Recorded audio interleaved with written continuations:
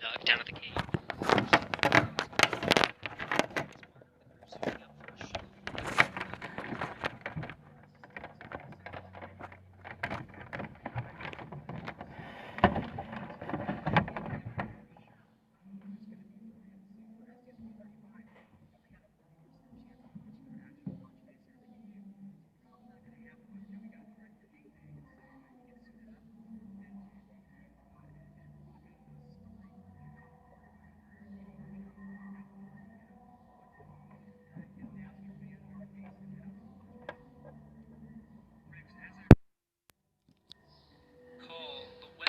Not so favorable for STS-135 in the beginning of the day, but started looking a little bit better towards lunchtime, and you were able to get off the pad, though you had to scrub for weather on 110 and a few times on 122.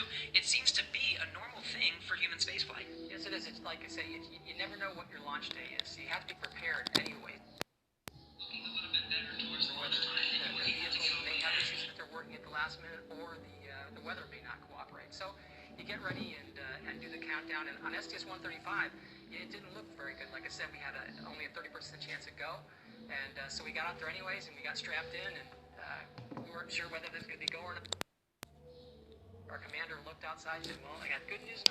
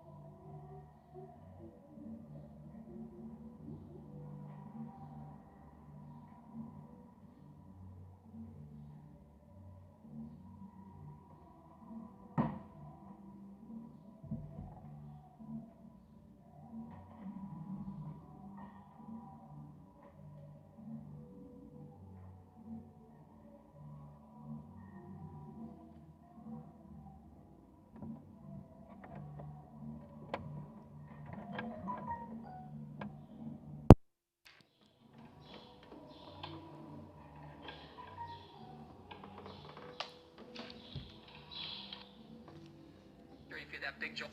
It's going to be great. You're going to do great, and you made me feel so good about launching into space. And I just really appreciate your support and your kindness. And that was a great mission, and I really appreciate you, man. Hey, that was great fun, Leland. But you're a pretty big guy, so you didn't exactly leave a lot of space sitting next to you on launch for your buddy here. I kind of had to, kind of scrunch myself to the side. I remember that one sim we had when we put our spacesuits on and got into the simulator, got all strapped in. And you being a former NFL player, having played professional football, like I say, there wasn't a whole lot of room for me, so I kind of squeezed my way the best I could. But I remember saying to our commander, Steve Frick, I said, "Hey, Steve, next time we fly with a professional athlete, why don't we pick a jockey?" So it was a little bit, crowded there, but it was a wonderful flight, and it was absolute pleasure to fly with you, Leland. Likewise. And when you came home on 135, I was with your family. I remember it was a night landing, and I said, "Hey, Fergie's back, and your son," I'll never forget this, he said, "Hi, Dad," and it's all about the families, and you did such a great job on that mission, flying with Doug on that last shuttle mission. So thank you, Rex, for everything you've done. We're going to go live in crew quarters in a minute and see Bob and Doug suiting up. Yeah, absolutely. Thanks, Rex. And my takeaway from what Rex had to say is, you're telling me there's a chance.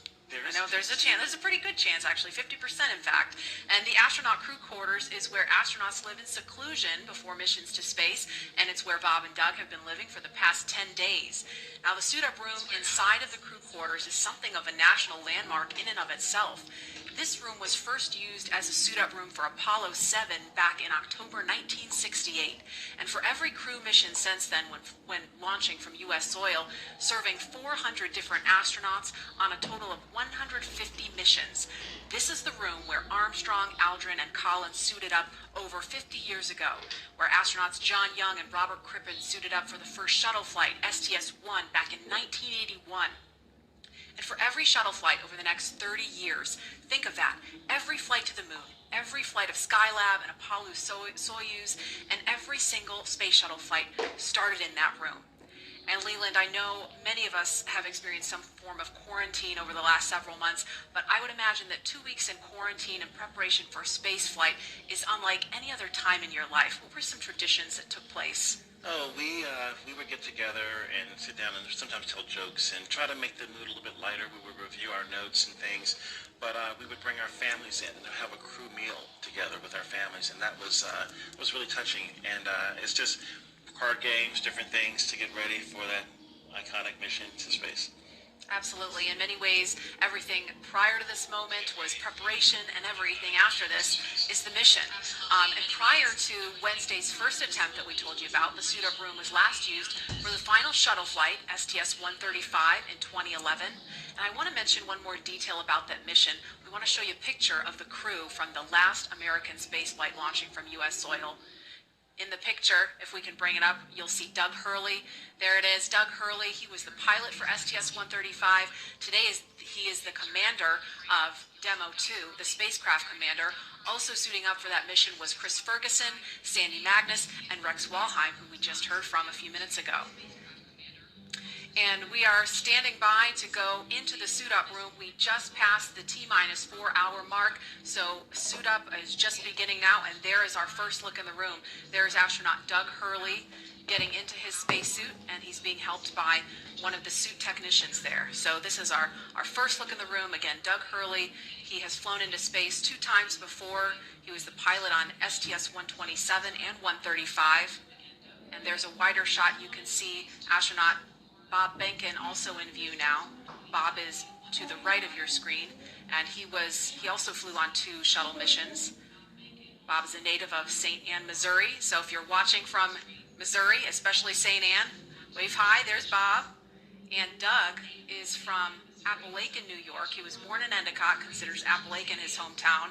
I know a lot of people there because I'm from there too, so if you're watching from upstate New York, shout out to you there too.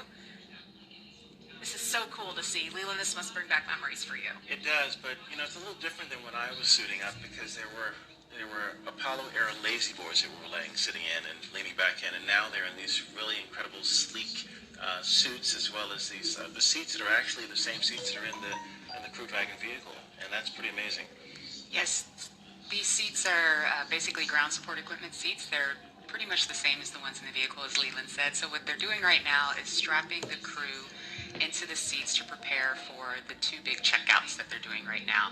They're going to do a comms check, a bi-directional comms check, where they're going to check that the microphones that are inside of the helmets that the crew are wearing, that the suit techs can communicate with them bi-directionally. And they'll also do a leak test, which is a pressure test, where they'll pressurize the spacesuit. So the suits are much more than just futuristic-looking outfits. They do look like they come from a sci-fi movie, but as we described, they're designed to connect directly into Dragon seats to provide communications, cooling, and the ability to pressurize if necessary. A moment ago, you may have seen one of the suit technicians attaching a big white umbilical to the leg of the suit. That is the way in which the communications and the airflow, all of that is happening through that umbilical, which is connected to the seat. So right now, as you can see, the team is getting the crew all buttoned up in their 5-point harnesses and getting ready for those checkouts.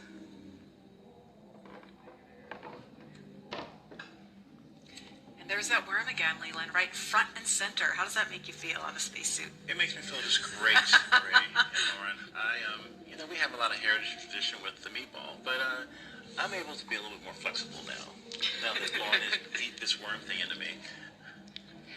But they're getting ready. They're focused. They've had breakfast. They've had chances to talk to friends and family, and it's getting real again. And that 50-50 chance, I'm saying positive on 50% chance of going. Seeing the suit techs around them with these futuristic-looking flight suits versus the white suits that we've had in the past. It's a transitioning from that old legacy to this new era in space travel. And I think working with NASA and SpaceX, working together as one team, it's just like what we do in space, work together as an international team to get things done. Absolutely. And this group really gets to know each other well, too. There's a wave from Doug and a thumbs up That's so cool to see. I mean, the people in that room get to know Bob and Doug really well because they've rehearsed this so many times, you know, especially the suit techs. The suits are, you know, custom made for each of the astronauts. So I feel like I couldn't even count the number of times they've had like suit fit checks and leak checks and just making sure every detail with the fit and the function is just perfect before they get ready to launch. And interestingly enough, these suit techs are also the designers of the spacesuit. They've been working with the crew for years as we've been building these suits, their training suits, all of the training events in Hawthorne, where the crew is inside of the Buck, the capsule simulator. This is the team that's been working with them for years.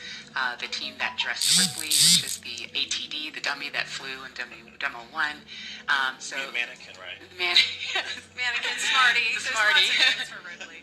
But the point being, they've been with these suits from cradle to grave and have been working so closely with Bob and Doug. Pressures and making sure everything looks good prior to arming the launch escape system, but not tracking a constraint at the moment. So overall, Dragon's healthy and ready for crew ingress. Okay, thank you for the update, FD. And this concludes the countdown briefing. So you just heard in that briefing there, they're continuing to move forward towards launch. And as we have a view of Doug Hurley there adjusting his visor, again, he is the spacecraft commander for Demo-2. And while he continues the suit up process, we want to give you a closer look at the veteran Marine Corps fighter pilot and spaceflight pioneer.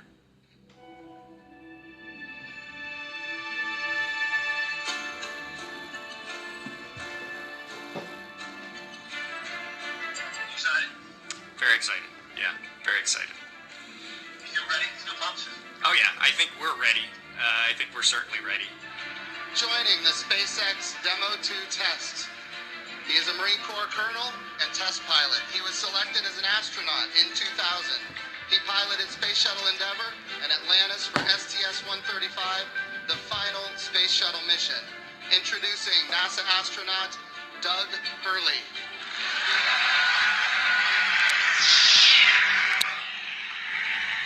It's a life-changing process in so many ways to fly into space. It's just overwhelming in some respects.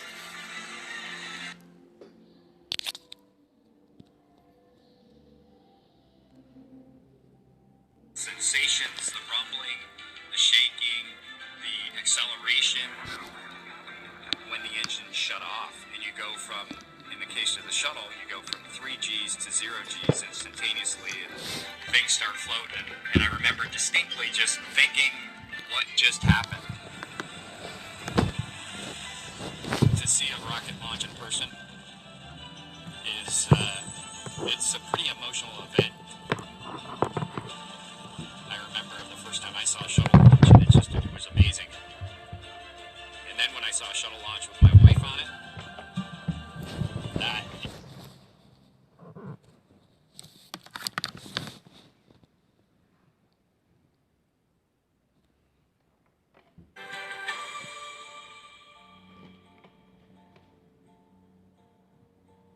We are doing the first crewed flight for NASA and for SpaceX. So this is the test flight to prove end-to-end from launch to docking to ISS operations and then entry, descent, and landing.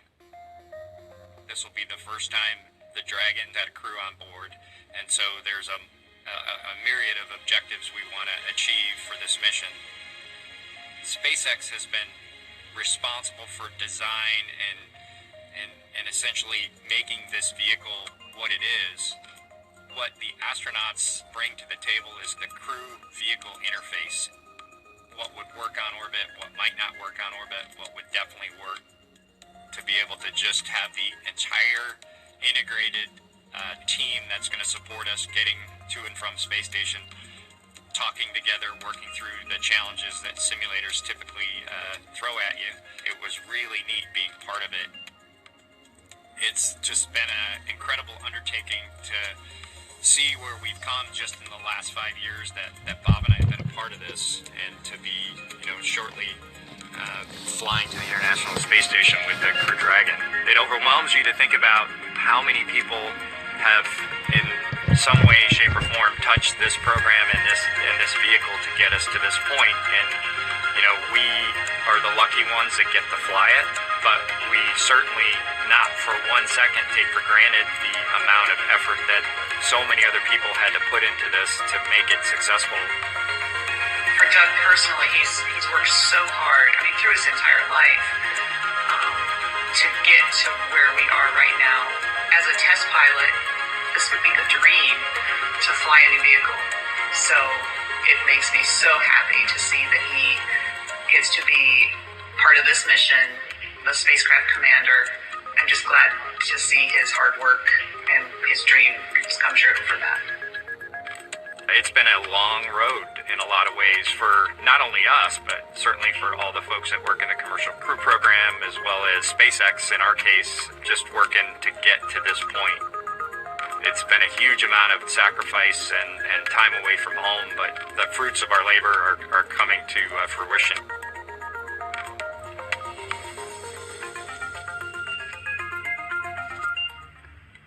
We are now getting closer to when we expect to see the crew complete their suit checks and walk out of the Neil Armstrong Operations and Checkout Building. And before they do, here's an introduction to the Joint Operations Commander for Demo-2. You see to the left of your screen there, former Air Force Flight Test Engineer Bob Behnken.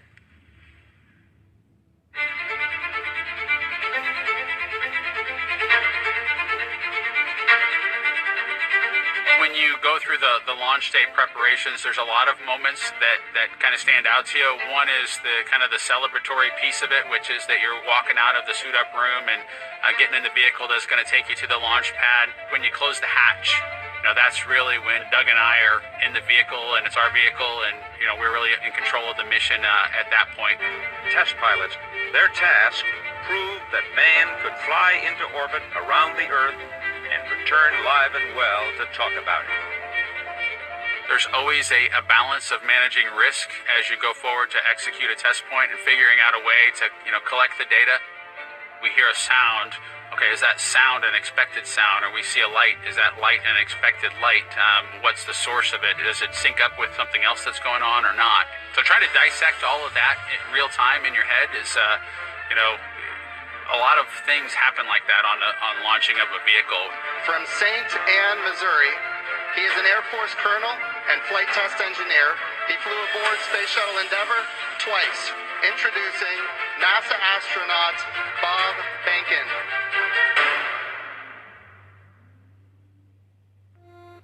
My career at NASA has kind of spanned a couple of decades at this point. I arrived with the class of 2000. Went through the training program, primarily focused on the Space Shuttle and the International Space Station, learning those systems. Having launched a couple times on vehicles, the second time was definitely different than the first time. You can feel a little bit guilty of, hey, should I study one more thing? Or is there one more piece of information I should get? Am I really prepared or not? So that's definitely different between where I was on my first flight and where I'm at right now. It's been really interesting, I think, for both my wife and I to have gone through the process of seeing each other launch in space. I've seen her take that risk and had it be in front of her, and I've done that to her. And there's just something different about watching a rocket launch when there are people on board. You feel a little bit differently about the pit of your stomach, and I can only tell you it's multiplied significantly when it's somebody that you know, and then somebody, of course, that's a family member. It's even multiplied more. For me personally, as a spouse, watching everything that Bob has put into this over the last 5 years, the dedication that he's shown, the perseverance is pretty special. For both of us, though, the way our minds work, it won't be until sort of the mission is complete that you have really a chance to savor it and celebrate it. This is a huge accomplishment for an Air Force flight test engineer to be part of the demonstration mission of a brand new vehicle. It's going to be amazing. Without a partner that has that same appreciation, I think it can be challenging for some folks. There's a lot of work and a lot of time that takes away from family that that my spouse appreciates, and I love her for that. Really, my role on the Demo-2 mission is to make sure that we get this vehicle tested and evaluated so that we can move on to more operational missions at the International Space Station. We've got a lot of objectives on board the vehicle that we need to accomplish to really make sure that it's good to go. We'll make sure all those systems are working during the test flight so that the future missions will have them available even if they don't plan to utilize them. Through years of the NASA team helping to share that experience and teaching them the lessons that we've learned by going through this, now there's another capability in the U.S. besides NASA to operate something of this magnitude. When is the last time humans launched on a new vehicle? Certainly on the American side, it's been several decades. Now we're in a time when we've got multiple vehicles under development. It's a great time from a space exploration time frame just to see all that happening, and it's because of this nurturing of the environment, being able to pull in a wider group of people who can contribute towards human spaceflight. It's a super cool time.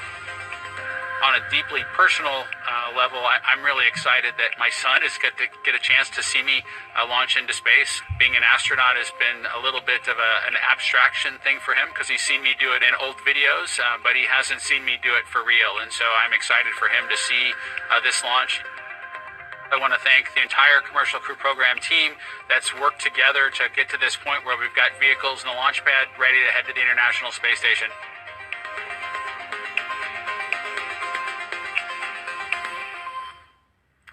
And here is a live look again inside the suit-up room in the Neil Armstrong Operations and Checkout building.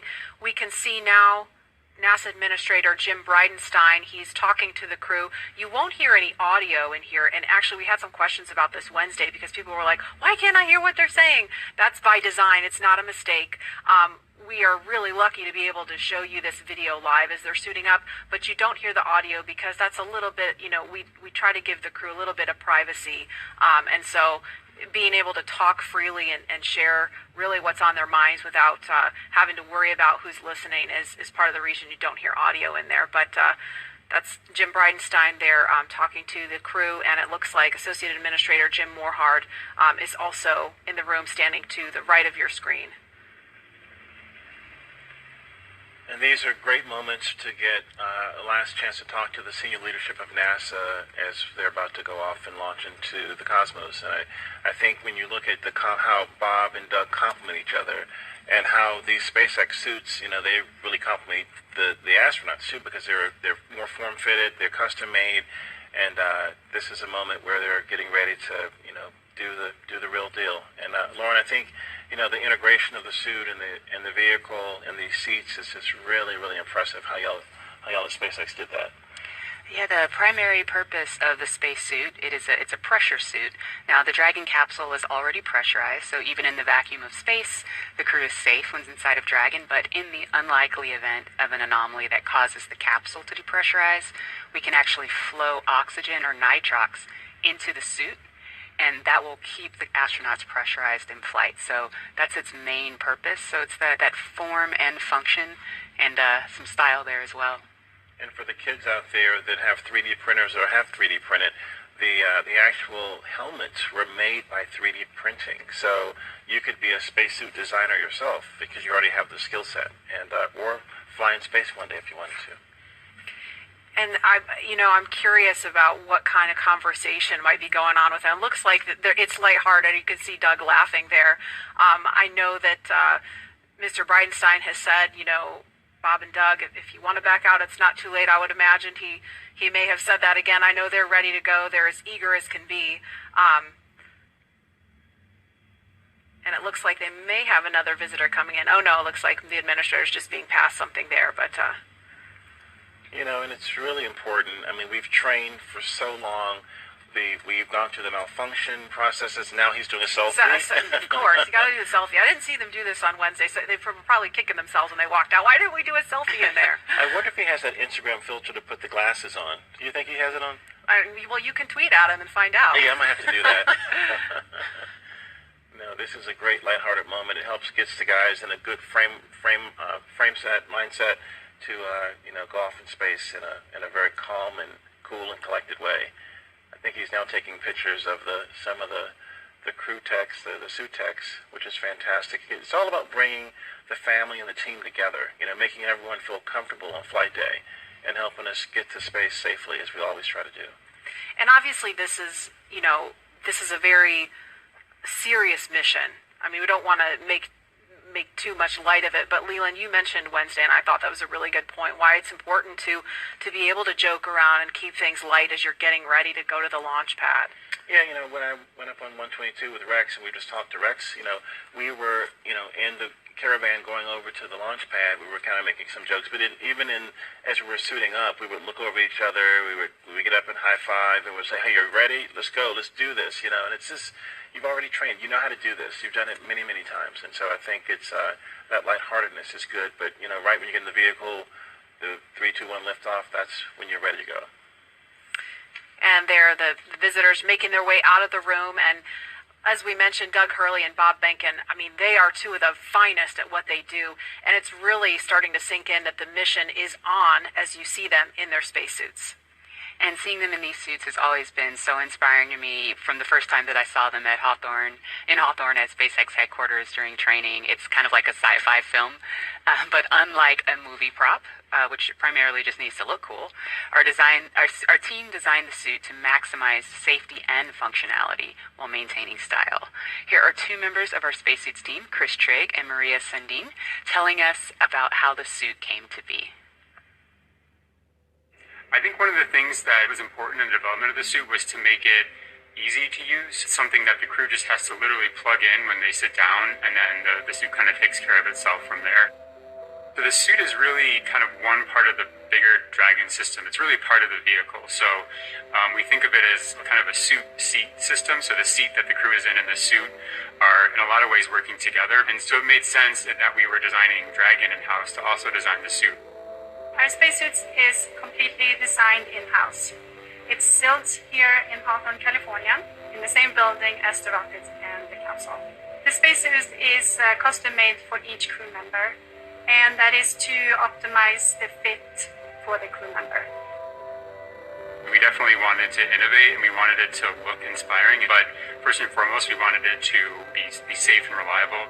The spacesuit's primary purpose is to protect the crew in the unlikely event that the cabin were to depressurize, but the suit does a number of additional things. It provides cooling and communication to the crew inside of the suit, provides them hearing protection, and the outer layer of the suit is flame resistant, so it provides flame protection as well.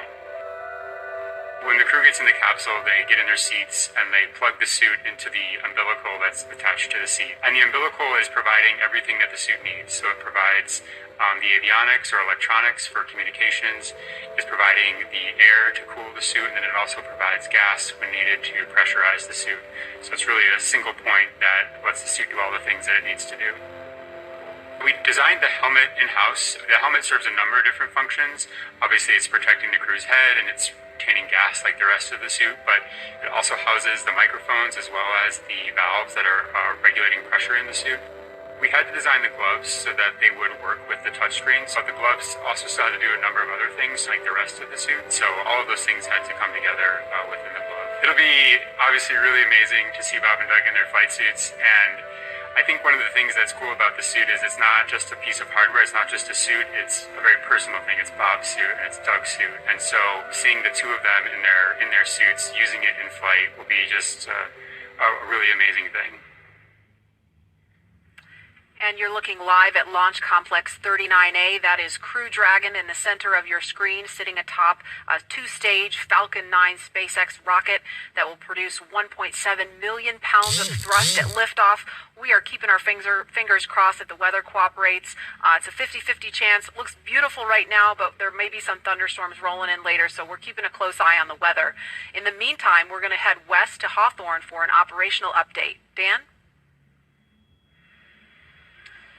Hey, Marie.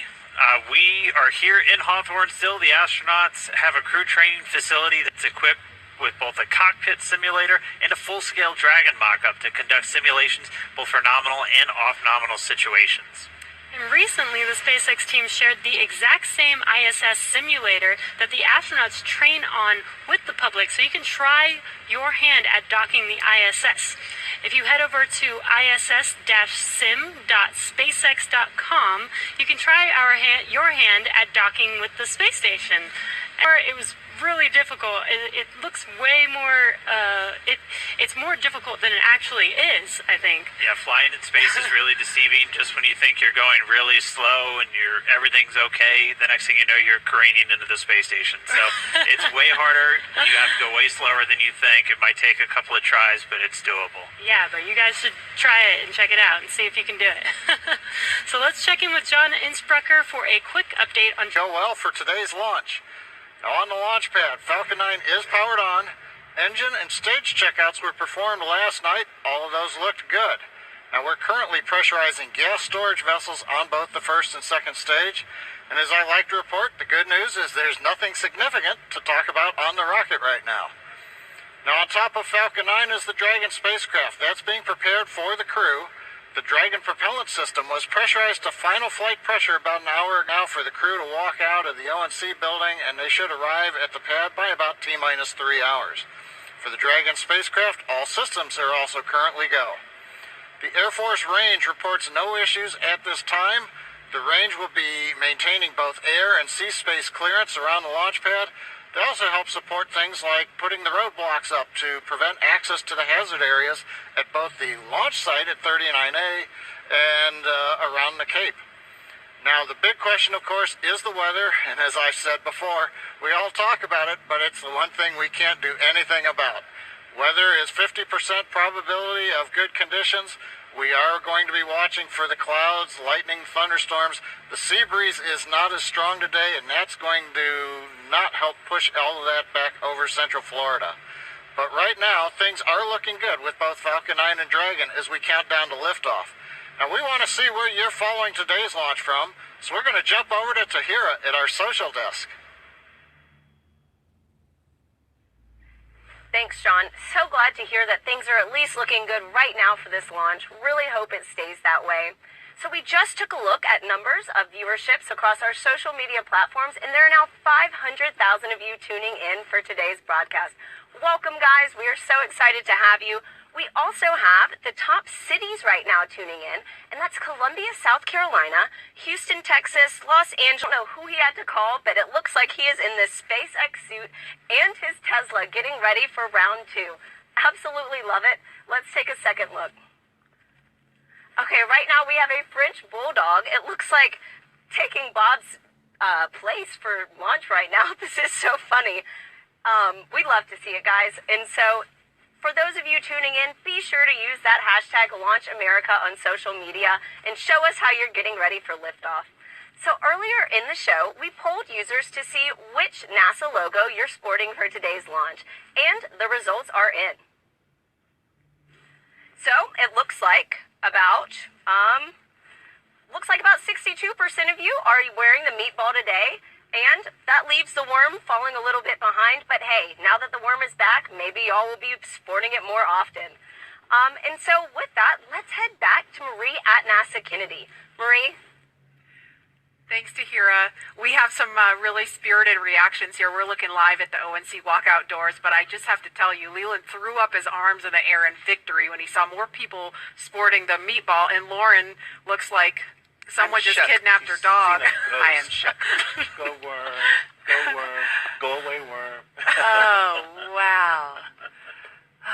You know, you can't predict, how everyone else feels. That's the beauty of diversity of opinions, And other traditions like the meatball and the worm, or a card game that we play called Possum's Fargo. And you have to play enough hands to where the commander loses a hand before we can walk out. So that's probably going on right now, and they're getting ready to have Doug lose his hand. Yes. And then we can get in the elevator and come out and get in the spaceship. Yep, so we're giving them that moment in private. And Leland, I wanted to ask you too, because we had a scrub really late in the count yesterday. We got just under T-minus 17 minutes, and we were all like, it was like a collective groan across the country, everybody watching. And I know you've been through a delay once yourself on one of your shuttle flights. And I wonder, what does it take to kind of refocus yourself on day 2? Do you go through all the exact same preparations? Do you do anything a little different? Is there a little bit of superstition involved? No, not really. We try to keep everything the same way because we've practiced this way, and now we're in the real day. We're playing this way. So if you stay the same form and function that you've done before, nothing else hopefully will happen that's out of character to your mission. So I think we just try to stay the same way. Yeah, that's good insight. And I know, Bob and Doug, we heard them on the comms after that as they were detanking Falcon 9, and we're waiting for them to get out of Crew Dragon, and they were just cool, calm, collected, thanking the teams for doing a good job. Nobody's getting launch fever, and they're going to do the same thing today. No matter how many people are watching, they're going to make the same call as they would if nobody was paying any attention. Right, and I was talking to CJ Sturcow before I launched on my first mission, and he said that he made a mistake and flipped the wrong switch on Ascent, and he glommed on that and was about to make another mistake. But he said that he had to just focus and get back to, grace under pressure so that he would make a third mistake, which could have been, catastrophic. So that's what we always try to do, is to try to do everything the same way, be very deliberate, but be very graceful, not really try to overthink something, but try to stay safe. Absolutely. And calm. Yeah, that's so key, and I know that's top of mind for all the SpaceX and NASA teams working on this today. And again, we're just standing by. We expect the crew is going to be leaving the suit-up room in just a couple of minutes, so we're giving them those last few minutes in private at the ONC building. And again, we're looking at the pad here. One of the other things that struck me, we watched the videos about Bob and Doug, and when I went home on Wednesday, because people saw, a lot of people who were watching and then, or maybe watching again today, saw the videos about them, learned a little bit about their military background. My husband's a Marine, so he's like super pumped about Doug. Doug tweeted Semper Fi, and so I know like all the Marines out there are like just super pumped about seeing this, and the airmen that are watching Bob, seeing him represent the Air Force. I mean, it's just such a cool moment for our military community, and as a military spouse, I definitely feel some of that pride. I saw Charlie Bolin last night coming from the restaurant, and he was very excited about Doug as a Marine, and he's a Marine, and so Semper Fi was definitely something he said. Godspeed, Semper Fi, go Crew Dragon. So it's our military people that are helping us with this launch, with the recovery, with all these other things, is very important to the success of the mission. Absolutely. And we want to turn our attention back to the Neil Armstrong Operations and Checkout Building. If we could, we want to take you to a picture of the doors. There they are. Those are the doors at the back of the crew quarters building, and it's an area where family, friends, and members of the media can share one final moment with the crew before launch. Now, the walk through those doors has signaled the beginning of the march towards launch for every American mission to space since 1968. This is the moment that is immortalized on film and video for 400 different astronauts from Apollo all the way through Space Shuttle, serving 150 total missions, and soon the weather cooperates mission number 151 with the first 2 commercial crew astronauts. These doors carry with them a legacy of purpose and action, and today they will announce to all of us the start of this, NASA's SpaceX Demo-2 mission. And you saw just a little bit of my walkout from STS-129, my last mission, and I remember having my friends and family out there. There was my chemistry teacher that was in the crowd. She got me turned on to science and helped me actually become an astronaut. And I just remember her being in the crowd saying, "Go Leland!" And it was just such a memorable moment for me. It kind of got more rocket fuel in my veins, getting me ready for my mission. Yeah, absolutely. And we were just looking at a live picture outside of the building where we could see some of the folks gathered. We could see Doug and Bob's immediate families. There's a small contingent of media there. I mean, normally that place would be just kind of jam-packed with as many people as we could fit in there to capture that moment. We, of course, had to scale that back a little bit to maintain social distancing, but there's still a very excited group of people standing outside the building right now waiting for that to happen. Yeah, it's so cool to see their families there and that they have that moment with them prior to getting inside of the Teslas. I mean, seeing that the last time we made that attempt was this incredibly emotional moment. I have no doubt it will also be emotional again. But yeah, that I can only imagine what's going through their heads, in that moment when they're just waving goodbye for the last time before flying. I mean, Leland, were you nervous? Were you...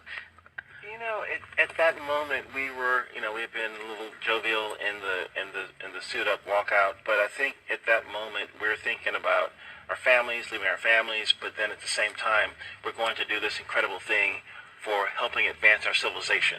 we are working as a team. All the other teams now with SpaceX and NASA and people all around the world really, in recovery and all these things, helping us get to space so we can advance our civilization. And I think those moments are really heartfelt for us, that a team of people have helped us get to this point. Absolutely. And we are looking at a live picture now of Bob Behnken and Doug Hurley walking down that hallway in the astronaut crew quarters. We just saw Doug wave at the screen, and they're just turning the corner, getting inside that elevator. And this, you can't see it from here, but there is a banner hanging there. You can kind of see it in the back. There's a banner hanging on the wall of the elevator with the signatures of all the people who worked on this mission. So it was really important for them to hang that up in there so Bob and Doug could see it. Yeah, we see that, and we see all those signatures of people that have helped us through training, through fit check, through all of these moments and getting ready for this mission.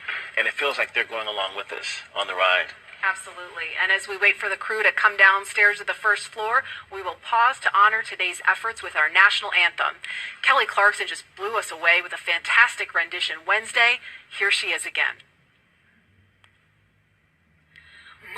Say, can you see by the dawn's early light what so proudly we hailed at the twilight's last gleaming, whose broad stripes and bright stars through the perilous fight o'er the ramparts we watched were so gallantly streaming, and the rockets regular, the bombs bursting in air, gave proof through the night that our flag was still there. Oh, say does that star-spangled banner yet wave o'er the land of the free and the home of the brave?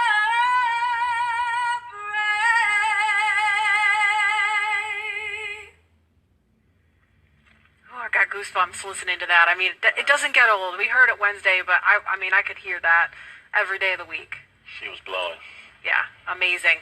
That's a live look again at Launch Complex 39A. We are awaiting astronauts Bob Behnken and Doug Hurley to walk out of the Neil Armstrong Operations and Checkout Building any minute now. So we're going to be ready to cut to that shot just as soon as we get the word that they're ready to walk out that door.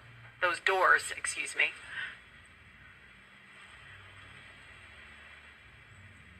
Again, looking like it's been a beautiful start to the day here on Cape Canaveral.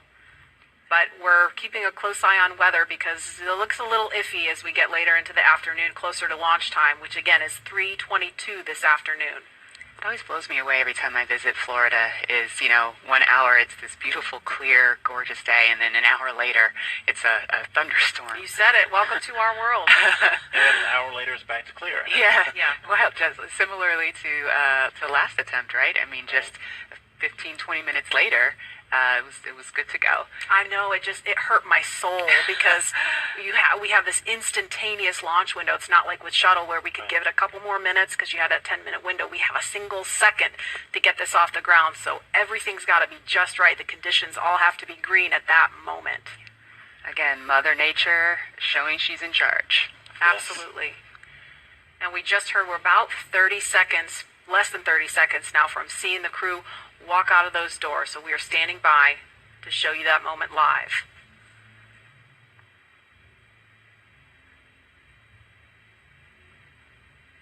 There's a live look at the O&C walkout doors. Marie, I think my STS-129 patch is still over top of the door. There's a bunch of patches up there unless they've removed them and put space station patches up there. But this is a very solemn moment for walkout from, a storied legacy of Apollo and seeing Apollo astronauts walk out of these doors. And now we're getting back to U.S. astronauts launching from American soil, walking through these doors again. It's an incredible moment in the era of space travel. We saw some just beautiful moments when they walked out on Wednesday, and looking forward to seeing those again. I was perusing all of the different newspapers and stories online and just taking in all the photographs, and there the doors are opening. Here they come. And there they are, NASA astronauts. Small crowd, but big cheers. NASA astronauts Bob Behnken and Doug Hurley, Doug on the left, Bob on the right, waving to the crowd there to cheer them on.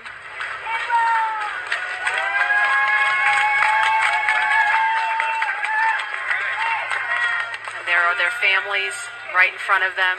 The virtual hugs, a very special moment. Fist bumps.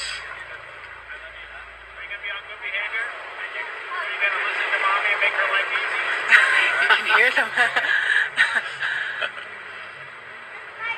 Ready? Let's light this candle, I agree. Let's America! Bye, guys. Come on.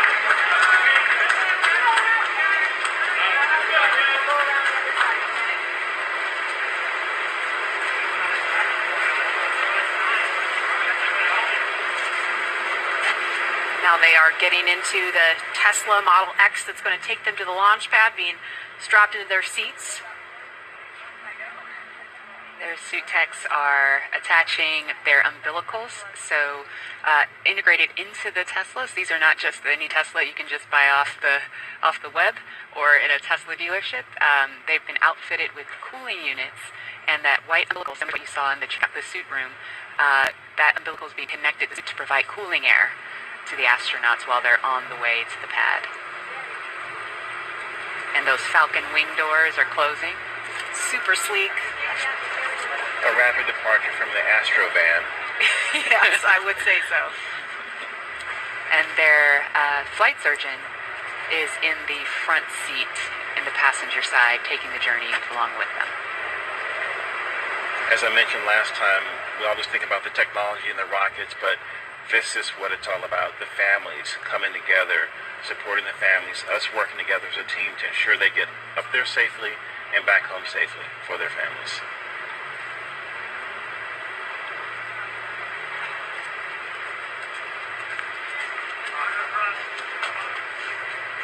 I couldn't hear everything they were saying, but I did catch Bob telling his son to be good for mom, make her life easy.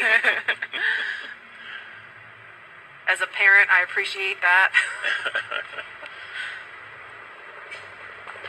See that prominent NASA meatball.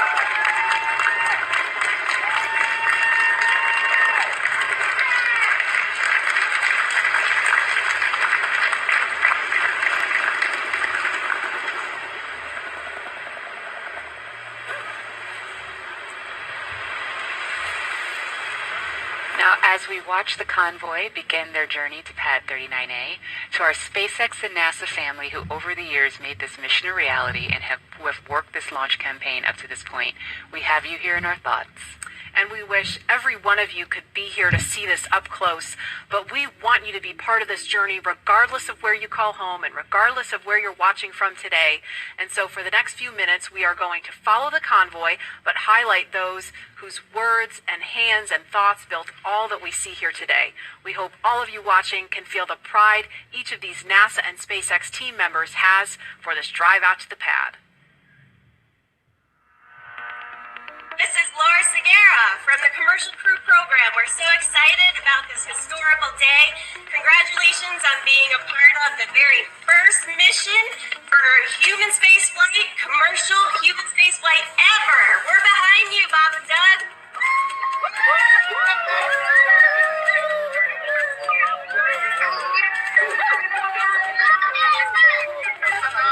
I'm Nicole from SpaceX in Cape Canaveral, Florida. Congratulations to SpaceX for hitting another major milestone, and safe travels to Bob and Doug.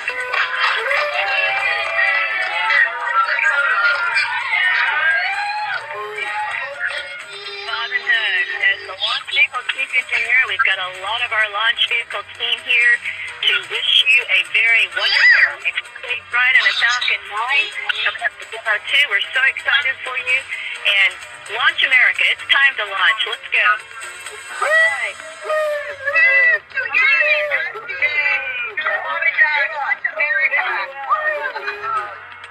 Hi, this is Perla from Hawthorne headquarters. We want to wish Bob and Doug a safe trip to the International Space Station.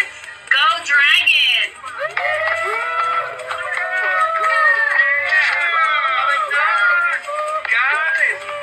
It's been 9 years in the making. This is such a historic time, and our team has worked so hard, and we're very excited to be here.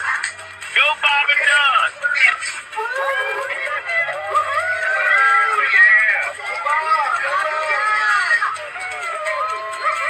Hi, this is Sam from McGregor, Texas. Go Bob and Doug, go NASA, and go SpaceX.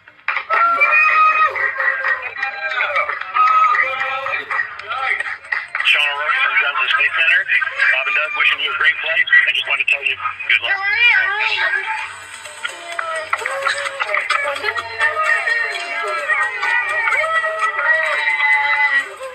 Hi, I'm Dustin Kamak with NASA Kennedy's Communications and Public Engagement Directorate, and we all want to wish Bob and Doug safe travels and Godspeed.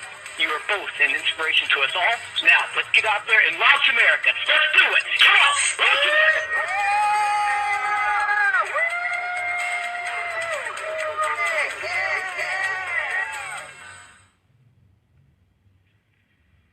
I love seeing that group of people. I mean, we saw all those different groups of folks from NASA and SpaceX, from all different walks of life that have come together to make this happen, and that was just a small fraction of them. Look at that shot. That is so cool. Wow. A little thumbs up from, I guess that's from Bob. Yeah, and you know, it took a little bit of creativity to get this shot to happen. We have a chase vehicle that's on the other side of the road, which is of course shut down, so we could get a camera in there and follow them out. So we are really thankful to Kennedy Space Center Protective Forces for helping us make that happen, so we could see Bob and Doug all the way out to the launch pad. My ride out was a little bit different than what they're experiencing in this Tesla, because we had the Astrovan had bench seats on each side, and we could look across at each other as we were driving out. And it was moments where we would tell some jokes, but sometimes we would just look at each other, and we had such gratitude for having this opportunity to launch into space and to think about all the people that had a hand in helping us get in that vehicle to drive out to the launch pad, to get ready for this momentous moment. And I think that's probably, even though they're sitting, side by side, I think they're probably thinking of the gratitude and the people that have helped them get here, so that they can be on the pointy end of the rocket, getting a chance to go up to space. It's just a momentous moment. And they're listening to some tunes too, I heard, right, Lauren? Yeah. There are at least 3 songs on their playlist that are super interesting. The first is AC/DC's Back in Black. You know that one. Yeah, well, who doesn't? Right. Another one that they're listening to is the elevator music from the Blues Brothers film, The Girl from Ipanema. Oh, Leland. Okay. Got another career. That's enough. Career number 3. That's right. NFL, astronaut, musician. And, of course, they are also listening to the Star Spangled Banner, the Army French Horns version. Now, we didn't have tunes in the Astrovan. No? And I know that the Tesla has a really kicking stereo system. Is that still the custom stereo system that's in the Tesla? I haven't been in this one, so I don't know what they're rocking, but I'm sure it's pretty cool. And again, just for some perspective, they left the operations and checkout building just a minute ago, and so it's about a 9-mile drive from there to the launch pad. It takes them around 20 minutes, kind of depends on how quickly they're trucking. The other thing sometimes that you hear as you're in the convoy is the helicopter, the Huey helicopter flying overhead, and it's kind of also, you're thinking military, you're thinking really important things, and it's a moment that also kind of solidifies in you that, hey, something big is about to happen, and that the sound of that Huey is in your head, and feels good that all those people are helping you get there safely. Yeah, I think we heard that actually coming by We did. this building earlier because we were talking. I was like, I hope that's what I think it is. And it was pretty low because it was pretty loud. You could feel it. I could feel it. I took this drive yesterday in my rental car, and granted it wasn't in a Model X, and I'm not an astronaut, but driving to 39A, that same route, and trying to put myself, like imagine myself in that headspace, it was pretty awesome. I had to figure out how to get on Falcon 9. Lauren, we're all astronauts. We're in space. That is true. You just gotta get on the rocket. Yeah, well, Leland, there's a big group of people that want you there. I think we should, listen to them. Yeah, I'm all for it. I think we should. Maybe we should make that a poll question. Yeah. Well, we should all maybe go to space. What do you think? I am on board. I mean, not literally right now, but I would like to be on board. Lauren, would you go with us? Absolutely. Okay, poll question.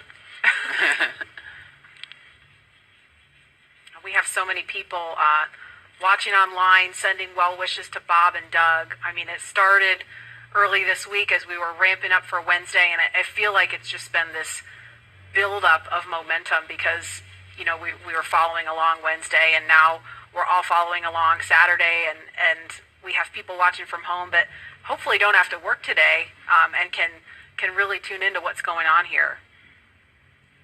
And we, as astronauts, truly appreciate all the support, all the social media feeds, and we think about, our families.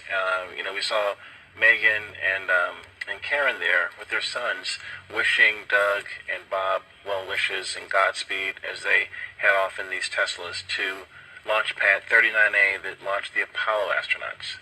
And I think, this is just one of those moments where everyone in this country is coming together to wish them well, to get them to space safely. It's a really great day.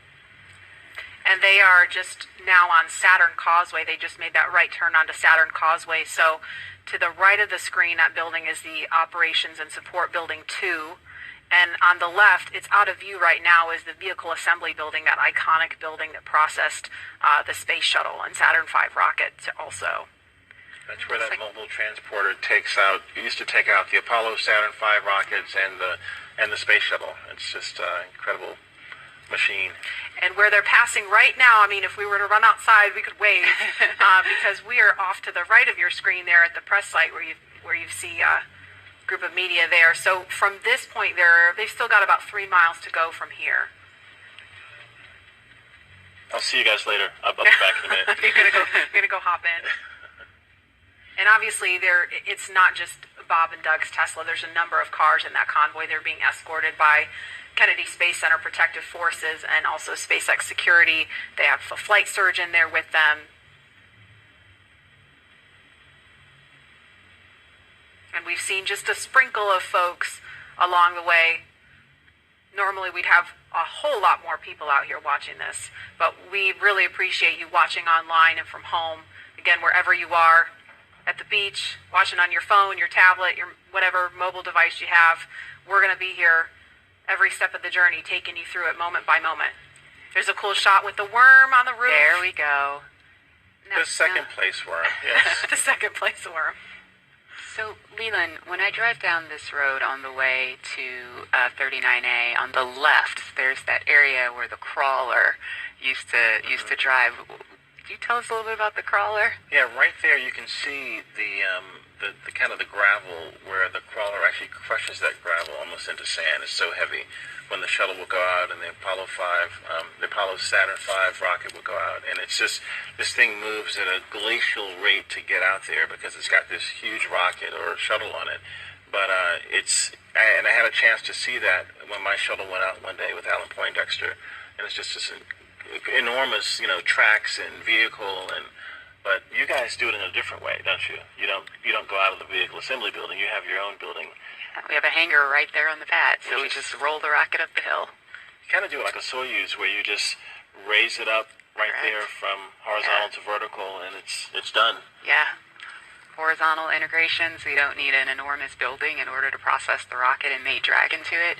And then once you pin into the pad at the very top of the hill, you raise it up vertical with the transporter erector. And again, all these efficiencies to help us get people to space faster and safer. And, this is going to be the future of space travel. And also the relationship between NASA and SpaceX working together as a team to get people up. And at this point, the convoy is approaching pad 39A, and they're entering what is known as the BDA, or blast danger area. Now, before any pad technicians, engineers, or astronauts enter that area around the launch pad, the SpaceX and NASA teams do an internal go, no-go poll to make sure everything is clear. This storied launch pad, which has been the beginning point for so many firsts, is the perfect backdrop for today's historic launch that marks a new first and a new era in human spaceflight.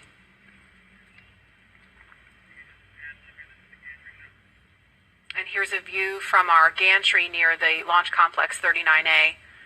We've got another view of the convoy going by here.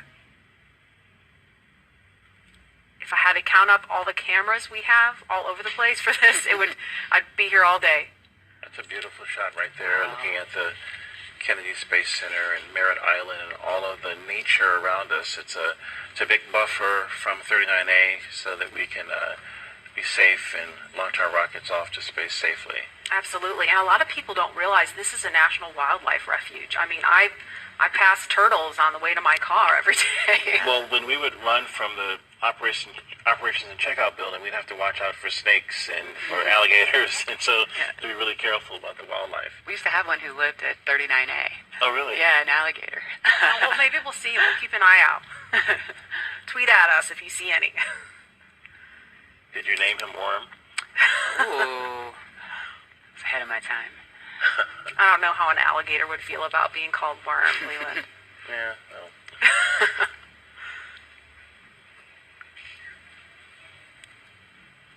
And we've got a ton of you following along on social media. Lynn says, as a fellow Missourian, we're so proud of Bob. Launch America, we will be watching from the Space Coast cheering loud.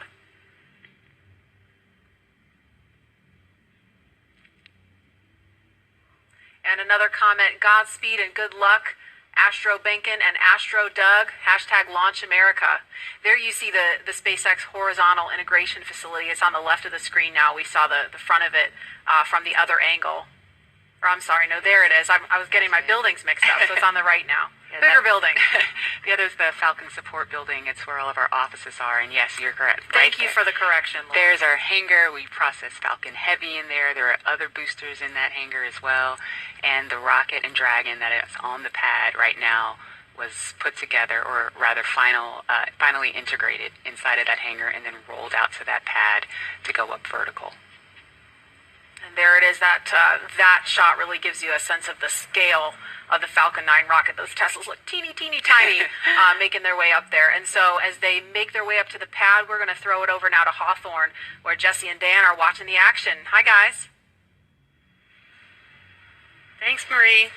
Yeah, really cool watching the Teslas pull up, driving on the launch pad just a few feet away from the vehicle. This is awesome and getting really excited over here. And with us looking at the launch pad right now, we've had to do a number of upgrades, but not only to the launch pad, but SpaceX has also made changes to both Falcon 9 and Dragon to enable flying crew. And a key update to this latest version of Dragon is its highly reliable launch escape system that is capable of carrying crew to safety at any point during the ascent of the rocket. Another pretty key upgrade is the Dragon's new life support system. As you can imagine, flying humans requires keeping a habitable environment throughout the entire flight, and that means covering everything like providing breathing air, keeping the capsule at a safe pressure, keeping it free of contaminants, removing any carbon dioxide in the air, regulating the temperature, the humidity, all of these things, and also implementing that waste collection system, aka the toilet. That sounds pretty important. The changes to Falcon 9 were small but extremely meaningful to meet NASA's requirements for safety for human spaceflight. And specifically, SpaceX had to prove a high degree of fault tolerance, meaning that small failures in the system would not lead to mission failure. Falcon 9 was already able to handle engine failure, but new emphasis was put on making sure that a failure throughout any phase of launch would not mean mission failure. And this goes all the way down to latches, control valves, electronics, wiring, and so much more. All right, well, with the astronauts now on location at Pad 39A, we're going to swing it right back. Marie, Lauren, Leland, take us through the crew making their final steps towards the Dragon spacecraft. Sure thing. So we are looking again at Launch Complex 39A. Just a few seconds ago, we saw the Tesla carrying Bob and Doug pull up to the launch pad. This is the site of so much history, you guys. This is where Apollo and Saturn V rockets that launched the moon took astronauts from. I mean, this pad has so much history. Leland, you launched from there. What's it like seeing Crew Dragon and Falcon 9 there with the pad? With all of the visual changes that have been made, I mean, what kind of emotions does this stir up in you? You know, when we got out of our Astro van, we stepped out and we just looked up to see this vehicle, and it was creaking, it was groaning, it was making noises, it was getting ready for us to enter it, to take us off planet. And you know, you get a chance to take a picture. Sometimes you stand there, you look there, you think about all the training you've done, all the preparation, and again, all the people that have helped you get there. And it's just a solemn, amazing moment for all of us. And there's another amazing drone shot. Lauren, you explained this a little bit earlier about kind of how SpaceX brings the rocket and capsule vertical. Now that we see it, can you kind of explain that again for folks who maybe missed that? Yes, of course. Dragon is actually processed a few miles down the road at Area 59, or Dragonland as we like to call it. We then put it on a truck and drive it all the way to the hangar where the rocket is. And so what will happen is we'll then we call it breakover, where the vehicle's up vertical, we'll turn it sideways because the rocket is being processed sideways or horizontal into the hangar, lift it, mate it to Falcon 9, and then roll up those hangar doors and essentially pull the vehicle in the transporter erector, which is the big white truss structure that you see there. All the fluid lines, electrical lines, and everything are connected to the vehicles via the TE, transporter erector, and they basically roll it up those rails. You can't really see them. You kind of see them on the screen, those rails. Roll the entire TE Rocket Dragon assembly up to the very top of the pad, pin it into the pad systems, and then roll it up vertical. And we are about T-minus 2 hours, 57 minutes, 44 seconds and counting. In just a couple of minutes, we are expecting to hear a formal announcement that the crew is at the pad. Of course, we saw them pull up in the Teslas, and there they are. Looks like they've already gotten out of the car, and they are walking up to the elevator that will carry them all the way up to the 255-foot level, and then they'll have a couple of steps to get up to the level where the crew access arm is. I have the AC/DC song in my head as I see them walking up. You know what I was kind of jamming out to on my way in was ZZ Top, Sharp Dressed Man. Oh, nice. I was like, I don't know, that might be on my playlist if I were in there. There they are, taken in the sight, craning to see the top of the Falcon 9 rocket. It's 230 feet tall if you round up, and then Crew Dragon is another 27 feet from the bottom of the trunk to the top of the nose cone. So when you're out there in person, it's really hard to describe just how large it is. Look at them getting excited. They're ready to get in the vehicle, get in the elevator, and make it to the top. There's some FOD he's picking up. Foreign object debris. Appreciate that. They're also wearing FOD covers on their shoes, by the way. Oh, really? Yeah. We want to make sure that they don't, track the inside of Dragon when they go in. And so right before they enter the vehicle, they'll remove the FOD covers off of their boots. You take for granted, just the little details like that, all of the thought and preparation that has to go into literally every single piece of this operation. I love the makeover of Pad 39A with the sleek black with the white ticking and the lines, and it's a very futuristic look for this iconic launch pad. And to think what's been there before with Mercury, Gemini, Apollo, shuttle, and now the SpaceX Crew Dragon getting ready for a launch to the International Space Station. Rocket fuel still going through my veins. And we feel so honored to be be able to launch from here. Oh, here they are. That's a really fast elevator. Yeah. I know, it really zips. That took them up to 255 feet in just a matter of seconds. They were moving their fog covers. It looks like they were just maybe checking something on his boot or leg.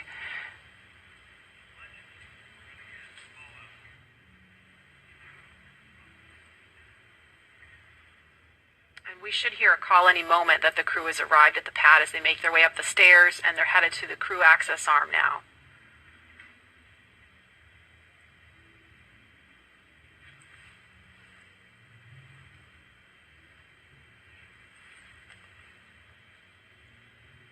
There's the worm again.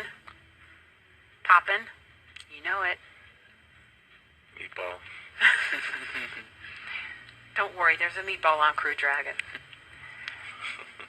Those white arrows you see there are essentially illuminating the way for anyone who's up there to find their way to the escape baskets in the event of an emergency that would require them to get far away from the rocket and the pad.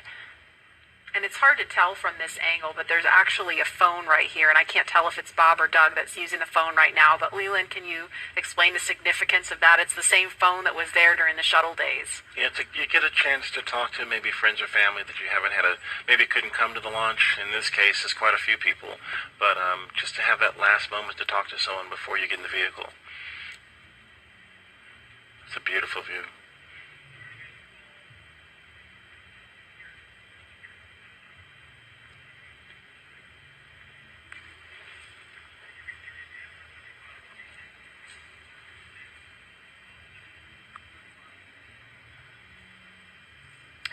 And we're watching the crew, when they're done using the phone there, we expect them to be making their way into the crew access arm.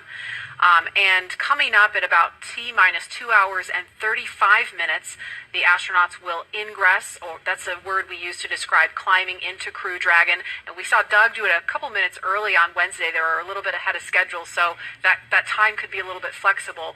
But that's going to happen with the assistance of the suit techs, and they will get strapped into their seats. And so with that coming up, we're going to head over to Hawthorne for a preview of what's in store for the future in space travel. Jesse? Thanks, Marie. Yeah, shortly after we begin to regularly fly NASA astronauts to and from the space station, SpaceX will also begin flying private passengers to station and beyond using Dragon. That's right. NASA is enabling up to 2 private astronaut missions to visit the station each year, just as part of our support of economy in low Earth orbit. It's one of the many ways NASA's working to just open up access to outer space for companies to manufacture products in microgravity, for any new commercial modules in space, and really just to enable more people to be able to explore the stars firsthand. And the more people out there exploring the stars, the closer we become to becoming a multiplanetary species. Earlier, we showed you a first-hand look at where you would train if you were to fly with us on board Dragon, but now let's take a peek inside of the spacecraft itself.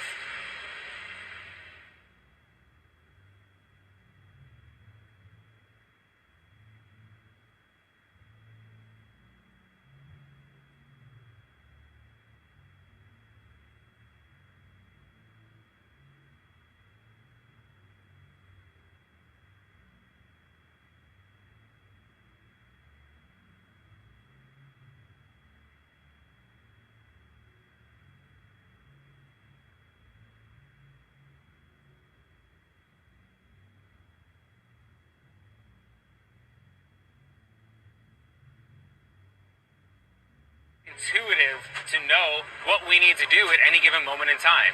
When I think about comfort for the astronauts, it's really every aspect of how you could interact with the spaceship that comes to mind. We have 3 different seat sizes. We even go so far as molding the foam around the astronaut's body so that there's not any pressure points, and it's just generally a pleasurable journey to space. Dragon is a spaceship that's all about safety and reliability. We designed it to be 2-fault tolerant, which means that any 2 things could fail. So I could lose a flight computer and a thruster, and I could still bring the crew back home safely. We also added a launch escape system. If anything goes wrong on ascent, the crew can get away from Falcon and get picked up safely. I've worked on Dragon since 2012. When I see Dragon lift off, I think I'm going to feel a buildup of motion, of 8 years of working with some of the best engineers and technicians across the country that put their heart and mind into making this incredible moment happen for everybody.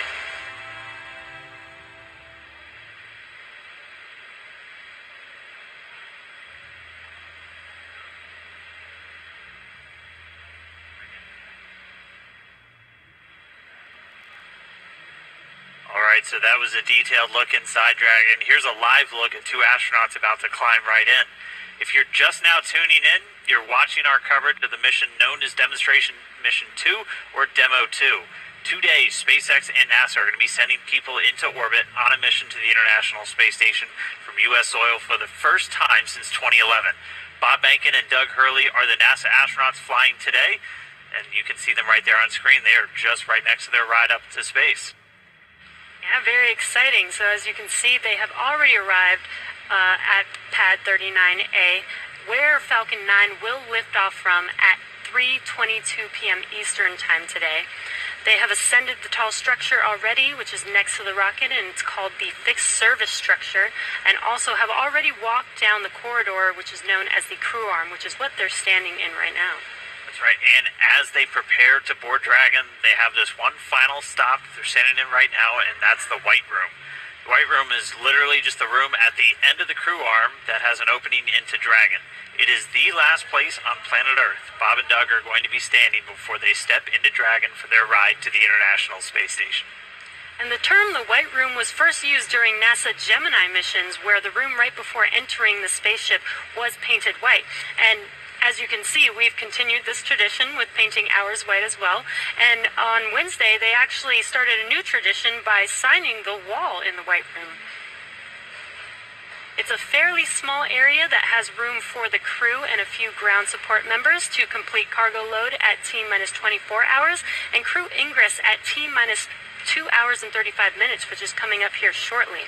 And ingress is how we refer to the crew boarding Dragon.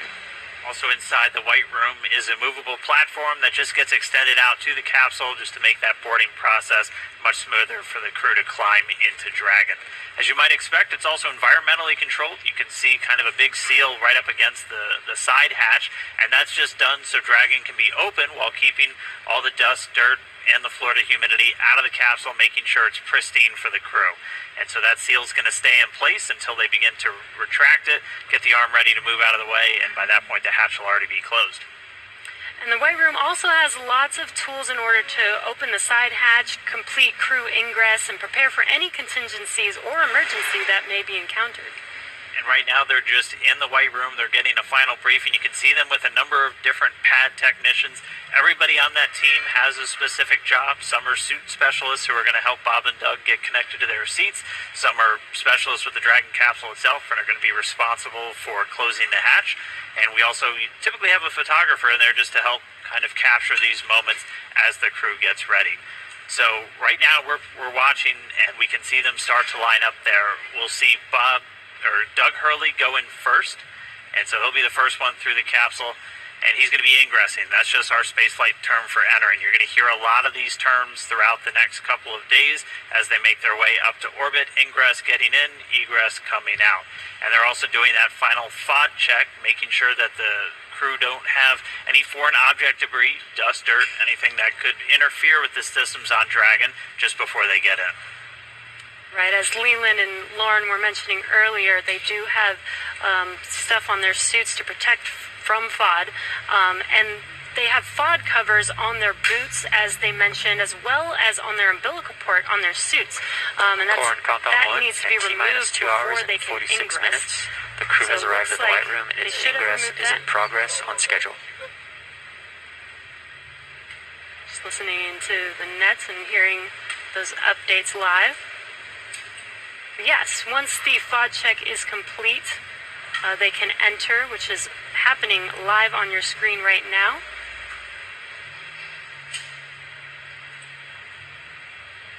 And as they climb into Dragon, they will buckle themselves in and attach their umbilicals to their suits. And as you can see, the suit techs are there to help them get buckled and settled into those seats. And as we mentioned earlier in the broadcast, the suit's primary function is to protect the crew in the event of a cabin depressurization. So the suits help keep them cool, as well as delivers nitrox in case there is a suit depressurization. As we go through this, we saw Doug Hurley go in first. He's the commander for this mission. He's closest to your screen. And then Bob Bankin's just next to him, and they're going to get some assistance from these suit techs as they get in. There are 4 seats inside of Dragon for these missions, and they are numbered 1 through 4 if you're looking from the perspective of the suit techs inside the hatch, going from right to left. So Doug Hurley is in seat 2, that's the commander seat, and Bob Bankin is in seat 3, which for Crew Dragon's the pilot seat. And obviously we don't have anybody in seats 1 or 4 today. Crew Dragon is designed to carry 4 astronauts, though, on future NASA missions, and we'll see that on Crew 1, which will have 3 NASA astronauts and 1 from our partner agency, JAXA. And then directly above the crew right now, but right in front of them, once their seats get rotated, are the 3 displays that they'll use throughout the flight. And that just gives them insight into all of Dragon's systems. It allows them to take control of the vehicle and manually fly it, which we'll see them do hopefully only twice during 2 manual flight tests. As again, Dragon's autonomous, but they can jump in and take over if they need to. And as Dan mentioned, the displays are above them right now, but those seats will rotate back for launch position so that they can easily access those displays. So coming up next, the crew will do a comm check once they're all settled in, and that's so that they can check to make sure that they can hear mission control, and then after that, their seats will be rotated into position. So let's check in with John Innsbrucker for the latest on the health of both of those vehicles. John, what's the status update today? We're at T-minus 2 hours, 43 minutes, and counting down for the launch of Falcon 9 with Dragon to the space station. As you see, the Dragon launch pad team has obviously arrived at the pad. They got there shortly after T-minus 4 hours, opened up the side hatch on Dragon, got ready for the arrival of the astronauts. We saw the crew come up the elevators, walk over and enter Dragon, and they're now getting situated inside the capsule.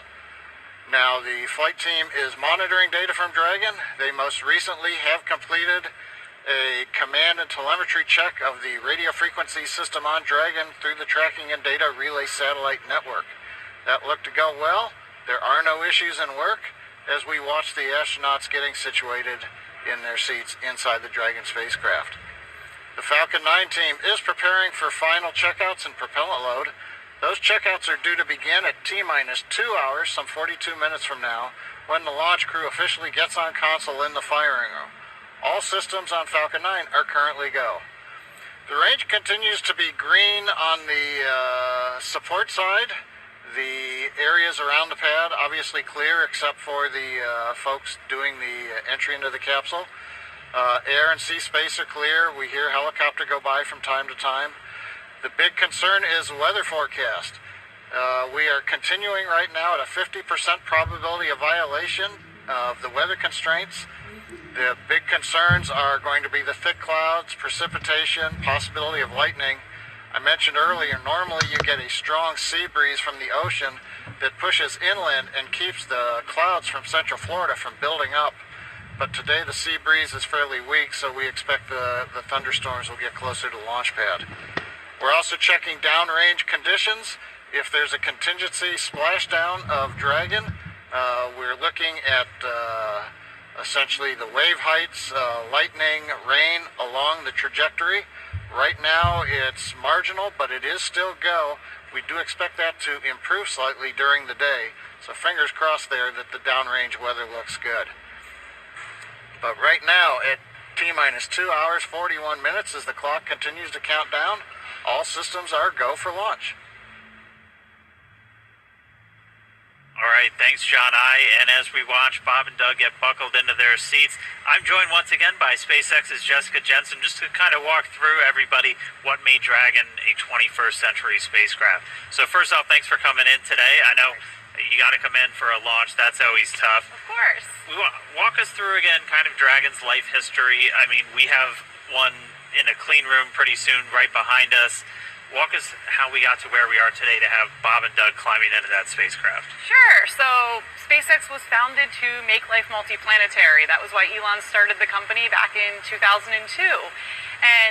But, also when he founded the company, we were a very small company for several years. And so we had to look for opportunities to, hey, how do you go from being a small company to actually putting people into orbit? So when NASA came out with the need to fly cargo to and from the International Space Station, we jumped on that. Because we said, hey, first, not only is carrying cargo to and from the space station cool, I bet we could actually then fly people to the International Space Station. And, hey, for 8 years now we've been flying cargo, and then now we have transitioned over into flying crew and cargo together. So that's basically been the evolution of Dragon, and it's been awesome.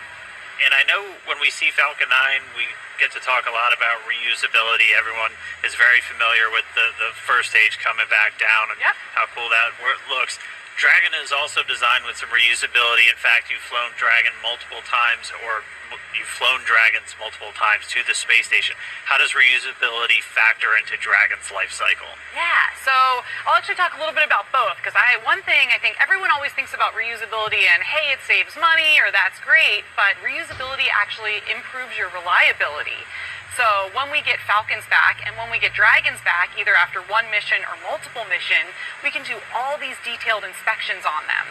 And that's super important because when you fly a vehicle, you can only have so many sensors on it. You can't put a sensor, every single inch of a rocket or a spacecraft. And there's already way more than I think anybody realizes. Exactly. But so, especially for rockets that wind up in the ocean, some people don't have any idea of what they actually went through. So the fact that we get all the hardware back, we were able to inspect literally every square inch of it and make small design changes that actually improve reliability for the whole fleet.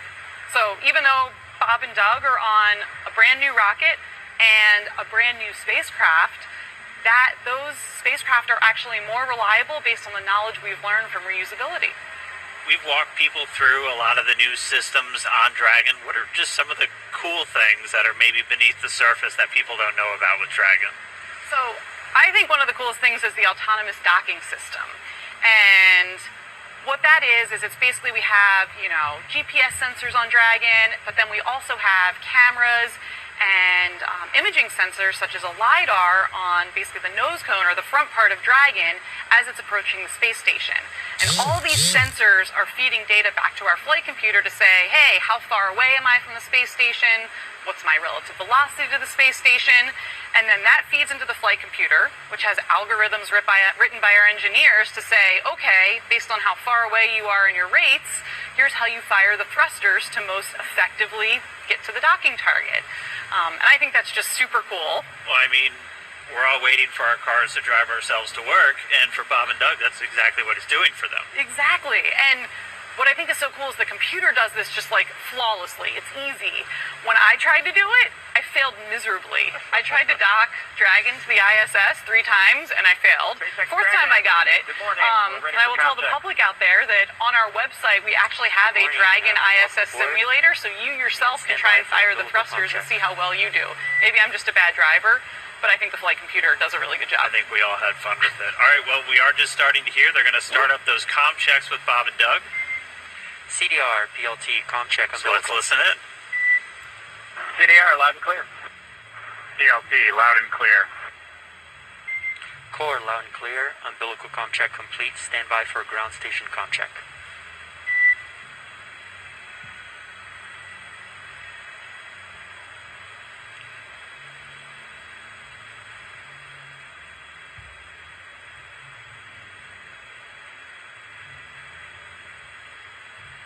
And again, we're just listening in. They're doing these comm checks, these communication checks. So Bob and Doug are going to do a series of these checkouts with the teams on the ground, both the Corps here in Hawthorne and the launch director out in Florida. And they're going to be doing this over Dragon to ground. And they're also going to be doing it over the countdown net. Those are the 2 main loops or nets that you're going to hear going out.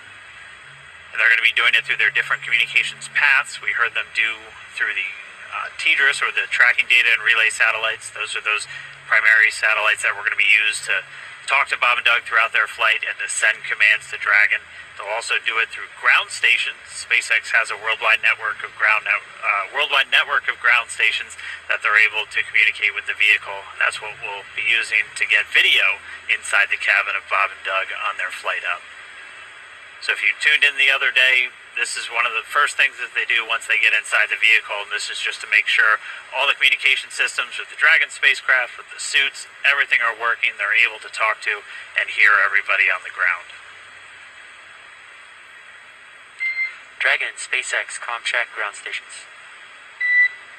SpaceX Dragon, loud and clear. Core, loud and clear, ground station comm check complete. Stand by for Tejas comm check.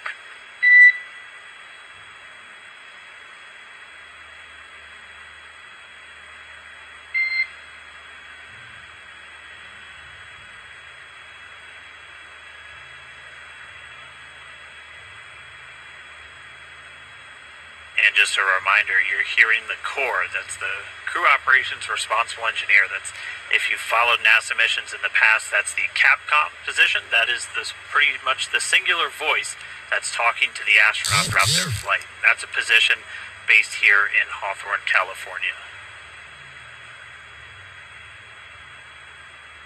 And you'll also hear Dragon, SpaceX, comm check, Tejas. SpaceX Dragon, loud and clear. Core, loud and clear. Tejas comm check complete. Stand by with comm checks with MD and LD in the launch configuration.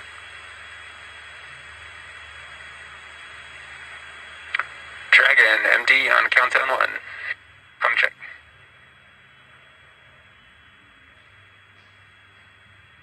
SpaceX Jason, loud and clear. Copy, loud and clear.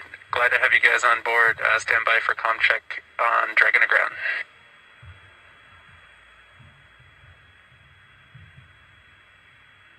Dragon, MD, Dragon to ground, comm check. MD Dragon, loud and clear. MD, loud and clear. Stand by for comm checks with LD. Dragon, launch director on countdown 1, comm check. Good afternoon, Mike. Loud and clear. I have you the same, and good afternoon. Stand by for my comm check on Dragon to ground. Dragon, SpaceX on Dragon to ground, comm check. SpaceX Dragon, loud and clear. I have you the same. Back to core. And Dragon, SpaceX, this concludes our launch configuration comm checks. Report when ready for seat rotation per section 2 of 4.100. Dragon will put that in work. Copy. Alright, so all those communications checks were done successfully, and you could even see, and it's so cool when we get these views right inside the cabin. SpaceX Dragon in 2.2, we are ready for seat rotation. Copy. We will report when initiating. But you can see Doug Hurley using his right hand. He has the talk button built into the seat itself. So just, again, showing you all of the different systems, how the suit is integrated into the seat, and it's all just one big circle for this whole spacecraft. So really cool to see those comm checks live. Jessica, thank you so much for walking us through some of the really cool updates, the upgrades. Did you have any other cool stuff besides... Let's see. So I don't know if you guys can see, but we have the Dragon clean room here, and one of the coolest things is it is right on the main floor of our main building, so thousands of employees walk by here all the time and get to see Dragon in its final processing before it goes to the Cape. On Wednesday, the Crew 1 capsule was in here. It looked almost done. It looks a little empty right now, but that's because that capsule went off into our separate test facility for its final propulsion checks. So we do leak checks and things there, and we do that in a separate facility just because it's high pressure testing. And then the vehicle will come back here, get its final thermal protection system put on, and then it will ship off to Cape Canaveral and get ready to launch 4 astronauts to the International Space Station. I mean, what's it like to see it? Because when you see the first initial pressure vessel, it looks nothing like the final thing. So what's it like to just kind of watch it go through, and you just see little bits get added on, and then the next thing you know, it's a whole spacecraft? Yeah, I mean, that's what's so amazing. I'm so impressed. You know, when you look at a machine, you're like, how does this ever get built? How do people ever do this? And it really is just step by step, one piece at a time. Each piece has its critical function, and you get to watch that being built right in front of your eyes every day when you come to Dragon, work. SpaceX, we are ready whatever you do initiating here. seat rotation. Dragon copy. And we just heard the seat rotation's about to begin. So, Jessica, thank you so much. Cool facts about Dragon for everyone to listen in on, and we can see the seats start to rotate now. Pretty soon, Bob and Doug will be in their launch configuration, and they'll be ready to go.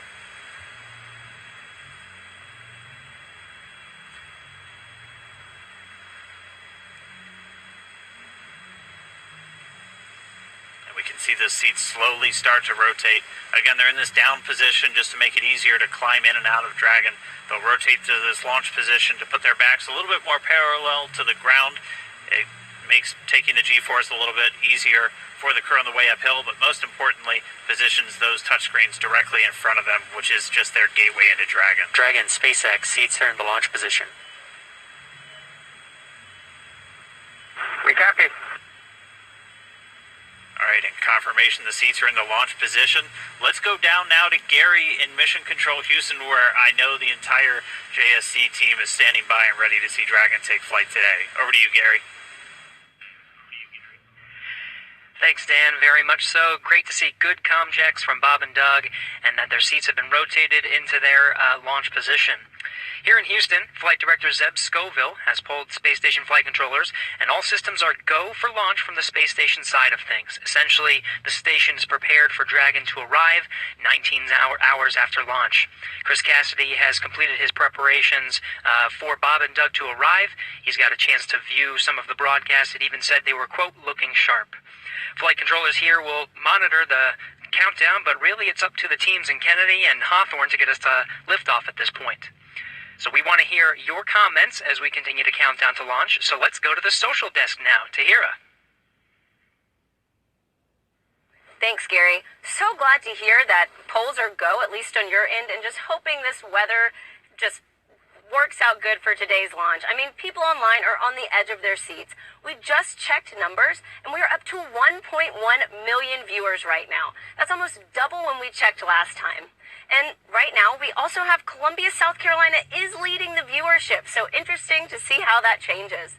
Let's take a broader look at the conversation online with this heat map of the United States. Now, this shows Launch America mentions by state over the past week, and we have California leading right now with the most mentions, and I'm very surprised. I really thought the Space Coast would take it home, but let's see how this changes over the course of the broadcast. And with that, let's see what y'all are posting online right now. Guys, I mean, check out these outfits. Absolutely love it. Love to just see how people are making things creative for this launch and really making it their own, putting their personal touch on it. Let's take a look at another. Oh, we are back to the Launch America heat mentions, so let's see how that changes over the course of this broadcast. But really fun to see those photos online. Oh, we have another space pet, guys. These do not get old, so please use hashtag Launch America on social media. Right now, it looks like we have Catstronaut Boris, who is ready for his launch in the Crew Dragon capsule. I love seeing the pet owners unite for this mission. So like I said, definitely use that hashtag. We will be looking for it during the show. Marie, what's the latest at Kennedy? Thanks to Hero, we are at T-minus 2 hours, 26 minutes, 47 seconds and counting from liftoff of the Falcon 9 from the Kennedy Space Center here in Florida, carrying NASA astronauts Doug Hurley and Bob Behnken. You see them right now aboard SpaceX's Crew Dragon spacecraft. It's been a very exciting day so far. The crew has been up since about 8 o'clock this morning as they prepare to head to the International Space Station as part of this Demo-2 mission for NASA. And as we speak, the astronauts, as you saw, are inside Dragon and have completed their comm checks, so now they can communicate with the teams here on the ground. And their seats have rotated upright to their reclined launch positions, allowing them to see and access the display panel. And now they are about to, they initiate their own suit leak checks to make sure that their seat is in proper working condition before liftoff. And in just a little bit, at about T-minus 1 hour and 55 minutes, it could happen a little bit sooner though, we're running a little bit ahead of schedule, we will see the closeout team begin to close the side hatch in preparation for flight. And that's going to be one of the key visual milestones on the timeline to liftoff. Now, we want to take you to a couple of special guests we have joining us. They are with Daryl Nail at the OSB-2 viewing location, NASA Administrator Jim Bridenstine, and also Kennedy Space Center Director Bob Cabana is there with Daryl. Hi, Daryl. Hi, Marie. That's right. We're in the 5th floor of the Operations and Support Building here at the Kennedy Space Center with a nice view of Launch Complex 39. And the two men that you mentioned are here to join me to answer a few questions. We're excited to have them both here. And they are, of course, Bob Cabana, the director of the Kennedy Space Center, and Jim Bridenstine, administrator for NASA. Gentlemen, thanks again for making the time to be here. Of course, the big story right now, Jim, is the weather. So let's talk a little bit about that. We can see there's some clouds building. That was forecast. You took part in a weather briefing this morning. What do you know about the weather and the decision that was made to say, hey, let's give this another shot today? Yeah, so what got us last time was the electricity in the atmosphere, and of course today there are in fact buildups. It doesn't look like there are thunderstorms at this time, but they are expected. The question is, when do those thunderstorms go away, and when those thunderstorms materialize, where are they located? We are predicting about a 50-50 shot of going this time, but given the fact that we are in late May in Florida, we have to take every shot we can get. So it's not likely that in a couple of days it's going to be any better than it is today. So we are a go for launch right now. And we are hoping that the weather will hold up. We almost made it on Wednesday, and the trend is better today than it was on Wednesday, so we'll see. And I saw a forecast that said the clearing is supposed to happen right around 3 o'clock in the afternoon, so that's right. We're hoping that launch is at 3:22, clearing at the earliest 3 o'clock, at the latest 3:30, so depending on when that happens, we'll either be go or no go, but again, we're going to take every shot we've got. Also watching the downrange weather for a potential rescue in case there were an abort. That's right. So, we have these staging areas. When we go from the first stage to the second stage, that's a higher risk evolution. We want to make sure that in the case we have to exercise the launch abort at that point, that the weather is good. And of course, that's off the coast of North Carolina. The big thing there is, it's great that we have a launch abort capability. The challenge is that launch abort capability includes parachutes. And with parachutes, you've got to make sure that you've got the weather to come down. If there are thunderstorms or downbursts or high winds, that's problematic for the parachute system. Right, and sea states as well, bouncing that capsule around in the ocean. Bob, of course, you're an astronaut. You know what it's like to hit the reset button and do it all over again. Get into the spacecraft, get ready to go, only to be told, no, we're not going to go today. We're going to try it again.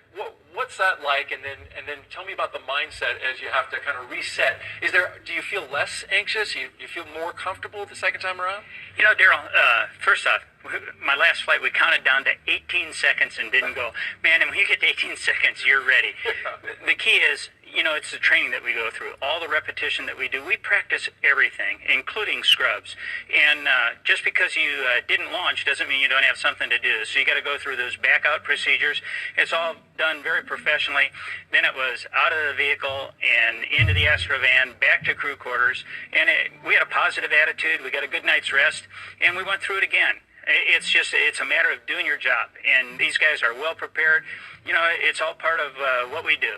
Yeah, they stopped the count at 17 minutes, but you had it all the way up to just a few seconds. That's a big difference. And the truth is, the next night, actually everything went really better. The weather was bad the first time. I was kind of glad we scrubbed. And we scrubbed for an issue with the vehicle that they later sorted out. As it turned out, we wouldn't have had enough prop to rendezvous with the Russian functional cargo block. But the next night, it was just a perfectly smooth launch count. Everything just went like clockwork, and it set the stage for an awesome mission. I think you told the press before you walked out, I think you were over there at astronaut crew quarters, we're going today. I'm wondering, where's the source of that confidence coming from? I just got a feeling, you got to have a positive attitude. I watched a lot of weather down here supporting shuttle missions, and I'm hoping that those clouds over the I-95 corridor that the Indian River keeps them west of us, and that stuff that's building offshore is far enough off that we can stay in an open window here at the Cape. Good. Well, we got your positive vibe going, and we appreciate that. Jim, when you were down in the astronaut crew quarters and when they were suiting up, you got a second chance to visit with the astronauts. Kind of tell us about that, and what was their demeanor, what was their mood today? So again, they seem loose. They were loose last time. They're loose this time. They're definitely ready to go. They're excited. They've been wanting to go for a long time now. I'll tell you one thing that I thought was a little interesting is, Bob Behnken was making fun of Doug Hurley because on Doug's last flight, they scrubbed 5 times before launching on the 6th time. So Bob Behnken seems to think that Doug Hurley is the problem in this case. But to see them joking about that as they're getting suited up, ready to go, yes, they're trained, they're ready, but they're also loose, and that's good to see because they're going to have to be on their game when we launch. These guys are pretty impressive. Doug Hurley and Bob Behnken. I mean, Doug Hurley, an incredible pilot. Bob Behnken, he's got a PhD in mechanical engineering. And he's a flight test engineer himself in the Air Force. Yeah. Well, in your assessment, why are these guys the right stuff? Well, this is a test flight, and we have great astronauts that are chemists. We have great astronauts that are botanists. We have really talented and a very very diverse astronaut corps in general. But this is a test flight, and for a test flight, what do you want? You want test pilots. You want people that, for a living, they have made a living flying new things that have never been flown before. And Bob Behnken and Doug Hurley are the 2 people that you would want in a test flight, and that's exactly what this is. Bob, you're a pilot too. You want to weigh in on Doug Hurley? He seems like he's got the right mentality and what can smooth I say? customer. He's a naval aviator, a marine pilot, a test pilot. I'm all in. He's a great guy. Yeah. And tell me a little bit about in terms of the Kennedy Space Center, right? So you've been here since 2007, right? 2008. 2008. Sorry, off by 1 year. 2011, the Atlantis came to a wheel stop. I grew up here. My dad worked for NASA. My uncle was a contractor. When that wheel stop happened, the next day, my uncle got the layoff notice, right? And it 30, 60 days. It was depressing. We're talking about thousands of people laid off. Super depressing. Atlantis landed on a Thursday. On Friday, 2,000 contractors got pink slips and walked out the door. Yet they worked on that vehicle. That was the best vehicle we ever flew. The cleanest. That's the dedication of the workforce here. Right. So and take me back to that time. You called it a depressing time. The fact that the shuttle program was something that the government completely had ownership of and paid for. Now we're moving into this commercial crew, which you've overseen making that transition. And tell me about that 9 years in which we made that move. Obviously, everybody was really attached to the shuttle. I mean, it was our history for 30 years. It did an awesome job. The Hubble Space Telescope, all the satellites it deployed, building the International Space Station.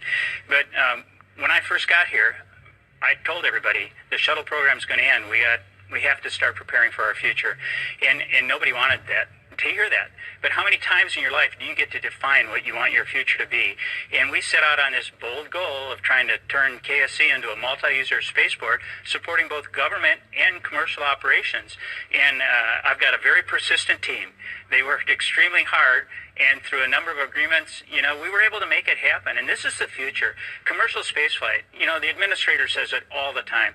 We want to establish a commercial environment in low Earth orbit so that we can focus on the hard job of exploring beyond our home planet, to establish that presence in our solar system beyond planet Earth, establish a sustained presence on the moon, get to Mars, establish a presence there. We can't do that if we're locked here in low Earth orbit. And commercial crew with both SpaceX and Boeing, that's the beginning of a whole new era of spaceflight. All right, very good. Quick question. We've got, of course, a special guest coming back today. The President of the United States plans on being here. Jim, you took him around the first time around. How did that go? I think I saw a picture on Twitter. He signed some space hardware. That's right. So he took a look at the Orion crew capsule. Of course, the Orion for Artemis 1 is ready to go. And he signed, a piece of hardware that will fly on the crew capsule for Artemis 2. So that's kind of, and not just him, but the First Lady and the Vice President and the Second Lady, they all signed it. So their names are going to fly around the moon on Artemis 2, which is exciting.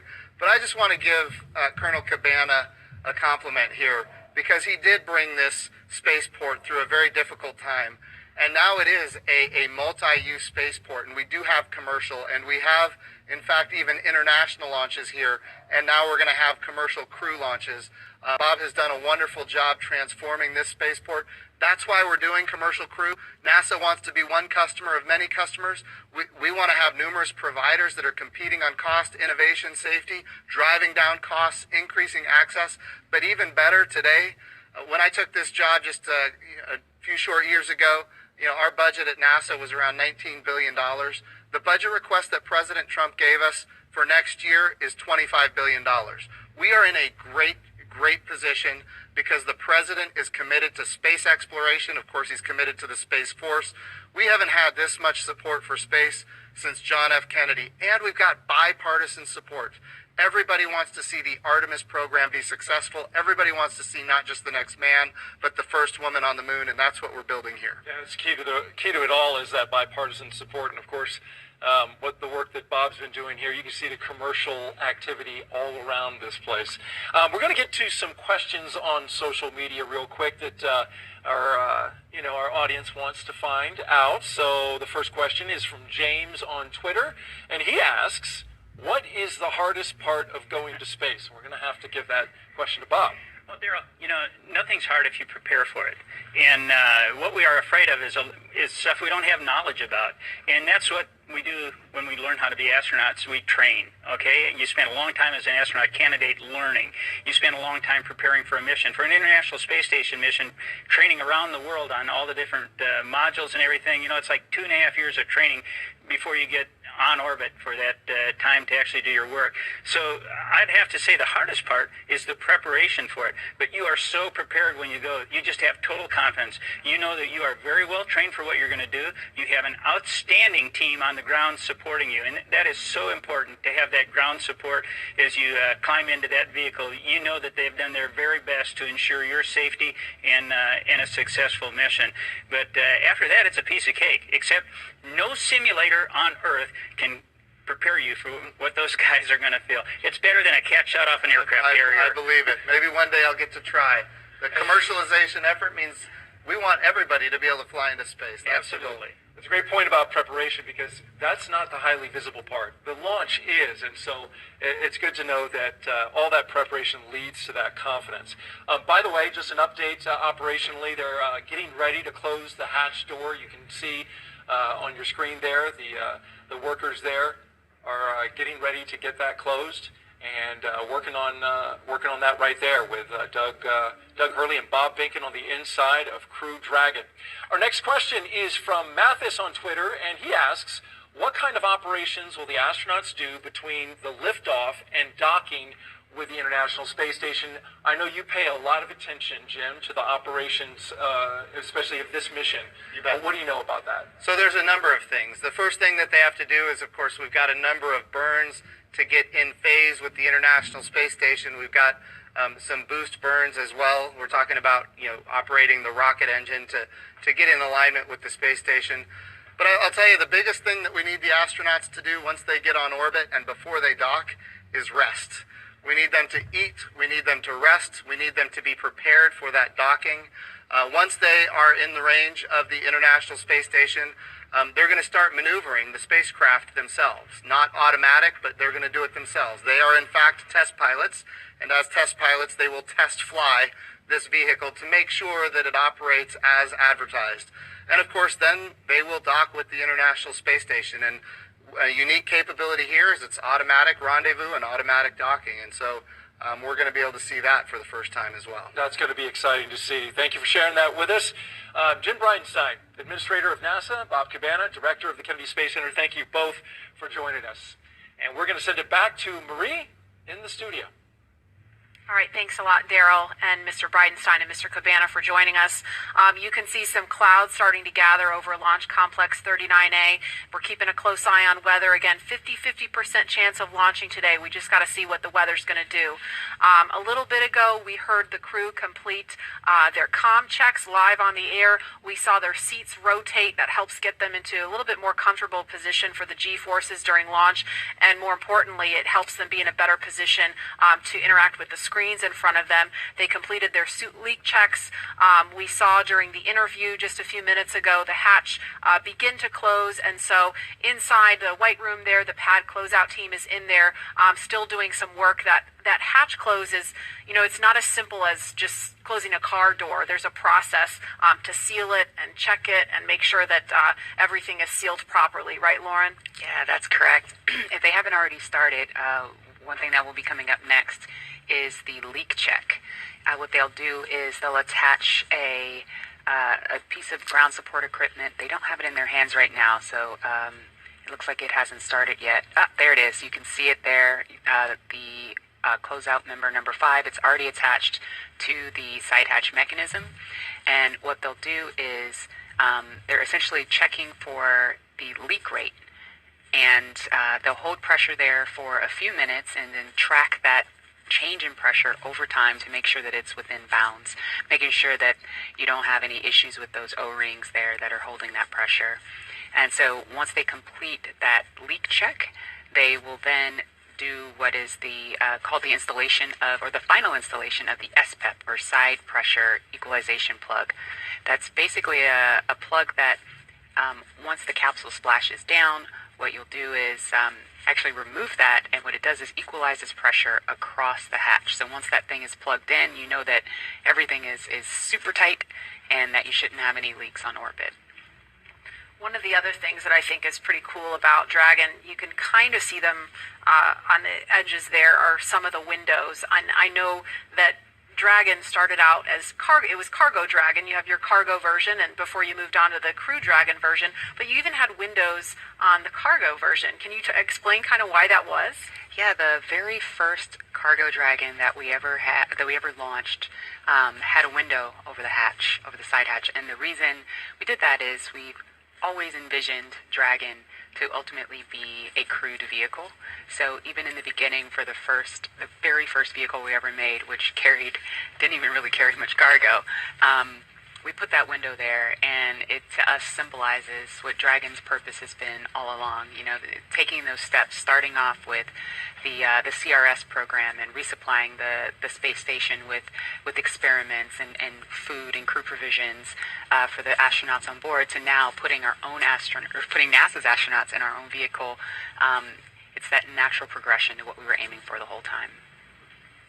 And Leland, what's your take on the touchscreen technology? We saw a little bit about that. Obviously, this is a very different kind of look than what we saw during the space shuttle. It's the future. I mean, we had our LCD displays, and we had lots of buttons to press, and valves and switches. And I think this new technology will allow us to get through procedures much more much faster, because we had paper flight data file that we're having to turn to different pages and get to things. And I think this will make it much more efficient to go through your malfunctions and your procedures with the touch screens. And I think having the gloves, being able to touch the screens and work within the gloves, everything's kind of sleek and efficient. There's not a lot of wires and things hanging off, and their knee boards, you can see their knee boards on their left knees. So that's for some extra little notes and things. The hatch is closed now. There's some commentary. We are ready for the post-ingress briefing when you are ready to copy. And we just heard confirmation on the loops that the hatch is closed. So that is a little bit ahead of schedule. We are motivated to go today. We're ready. Go ahead. Okay, on the weather, we still have some rain showers moving through the area, but we do have a reasonable opportunity today, so we are proceeding into the count. We are going to take a look at both pad and ascent track weather at T-minus 1 hour and 30 minutes, and the next decision point will be prior to prop load.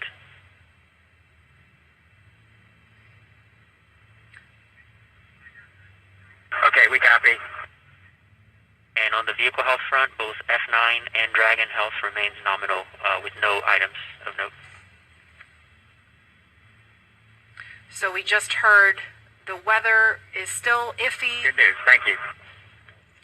The weather is still iffy. This concludes the post-ingress brief. Report when ready for comm checks with Falcon 9 operators.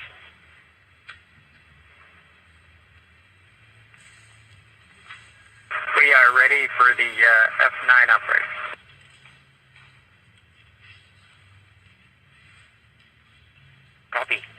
shortly.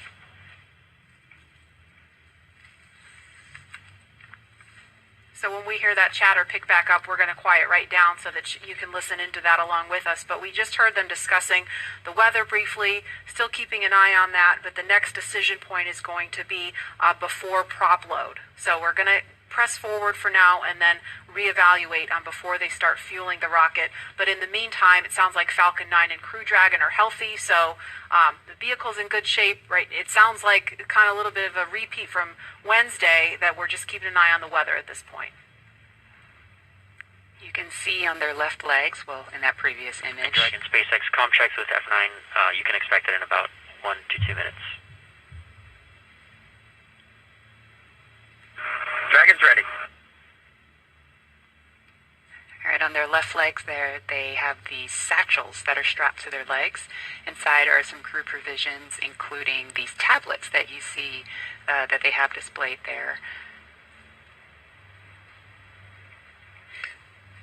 You say, Lauren, those are tablets versus just kneeboards that you can write on? Or the tablets are inside. Oh, they're inside, okay. Yes. Okay. And so when would they pull those tablets out to use them? During the mission, Okay. while in orbit. Okay. And I don't know if it's coming, if the background noise is coming through over the air, but we hear the rain really picking up outside the studio here. So I'm kind of wondering if Bob and Doug are hearing the sounds of the rain clouds opening up over the pad. Looks like it's still kind of patchy out there. But again, we were following some thunderstorms that look like they may be making their way over here. It kind of looks like it's raining from that view. It's a little bit hard to tell through the haze.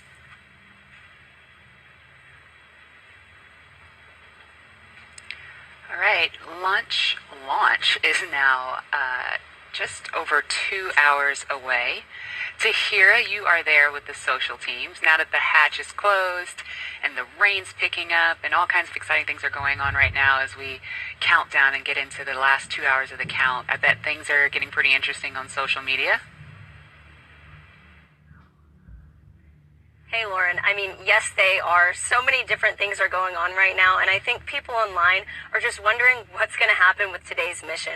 I have TweetDeck open right now, and it is just scrolling with the conversation of people around the nation talking about today's launch attempt. We also just checked viewership, and we are now up to 1.4 million people watching this live broadcast, so really hope things look good with weather. And on that note, let's take a look at some of the things being said on Twitter right now. So it looks like, we just have some more future astronauts. I really love seeing the young generation just getting mobilized, getting excited about today's mission. Looks like we've also got some Godspeed and safe travels for both astronauts today. Really do wish them the best of luck on the second attempt. Hope it happens.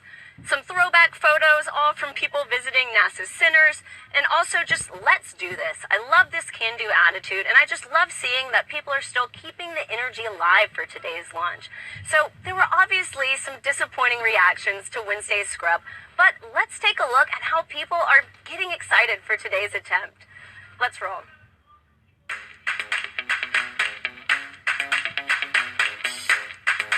Ready for takeoff.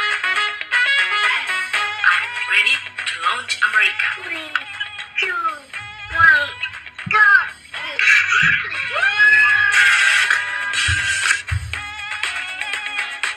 Ready for liftoff?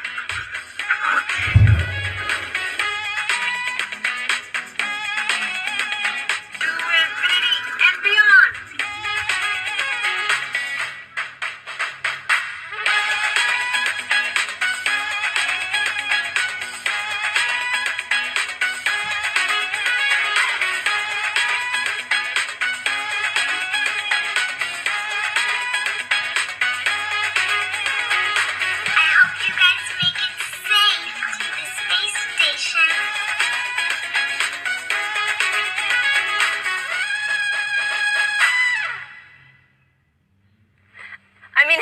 That video. I think I will definitely have to attempt the worm after this, but just really glad to see everyone in good spirits leading into today's second launch attempt, and I really hope everybody will have something to smile about. And with that, let's head back to Lauren. Lauren. Thanks to hear it. So it looks like people are pretty stoked about today's attempt. Please continue to join the conversation by using the hashtag LaunchAmerica across all the social media channels. Yeah, I really love seeing the little kids get excited. I know my 3-year-old is super excited. She's got an astronaut sleeping bag and Really? she loves to climb in it. Yeah, it's the body of the bag is a spacesuit, and then the head is empty where the pillow is. So when she gets inside, it looks like she's got a spacesuit on. So she loves it. That's the inspiration for that next generation of explorers going to take Doug and Bob's place one day. And I think we have some people out there that are so interested in our conversation about the worm and the meatball that they've created something called the worm ball. Right. Yeah, I was checking my email during that because I emailed you guys the worm ball, and I was like, what is this? I'm having a hard time seeing it, but what is the worm ball? So it's a NASA meatball, which is, what it should be. Yes. Okay, look at it. There it is. All right, thank you. I need a visual. So they took the angular NASA logo and put in the worm inside of the meatball. Can you live with that, Lauren? You know what? That's a beautiful compromise. I'll take it. I'll take it. It's a nice marriage of the two. Oh, I love you, man. Truth. And there is another live look at Launch Complex 39A, and we have had the opportunity to share with you a lot about the SpaceX Crew Dragon sitting on top of Falcon 9, a lot about the crew themselves, and the significance of today as the official return, we hope, of human launch capability to American shores. But we would be remiss if we did not explain why this path... Where go? Hang tight. Where go? Altitude, velocity, light. Many of NASA's storied missions began their daring journey from the exact same spot on Earth. Launch Complex 39A at the Kennedy Space Center. This massive structure of steel and concrete has cradled rockets and guided each on their fiery ascent to space for over 50 years. There can be no launch without a launch pad, and this hallowed ground has a history greater than any other. Having evolved and been reshaped for each new era of space flight, it's alive with a heartbeat as strong as the first. Launchpad 39A came to life under the direction of project engineer Harry May as NASA ramped up its efforts to achieve an unprecedented calling. Why, some say the moon. Why choose this as our goal? And they may well ask, why climb the highest mountain? In 1962, Earth-moving machines sculpted its massive pyramid base to a height of 40 feet. Then, concrete was poured to hold it in place. To launch the world's first moon rocket, engineers cut a flame trench nearly the length of 2 football fields down the middle of the mound. It was then lined with heat-resistant bricks to deflect 7.5 million pounds of earth-rattling thrust, first felt on Apollo 8. Less than a year later, Apollo 11 launched from Pad 39A. And hundreds of millions of people around the world watched as it landed on the moon 3 days later. Nearly a decade after this Apollo era, 39A again took center stage with a new, one-of-a-kind spacecraft, the Space Shuttle. Billions of pounds of additional steel for service structures transformed the look, but not the purpose: human spaceflight. In all, 82 space shuttles blasted off from 39A until the very last. Start. T-minus 10, 9, 8, 7, 6, 5. All 3 engines up and burning.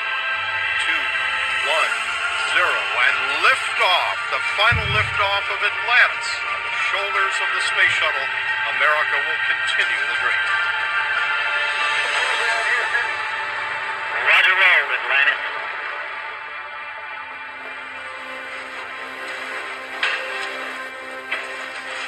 With the fleet retired, demolition crews removed the shuttle-era hardware to clear the way for NASA's monumental decision to lease this historic launch site to the private company SpaceX. Today, its sleek and modern design supports a family of rockets that has advanced the commercial age of American spaceflight. Now, 50 years after it first sent humans to the moon, this historic spaceport stands ready for the next wave of human exploration.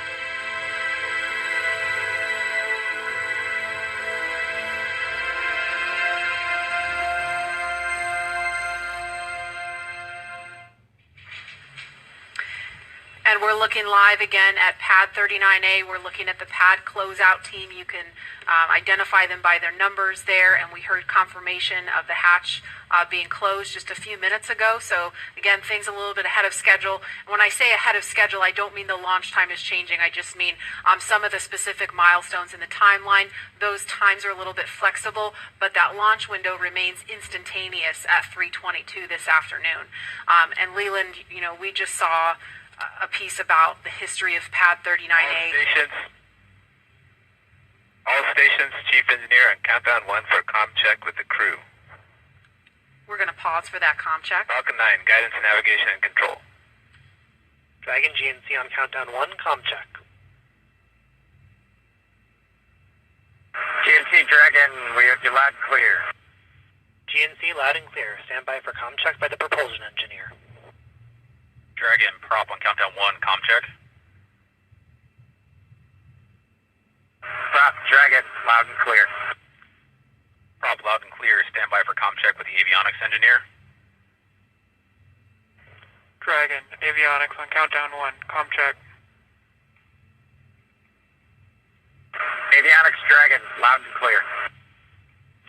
Avionics loud and clear. Stand by for comm check by ground segment engineer.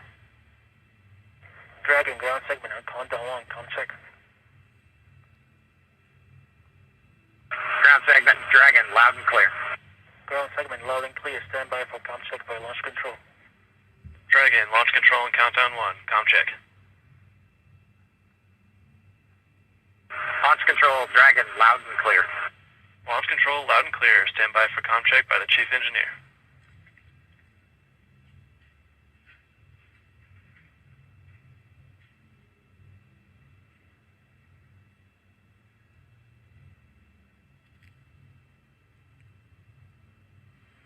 Dragon, chief engineer on countdown 1, comm check. Chief engineer Dragon, we've got you loud and clear, Paula. Chief engineer, loud and clear. This completes the Falcon 9 responsible engineering comm check.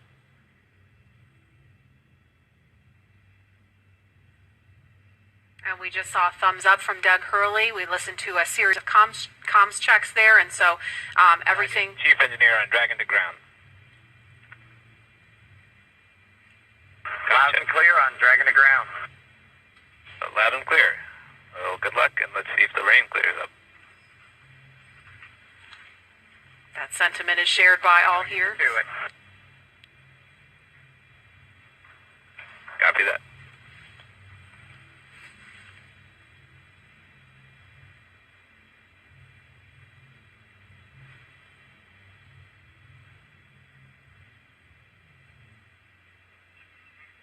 So Bob and Doug, along with the launch teams and all of the rest of America, hoping the rain clears up here. But as far as comms checks go, everything sounded pretty normal, pretty nominal there. So we're just waiting on the weather to clear up. But again, there's a live look at Launch Complex 39A, the site of 82 space shuttle missions where they began. And of course, Apollo, the first mission to the moon, Apollo 11 lifted off from 39A. And Leland, you were just 5 years old when that happened.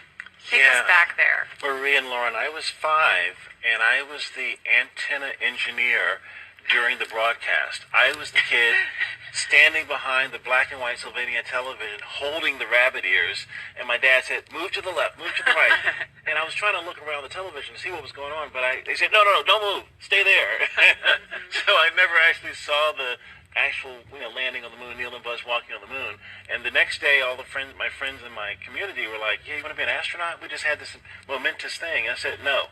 I didn't see it. I want to be Arthur Ashe, because Arthur Ashe trained 5 blocks down the street from where I grew up.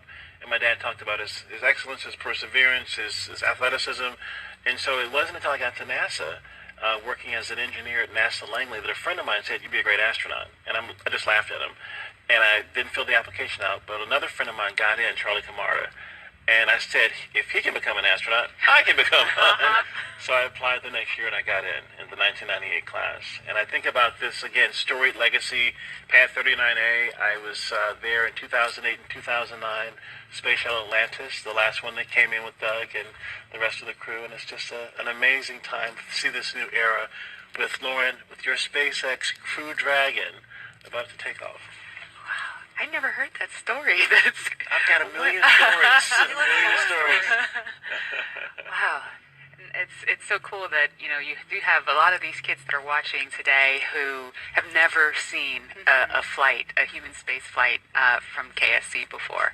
And this is their first time. And I'm trying to remember back, I grew up in the shuttle era, and I grew up in Los Angeles, and I remember sometimes when the shuttle would land at Edwards Air Force Base, you'd hear those sonic booms, and you hear the double sonic booms in school, and we all just knew, oh, that's the space shuttle. It was just a thing. We just knew about that. And it did make me sad that there's an entire generation of kids who didn't grow up with that experience, and I'm just so proud that, today, hopefully, we get to provide that for kids and hopefully have more and more of these launches to the point where it becomes routine, hopefully never boring, but routine.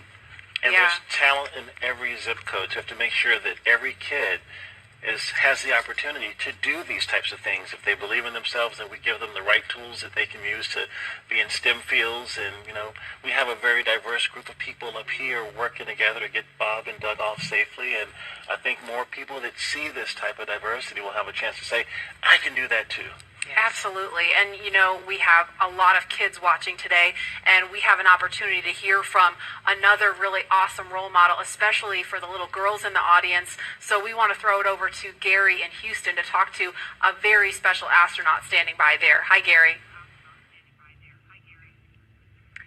Hi, Marie. I have the distinct pleasure of being joined by one of NASA's record-setting astronauts and a recent resident aboard the space station, Christina Cook. Christina, thank you for joining us. It's great to be with you today.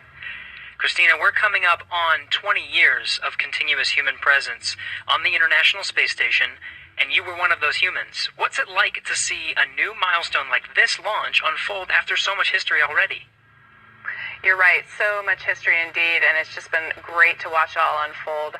I think for me, the most exciting thing is how NASA is not only innovating in what we do, exploring the universe, pushing the boundaries, getting knowledge on the space station, bringing it back to Earth for benefits here, but in how we do it. We're innovating in the implementation of those goals and of our mission. And what that means is that bringing in the private sector, bringing in a commercial space economy for low Earth orbit, means space is going to be more accessible and more innovative. And it's just an awesome new era of history to be able to witness. You hold the record for the longest single stay by a female astronaut in space. What's it like living aboard for so long? Well, it is truly a privilege every single day. I have to say it's a beautiful thing to look down on the Earth and to be able to kind of contribute to a space program that you yourself have held in such high regard your entire life. I would say that the biggest challenge going into sort of those longer times is remaining vigilant. The engineers make it so easy to live on board the space station. Sometimes you forget you're actually surrounded by such a hostile environment. So remaining vigilant both day to day to have that appreciation that you wake up with every day, and then also being vigilant, knowing that things could take a turn for the worse at any time, and you have to be ready to react to that. So it's a great privilege, but it also comes with great responsibility. You came to NASA after the days of the shuttle program, and you flew on the Russian Soyuz. What does it mean to have this private capability to fly astronauts to the station? Well, I think it's just a great innovation in terms of our partnerships. When we started out, it was individual countries pursuing space exploration. We brought in the international aspect of it, and now we're really folding in that commercial aspect, bringing the innovation of all of our American industrial power and recognizing that the more partnerships we have, the more accessible, the more innovative space exploration can be. So it's an awesome time, and it brings with it so much more capability into the program as well. So it's not only how we're doing it, but it's what it brings. We're looking forward to having this transportation from private companies. How does it help you do your job in space? You know, I think one concept that we have in NASA for safety and to mitigate risk is called dissimilar redundancy. And here now we're bringing up a whole second way of getting crew to the International Space Station and getting cargo, last-minute cargo. So we're increasing how much science we can do on board the space station by twofold. We're increasing how we can, you know, our options for getting items up, stowage items, supplies, provisions, science experiments. So we're really just banking on the extra redundancy to make the program that much more robust. We're watching Bob and Doug go through the final phases of preparing for this launch. What's going through your mind so close to liftoff? Oh, it is such a great day indeed. You know, it's interesting because I think it's not so much what is going through your mind, but what's not going through your mind. You know, you're not thinking about all the things could go wrong. You're thinking about enabling success by doing what you've been trained to do. One of the things we have is that on launch day, astronauts are sometimes the most calm people in the room. And I found that to be true on my launch day too.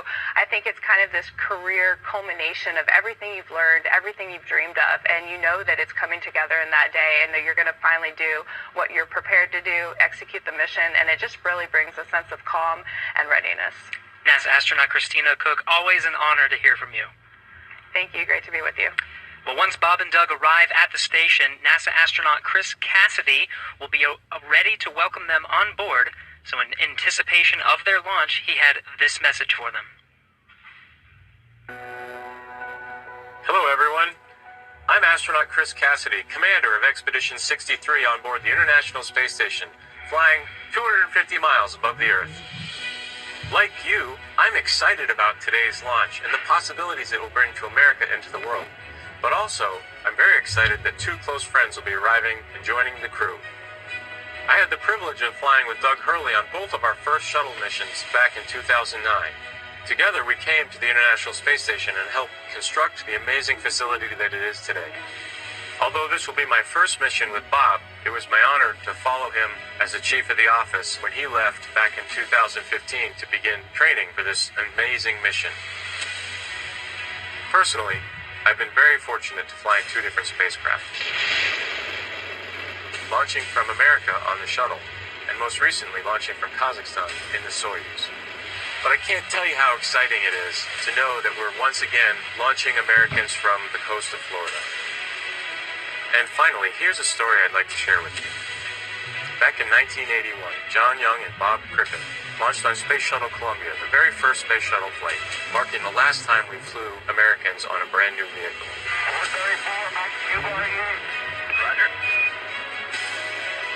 With them, they flew an American flag, representing America's technical prowess. Roger, roll with Lennon. 30 years later, that same flag was flown to the International Space Station. This flag remains here today, waiting for Bob and Doug.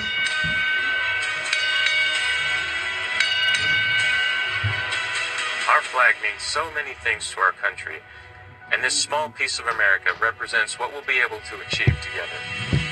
We'll never stop exploring. And so Bob and Doug can take this very special flag home to Earth, where it awaits its next journey to the cosmos. In a few years, the First Orion crew will take this flag with it around the moon. All of this starts today. I'll be watching outside the window, along with everyone else in America and around the world. I can't wait to look out the window and see my friends on close approach. Go Falcon 9, go Dragon, and go Bob and Doug. I'll see you soon. And there again is a live look at Launch Complex 39A at Kennedy Space Center in Florida, where we are T-minus 1 hour, 41 minutes, 58 seconds and counting from liftoff of the Falcon 9 rocket carrying Crew Dragon with astronauts Bob Behnken and Doug Hurley strapped inside. We can see some raindrops on the screen there. It looks like rain coming down at the pad, but we're still monitoring weather, and it sounds like there's going to be another decision point before they start fueling the Falcon 9 rocket, which is scheduled to happen at about T-minus 35 minutes. So we just heard a little bit about where they're headed. If the weather cooperates today, to the International Space Station. Leland, you've been there twice, and I know just from what you've told us, it's this Leviathan in space and the site of so much important work and partnerships happening.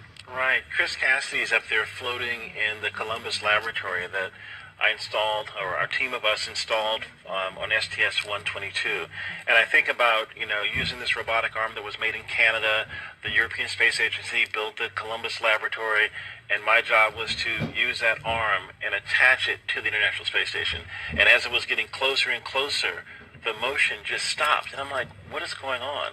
And there are 4 ready-to-latch indicators that have a very slight spring force that I was moving so slowly with the hand controller, the translational hand controller, that spring force stalled out the motion.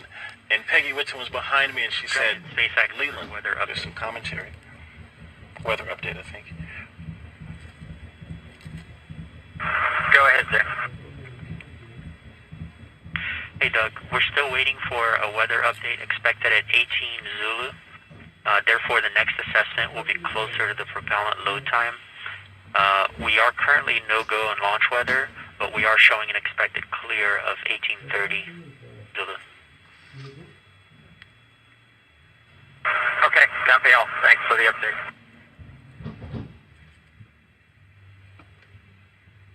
So we just heard if they were to launch right now, the weather would be no-go. However, it sounds like there may be an opportunity if the weather clears, as it sounds like they expect it may. So again, we're gonna keep listening as we continue talking. If we start to hear any kind of chatter, especially if it's about the weather, we're gonna do our best to quiet down so that we don't step on that and everyone can hear it along with us. But Leland, you were just talking about the work on station and Peggy Whitson was getting ready to tell you something. Well, so the Columbus laboratory is stalled out. It's about to be attached, and there are 10,000 people waiting. Their job security depended on me installing this thing properly. Right. And Peggy said, Leland, push just a little bit harder on the hand controller, and all 4 ready-to-latch indicators went green. And I was like, yes! And that was our primary mission objective. But that paled in comparison to what happened next. Peggy invited us over to dinner in the Russian segment, and we had this meal with people from all over the world, Russian, German, French, African-American, Asian-American, this diversity that we talked about earlier. We're up there breaking bread at 17,500 miles per hour while listening to Sade's Smooth Operator. It blew my mind. It was Smooth Operator, right? What an appropriate song for this. I know. Job too, right? Wow, does she know? She knows Oh, now. yeah. And Dan Tani actually changed the song from Smooth Operator to Arm Operator. So you see, Arm Operator. I love it. Love it. And Leland, you actually, we were in another taped segment when you got a text from Drew Foystel. Can you share that with us? Yeah, Drew Foystel, his good friend, just sent me a text saying that the families say hello to all who are watching and thank the nation and the world for their support and interest. And Chris Ferguson just actually sent me a text. He was the commander on STS-135 and one of my classmates from the 1998 class, and he says, way to go, Godspeed on Crew Dragon. That's awesome. It's great to hear those words of support.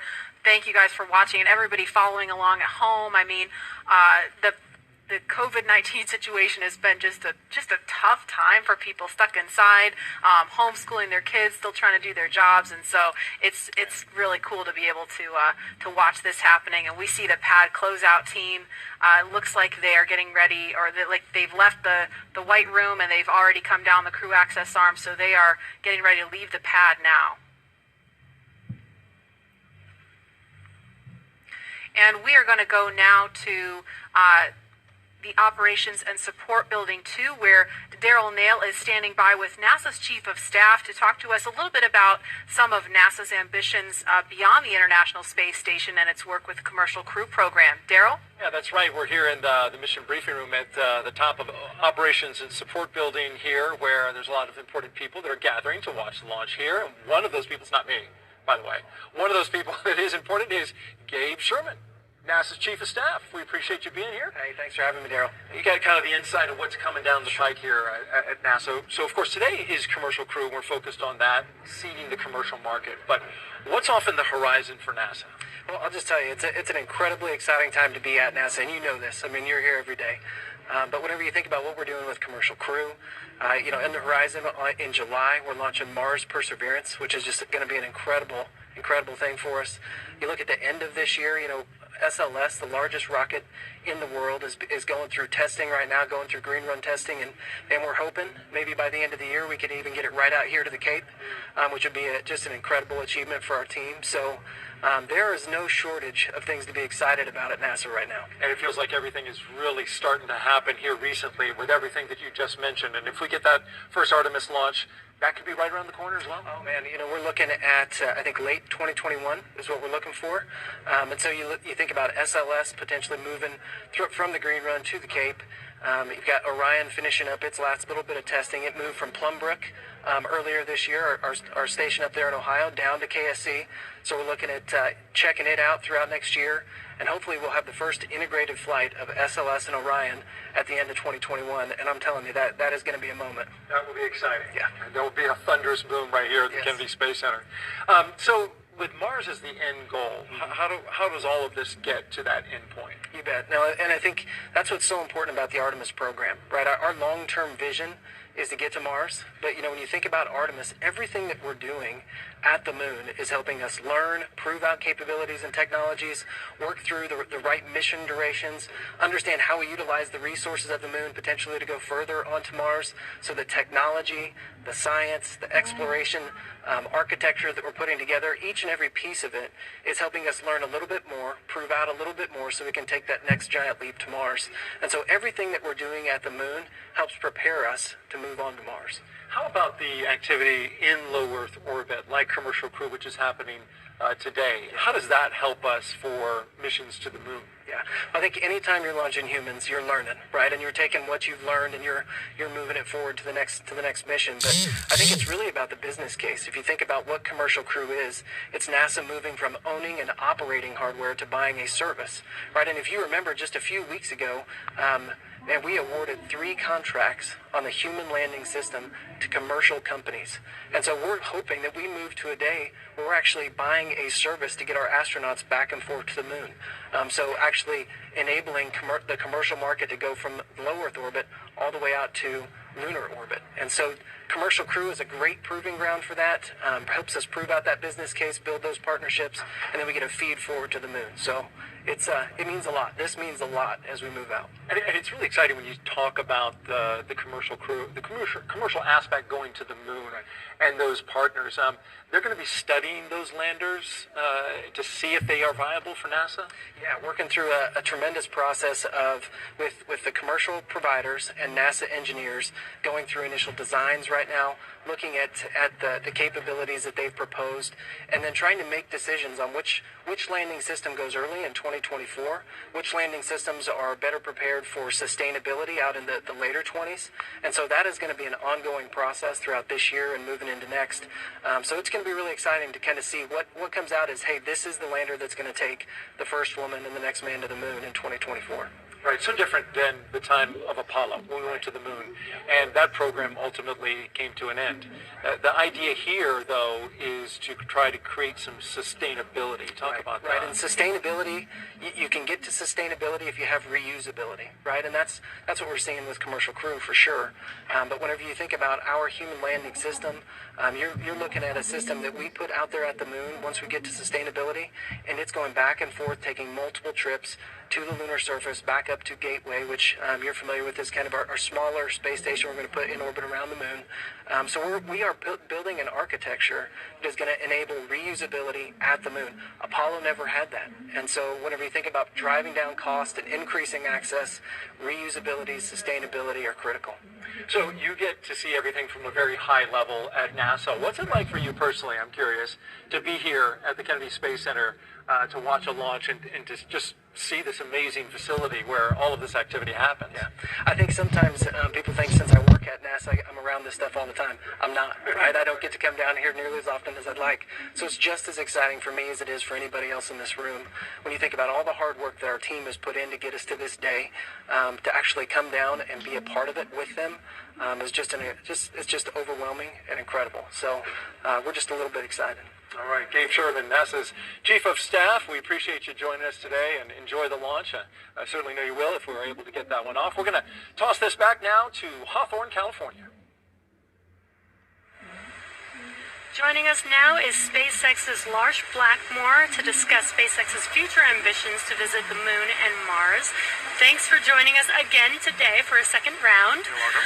Could you tell us just a little bit about your background and what you do here at SpaceX?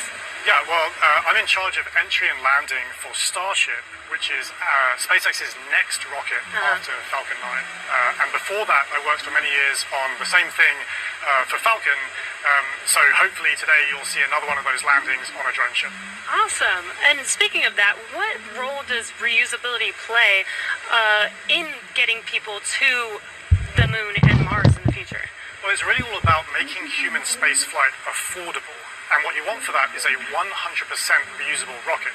Now, Falcon is only partially reusable, but Starship is going to be 100% reusable, and we've actually already started working with NASA on using Starship to send astronauts to the surface of the Moon for the first time since 1972. Not only that, Starship will be refuelable on orbit, and the combination of those two things will let us send people basically anywhere in the solar system with more payload for less money than I think people have really been contemplating. I think for the first time we can seriously talk about things like lunar bases, or what SpaceX cares about most, a self-sustaining civilization on Mars. Right. So what you're saying is I will have an opportunity soon to get on board one of those spaceships. I very much hope so. Yeah. So speaking of reusability and landing, I know you mentioned Starship will be refuelable in orbit, but Falcon does come back and land back on Earth. What are the challenges with actually landing on the Moon and landing on a planet like Mars? Yeah, well, you can't land like a plane because the Moon and the Mars either have no atmosphere or have a very thin atmosphere, and even if you could, there's no runway that someone's built for you. So that's one of the reasons that we do propulsive landing on Falcon, because we want to figure out how to do propulsive landing. That fundamental architecture works on basically any planet.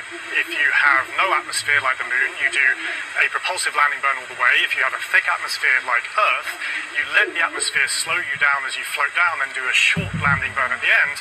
And for Mars, which has an atmosphere but a very thin one, you do something in between the two. Wow, yeah, that sounds really difficult, and I'm sure there's been a lot of effort put into that. Can you tell us anything about what we're working on now to get us to a point where we can do a landing like that in such a harsh environment? Yeah, so figuring out propulsive landing is really the key part of it, but what people may not realize is that every time we bring Falcon back, we do something called an entry burn. So just before we hit the atmosphere, we light the engines to slow the rocket down. That happens high up where the air is very thin, and it just so happens that the conditions there are very similar to what a Mars landing burn would look like. So even though it takes months to get to Mars, and you can only do it every 2 years when the planets line up, we effectively get to practice Mars propulsive landing every time we bring Falcon back, including, hopefully, today. Wow. And as you mentioned, every time we bring Falcon back, we learn something new. Can you tell us a little bit more about what we learn after the vehicle has returned and we're able to check out the vehicle? Woo! So Jessica actually mentioned this earlier, that I talked about how cost is really one benefit of reusability, but reliability is the other benefit. I mean, imagine that you do all this planning to send a rocket up through the rigors of launch and re-entry, but you don't get to see the rocket afterwards. And what we would like to do with reusability, what we've been able to do with Falcon 9, is see the rocket, inspect it, and because of that we've been able to correlate our models pre-flight to what actually happens when you launch, re-enter and land a rocket. Right, instead of just guessing what happens to the vehicle after it's left. That is amazing. Well, thank you again for joining us today for a second round. Hopefully the weather works with us today in a couple of hours, actually. Let's throw it back to KSC with Marie. All right, actually we have Lauren here. Now today's mission opens up the door to one day allowing the general public to be able to visit places like the Moon and Mars. And as you've heard through several interviews today, reusability is a really, really important part of that. Imagine if every time you flew a plane from LA to New York, you threw it away at the end of the flight. That would mean essentially airline travel would be too expensive, costing hundreds of millions of dollars a flight, and almost no one would be able to fly. And so that's what SpaceX is trying to do here with reuse, allowing not just a handful of people to be able to go to space, but tens of thousands and hundreds of thousands of regular folks like you and me to be able to go to space. So, myself, when people like me have a chance to go, I know my dream is to land on Jupiter's moon, Europa. Scientists believe that there is a liquid water ocean underneath the ice and that it has the potential to be habitable. And so I'm super excited to get up close and personal to maybe some space fish. Leland, what about you? Where would you go? Wow, that's a pretty interesting destination. I think I would like to go to Mars. We've studied Mars so much and looked at it, and I think maybe having a Martian base that is dog friendly, bring the pups along, because I think as we explore, we want to take our families, our cultures, our traditions, with us, and flying with Doug and Bob is cool, but having more people, yeah. There's the dogs. The puppers, taking the puppers to space. I mean, they're not. They look ready to go. They are ready to go. We just needed maybe some like SpaceX type suits for them, But it's that's what it's all about, exploration. Like the settlers going west, they took everything with them, and they started these new communities and these new traditions. And I think that's what we do with space travel. We start new traditions and communities and bring everyone together as one family, one civilization. Absolutely. We're here for it. And knowing that the opportunity to fly to space as a private citizen is really just right around the corner, we have a new poll question on Twitter for you. If given the opportunity to fly to the moon, now we're talking the moon, would you fly to the South Pole where no one has ever been, or would you go to the Apollo 11 landing site? So those are going to be some interesting answers. And while there is not a ton of cargo on today's mission, Dragon is carrying two very special payloads, aside from Bob and Doug, of course. The first of those payloads is a series of custom art pieces entitled Humankind by Los Angeles artist Tristan Eaton. These indestructible, double-sided paintings made from gold, brass, and aluminum celebrate how far humanity has come, as well as how far we still have to go. It includes a beautiful homage to the Saturn V rocket, as well as a nod to Bob and Doug's current ride to space. And you can find more images and information about these pieces on SpaceX's social channels. Next, in the spirit of inspiring the next generation of explorers, we wanted to celebrate the class of 2020, from kindergarten all the way to graduate school.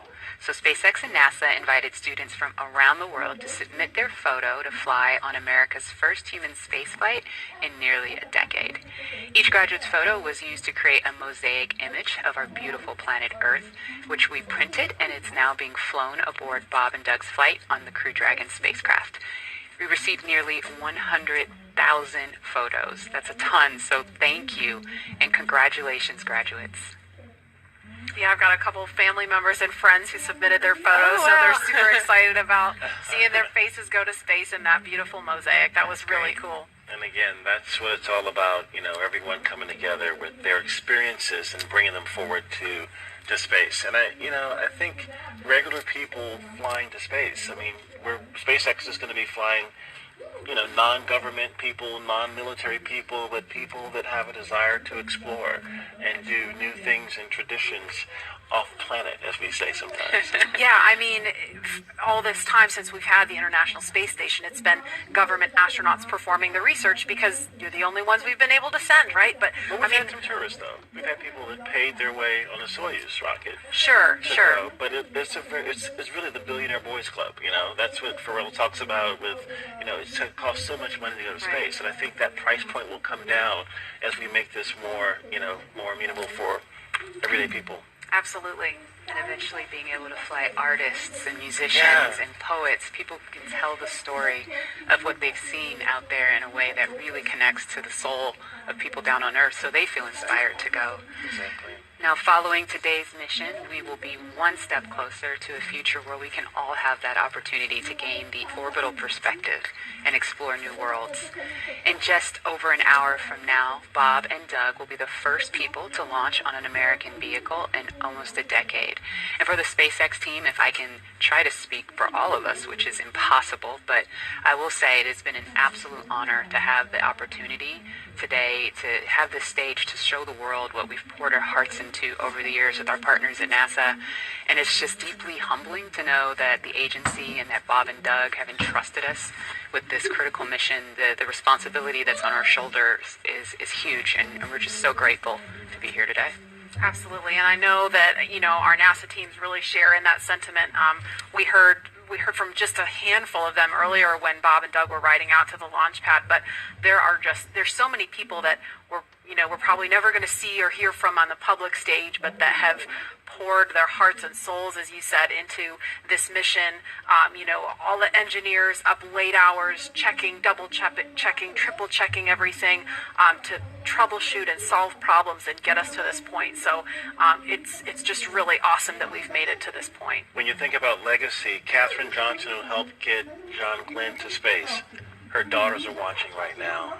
And that legacy going forward to the future of space travel is powerful. Wow. And we heard from two icons of science and exploration on Wednesday, and we couldn't resist sharing these shout-outs with you one more time. Wow, we're making history again. The NASA program. I am there with you guys in spirit. Bob, Doug, good luck. I know you'll be fine. I'll be watching, and got everything crossed, arms, legs. I'm tied in a knot. Can't wait for you to get back safely. This is the first time a U.S.-built rocket has taken people into space in 9 years. It's quite an accomplishment. So for us at the Planetary Society, more rockets means more exploration.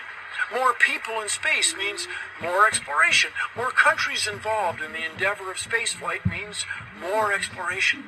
This is how we know the cosmos and our place within it. So congratulations, SpaceX. Here's wishing your team, and the crew especially, a safe journey and the joy of discovery. Let's go. So great to hear from William Shatner and Bill Nye, two very recognizable faces following along on the mission. And we want to go over to Dan and Jesse in Hawthorne, where we are now just 1 hour and 18 minutes from launch. Dan, Jesse? Hey, thanks, Murray. Yeah, 1 hour, 18 minutes. I think we're tying ourselves in knots, just like Captain Kirk. We're really hoping the weather cooperates. In about 20 minutes or so, we might clear, so we're getting hopeful. We're getting our hopes up. Yes. Very excited. Again, we're T-minus 1 hour and 18 minutes from launch, and the anticipation is real over here. Since arriving at the spacecraft, Bob and Doug were helped by our closeout engineers to get into their seats, attach their suits to special umbilicals that provide breathing air, pressurized nitrox, and a communications link to Dragon systems. They conducted leak checks, which were successful, and communications checks with the Corps here in Hawthorne, which is the person who will speak to them directly throughout the mission, as well as the launch director in Florida. This is where they are checking their comm path through both ground stations and the tracking and data relay satellites that we'll use to talk to the crew the entire way to the station. And after all of those suit leak checks were successful, the closeout team was able to get out of the Dragon capsule and seal up that hatch, which also got its own leak check and was confirmed successful. At this point, the closeout team is out of the pad. They're away from the BDA, the blast danger area, and weather operators are about to kick off their final checks on wind speeds at the pad, which are going to be used during the final go, no go for launch. So we're all keeping eyes on the weather right now. Before we get to that final go, no go, all the various teams at both NASA and SpaceX are going to do internal go polls, just making sure conditions are right with Falcon 9, the Dragon, the crew, the range, and the space station before the final go is given. So let's check back in with the man over in Houston, Gary, for a status and the team supporting the space station for their readiness for launch. Thanks, Dan. The team here in Mission Control Houston remains go for launch. We're also very hopeful about that weather. All systems on board the station that are required to be healthy for this mission are continuing to look good. Chris Cassidy is wrapping up his workday and will be watching Bob and Doug launch here in just under an hour. So station power and communication systems are normal. Computers and networks used for monitoring Dragon's approach have been checked out, and the cabins and the station cabin's atmosphere and pressure are as expected and ready to welcome 2 new crew members aboard. Mission Control will be closely monitoring Bob and Doug's flight and checking off milestones for most of the flight, and this very same team will be coming back tomorrow to be ready when Dragon gets in range of the International Space Station and we begin integrated operations and prepare for Dragon's docking. So I'll send it back. International Space Station team here is ready for launch. Go Falcon 9, go Dragon, and Godspeed to Bob and Doug. All right, thanks, Gary. If you are just now joining us, you picked a really good time. We're just a little over an hour to launch. And welcome to our coverage for the mission known as Demonstration Mission 2, or Demo-2. Liftoff time still holding for 3:22 p.m. Eastern. Tracking no issues with Falcon 9 or Dragon. Everything good with the range so far. We're just really keeping an eye on that weather. Over the last 3 hours, our crew members, Doug Hurley and Bob Bankin, donned their SpaceX suits in the historic crew quarters suit-up room. After that, they walked out of crew quarters, just as every astronaut to fly from space from this port has done since Apollo 7. And then they were transported over to the pad, where the crew members entered the SpaceX Crew Dragon spacecraft that we're looking in live. Today is a historic launch. It will be the first time a commercially built spacecraft will launch people into orbit, and the first time the U.S. has sent people to the space station from American soil since 2011 with the retirement of the Space Shuttle program. Over the next hour, we will conduct a series of polls to get ready for launch, have Bob and Doug arm the launch escape system, and begin fueling Falcon 9. Launch is set for 3:22 p.m. Eastern. This will include a 12-minute flight to orbit and then a 19-hour flight to dock with the International Space Station tomorrow morning. Today's mission is the culmination of years of work between teams at SpaceX and NASA. Demo-2 is going to be an end-to-end flight test starting with this launch today, going on to dock with the space station tomorrow, and then splashing down at the end of their mission. And this is going to be the final test for NASA to certify SpaceX for regular crew flights to the space station. We've been hearing a little bit from the crew on board Dragon, which you can see on your right screen. They are currently strapped into their seats and already through communications and leak checks.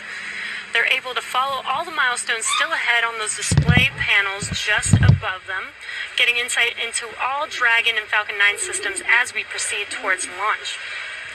So at T-minus 1 hour and 13 minutes, let's check in with John I for a status update on the vehicles. What's the update, John? Thanks, Jesse. Well, Olá! not much to add to what Dan and Jesse just brought up. Olá, pessoal do meu canal! The SpaceX team is working no issues as the pace begins to pick up here in the last 70 minutes. On Falcon 9, we did get the team on console. Earlier, you heard the comm checks between the responsible engineers and the crew. The engineers will be making calls on ascent for the crew's benefit, so they want to make sure that they could hear them before we go. The propulsion checkouts of the first and second stages are beginning right now. We're watching them begin to go through the process, opening valves. That check will go for about another 10 minutes, and that'll be our last one until propellant loading. Now the team will assess readiness for launch with a final go-no-go poll at T-minus 45 minutes, and that'll be followed by propellant loading starting at T-minus 35 minutes. Now earlier today, Dragon operators also performed a series of checkouts of Dragon's flight systems. The spacecraft is also currently go for launch. Our NASA crew, astronauts Doug Hurley and Bob Bankin, are currently inside Dragon. The hatch is closed. The SpaceX ground crew has left the tower. The next major event for Dragon is retract to the crew access arm that you can see currently alongside the capsule. That'll happen somewhere between T-minus 45 and T-minus 42 minutes. Não, isso é fiapo de roupa. Now the range is currently clear for launch from historic Cap 39A. A worldwide network of ground stations and the tracking and data relay satellites are ready to support Dragon as it heads into orbit. The weather, that's the one concern. We will get a weather brief at T-minus 1 hour, so just under 12 minutes from now. Currently, the ground and upper altitude winds are go, so that's one thing that we can check as green. At the current time, we did have some rain earlier that appears to have let up, but we are red on conditions for both the electric field at surface levels, lightning, and cumulus clouds. There is a expectation that a forecast that will be coming up at about T-minus 1 hour also may give us clearance of those conditions. So everything is focusing now on the weather brief at T-minus 1 hours. Also, we should hope to hear about the final check on the ascent corridor. That's the weather along the Atlantic seaboard in case Dragon had to abort on the way to space. The conditions there have been marginal, but the expectation that it would be good for launch. But we will get all of that coming up here very shortly prior to entering propellant load. Now today we are aiming for a launch at 3:22:45 p.m. Eastern Daylight Saving Time, or 19 hours, 22 minutes, 45 seconds Universal Time. Once we begin loading propellant, there's no opportunity to change T0. So once propellant is loading, we're committed, and we'll get one chance at it today. But currently at T-minus 1 hour, 10 minutes, and 30 seconds, everything except the weather is go for launch. Thanks, John, for that detailed update. We've got an extensive history now of flying Falcon 9 from the Florida coast, and just last year completed a test run of the mission. We're less than an hour from beginning here today. The purpose of that mission was to demonstrate Dragon's capability to safely and reliably fly to and from the International Space Station. The success of Demo-1 was a really exciting moment, Falcon paved the 9, way for today's mission to where we are today. And right now we're getting ready to fly U.S. astronauts from U.S. soil for the first time since 2011. Dragon and Falcon 9 together have years of operational experience, or what we refer to as flight heritage. As I mentioned earlier, SpaceX has successfully completed 21 flights of Dragon to and from orbit since 2010, including 20 trips to the International Space Station. Not only have we conducted thousands of hours of testing, we've also enhanced and added a number of safety features to Dragon. Much of what was learned with the Cargo Dragon was leveraged in the design of this new vehicle. It's fully autonomous, which means it can basically fly itself, but also features that full manual override capability just in case of emergency. Many of the other enhancements help towards SpaceX's goal of reusability and less refurbishment time between missions. So let's take a closer look at these advancements. Standing at almost 27 feet tall, from the very bottom of the trunk to the very top of the nose cone, Crew Dragon's comprised of two main elements. You have the capsule, which is designed to hold crew and pressurized cargo, and then you have the trunk, which holds unpressurized cargo as well as having a solar array and radiator. And the nose cone at the top of the capsule protects the docking system as well as the guidance navigation control system, or what we call GNC. The nose cone opens for docking and remains attached to the Crew Dragon spacecraft, and that's unlike the previous version of Dragon, and that helps towards our reusability efforts. Completely opposite the nose cone is that trunk. It has attachment points for Falcon 9, the Dragon capsule, and it can hold cargo. On the very outside of the trunk, one half of it contains a radiator that rejects heat from the active thermal control system into space. That's the white part, and that uses SpaceX's new picotiling technology. The other half contains the solar cells used to charge the spacecraft's batteries. And though we only have 2 astronauts on board today, the spacecraft is actually designed to accommodate up to 7 crew members with modular seats that can be removed and replaced by additional cargo. The seats are made of carbon fiber and are custom sized for any crew member flying on board. The control panel centered right between the pilot and the commander seats and has those 3 touchscreen displays that gives the crew insight into Dragon and even the ability to operate the vehicle and fly it manually. And finally, our Super Draco launch escape system is a key safety feature of Crew Dragon, giving the crew the ability to safely escape from the time of launch all the way to orbit. And as we look to the future beyond this test flight later this year, the first operational crewed mission for NASA will take place. NASA astronauts Mike Hopkins... Reminder, review your launch commit criteria and indicate readiness at the appropriate time. Step 5469 for propellant load and launch.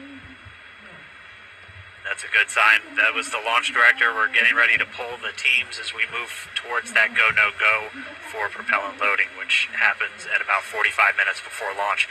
But back to our Crew 1 mission, NASA astronauts Mike Hopkins, Victor Glover, and Shanna Walker, and Suichi Noguchi of the Japan Aerospace Exploration Agency, or JAXA, were chosen to support this mission. And again, it's called Crew 1. But today, Doug Hurley is the spacecraft commander for this mission. He previously flew on 2 space shuttle missions as the pilot on STS-127 and STS-135, which was the final space shuttle flight. Here's a closer look at Doug Hurley. Excited? Very excited. Yeah, very excited. You feel ready? Still pumped? Oh yeah, I think we're ready. I think we're certainly ready. Joining the SpaceX Demo-2 test. He is a Marine Corps colonel and test pilot. He was selected as an astronaut in 2000.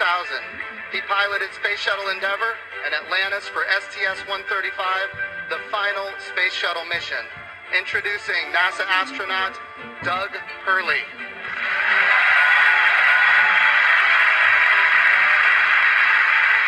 It's a life-changing process in so many ways to fly into space. It's just overwhelming in some respects. Just the sensations, the rumbling, the shaking, the acceleration. My name is Doug Hurley, and I'm the spacecraft commander for the Demo-2 mission to the International Space Station.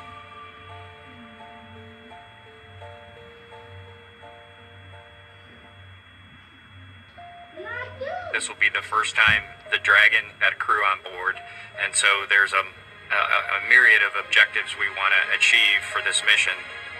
What would work on orbit, what might not work on orbit, what would definitely work. To be able to just have the entire integrated team that's going to support us getting to and from space station, it was really neat being part of it.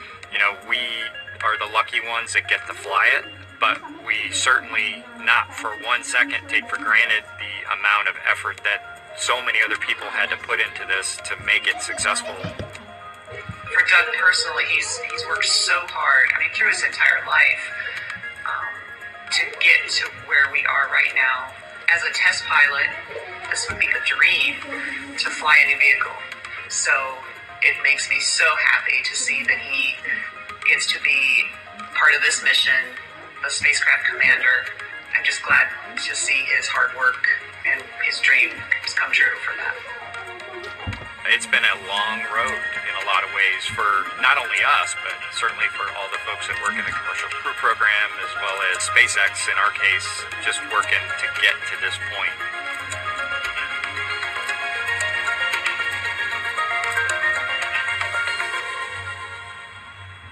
We're a little over 1 hour, 3.5 minutes away from launch. Now let's learn a little bit more about the man sitting next to Doug Hurley inside Dragon, NASA astronaut Bob Behnken. My career at NASA has kind of spanned a couple of decades at this point. I arrived with the class of 2000, went through the training program, primarily focused on the space shuttle and the International Space Station, learning those systems. Having launched a couple times on vehicles, you know, the second time was definitely different than the first time. You can feel a little bit guilty of, hey, should I study one more thing, or is there one more piece of information I should get? Am I really prepared or not? So that's definitely different between where I was on my first flight and where I'm at right now. For me personally, as a spouse, watching everything that Bob has put into this over the last 5 years, the dedication that he's shown, the perseverance is pretty special. For both of us, though, the way our minds work, it won't be until sort of the mission is complete that you have really a chance to savor it and celebrate it. This is a huge accomplishment for an Air Force flight test engineer to be part of the demonstration mission of a brand new vehicle. It's going to be amazing. Without a partner that has that same appreciation, I think it can be challenging for some folks. There's a lot of work and a lot of time that takes away from family that that my spouse appreciates, and I love her for that. On a deeply personal level, I'm really excited that my son is going to get a chance to see me launch into space. Being an astronaut has been a little bit of an abstraction thing for him because he's seen me do it in old videos, but he hasn't seen me do it for real. And so I'm excited for him to see this launch. Really, my role on the Demo-2 mission is to make sure that we get this vehicle tested and evaluated so that we can move on to more operational missions at the International Space Station. We've got a lot of objectives on board the vehicle that we need to accomplish to really make sure that it's good to go. We'll make sure all those systems are working during the test flight so that the future missions will have them available even if they don't plan to utilize them. Through years of the NASA team, I'm helping to share that experience and teaching them the lessons that we've learned by going through this. Now there's another capability in the U.S. besides NASA to operate something of this magnitude. I want to thank the entire Commercial Crew Program team that's worked together to get to this point where we've got vehicles and a launch pad ready to head to the International Space Station.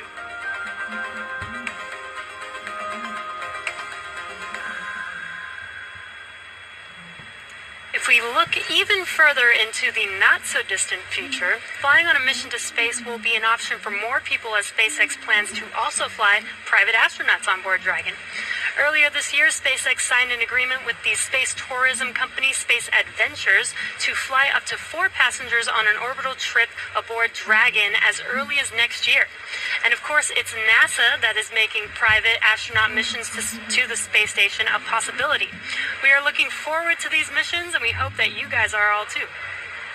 All right, we are just 20 seconds away from T-minus 1 hour.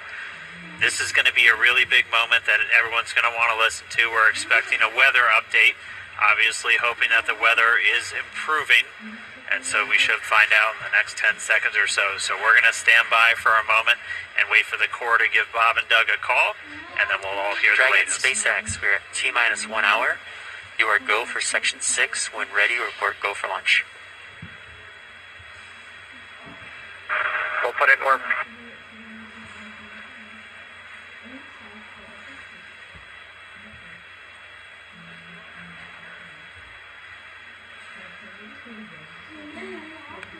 And that right there was a call for the crew to refer to some of their procedures. They do some final checks. You can see them checking harnesses, checking helmets, just making sure that they're strapped in and ready to go. And once they're done with that, the crew will report their readiness for launch.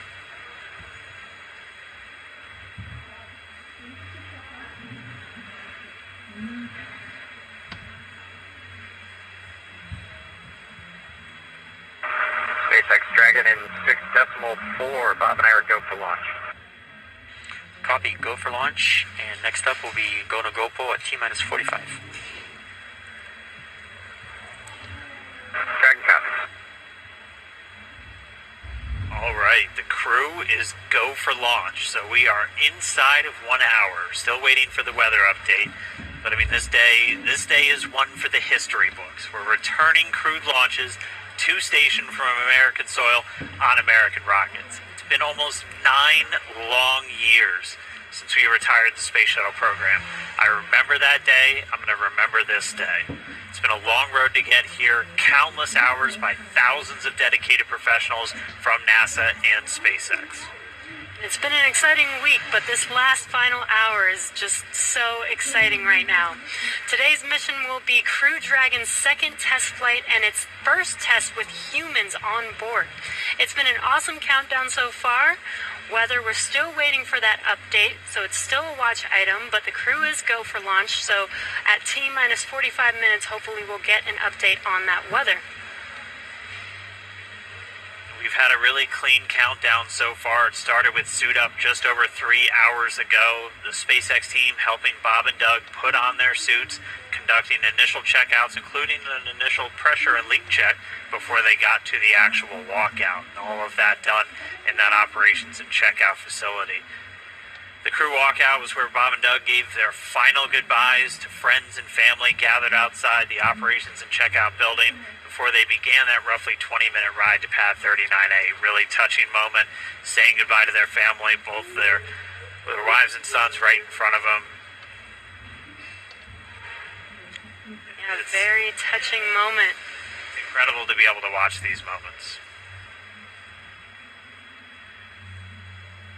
And as they got into their Teslas, we got to watch them ride all the way to the pad, and we got some great footage there. And as you can see on your screen, this is some playback from earlier of them getting into those Teslas, about to make that drive down to the pad.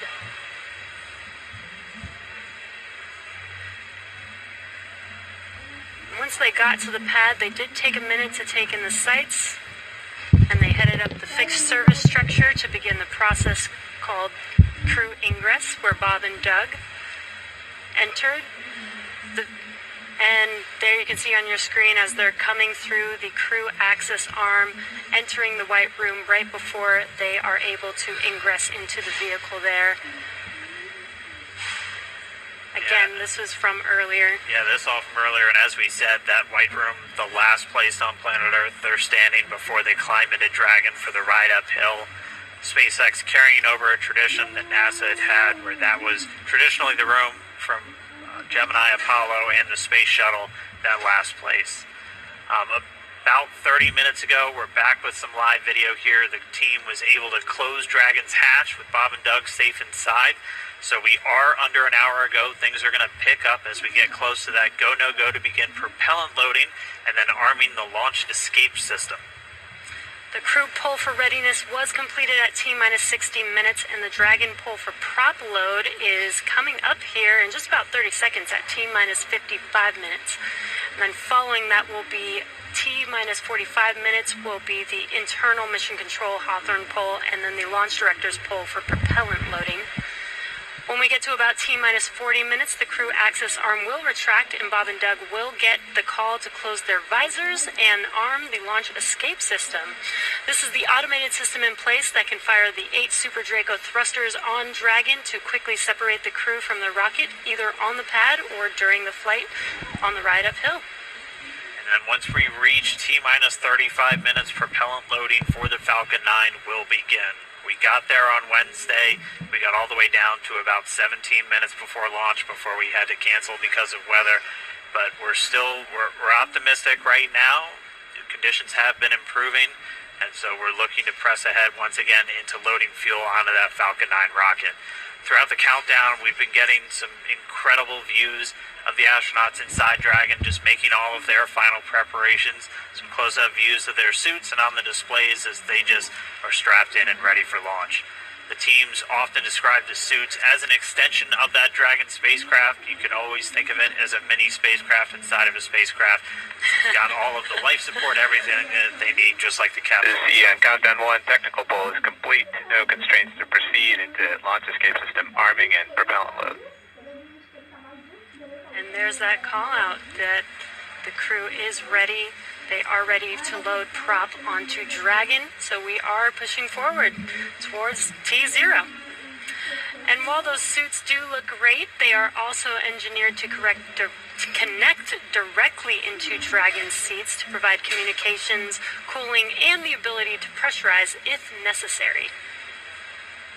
All right, well, we did get the call out that the technical teams on the ground are ready for launch escape arming and propellant loading. Again, things starting to pick up, things really starting to feel real. Let's jump down real quick to the team at Kennedy, see if you guys are just as excited. I can't sit still right now. It's starting to feel real. Yeah, it's hard to sit still in here, right, Leland? Rocket fuel going through my veins still. I know. It's so awesome when we see them sitting there in their suits. We're less than an hour away now. So far, things look like we might make it. So I want to ask you what it was like the first time you put on a spacesuit when you knew you were going to space. Oh, that was February of 2008. We were in the ONC building getting the pumpkin suits on. A little bit different than the SpaceX SpaceX suits.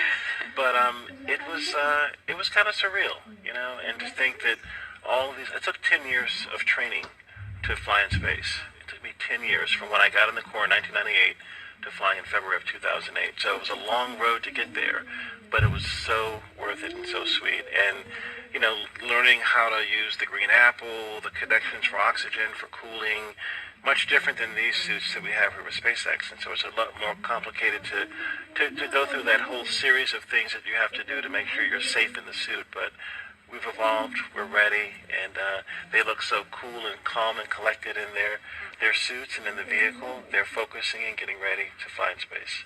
And there's so much excitement around the center. I know, Leland, you've been getting some messages. You got another message from another astronaut. Yeah, Sunny Williams. Okay, so Sunny, She's kind of the best. She's Sunny is awesome. She's commercial crew also. She was one of the original cadre. She was one of the original 4 who trained with Bob and Doug from the beginning of the commercial crew program. And she's one of my classmates. Look at her there. What is she wearing? She is. Hey, the Sunny. meatball! No, she had the worm on Wednesday, so she wore the meatball today. So She's the best. But now she can wear the worm ball. Yeah, the worm ball. Yeah, she can mix it up. But yeah, Sunny's awesome. She's training to fly on the Boeing Starliner in the not too distant future. So really glad she's watching and showing some love. So thanks a lot, Sunny, for sending that note. And again, we're looking at a live view of the Crew Dragon on top of a Falcon 9 rocket. You can see the crew access arm to the right of your screen. That's the hallway that Bob and Doug walked down to get into the White Room, which was the last place we saw them standing up before they climbed inside Dragon. And again, that wider shot there of Launch Complex 39A, where we are inside of an hour from liftoff, and I think we're just a couple minutes away from the pull we're going to hear before they start propellant load. Again, a 2-stage rocket there. And gosh, you guys, the weather looks not that bad. I mean, obviously that is not an official forecast, but it doesn't look quite as bad as it did Wednesday. We've got a little bit better odds. So there's the countdown clock. We're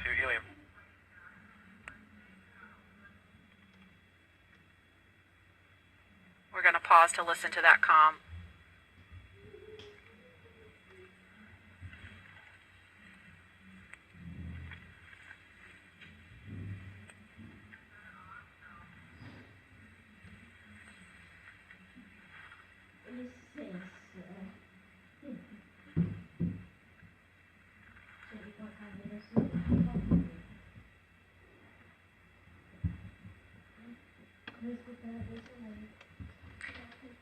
If you're just joining us, we're less than 50 minutes from the scheduled liftoff of the Falcon 9 rocket carrying Crew Dragon. And if we start to hear any kind of update on weather or polling, we will pause to listen in for that. But if things go as scheduled, we should be hearing the launch director verify go for propellant load at about T-minus 45 minutes. So we're going to send it over to Hawthorne to carry the ball. John Instrucker or Jesse, are you there? This weather is go at this time. Dragon copy, go weather.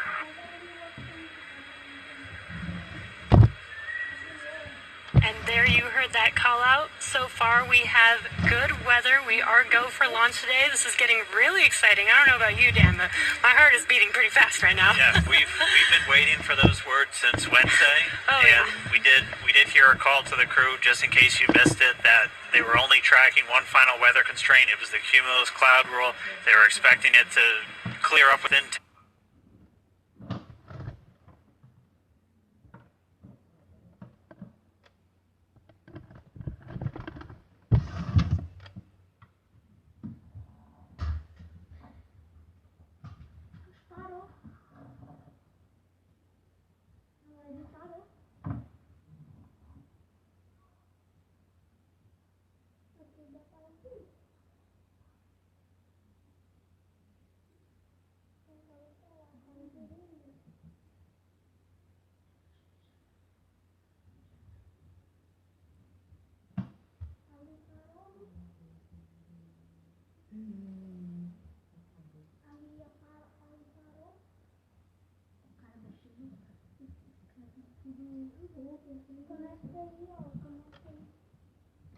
Aqui parou.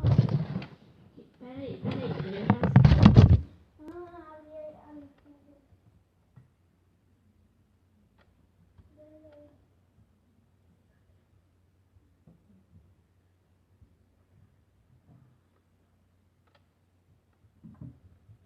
Vamos ver lá.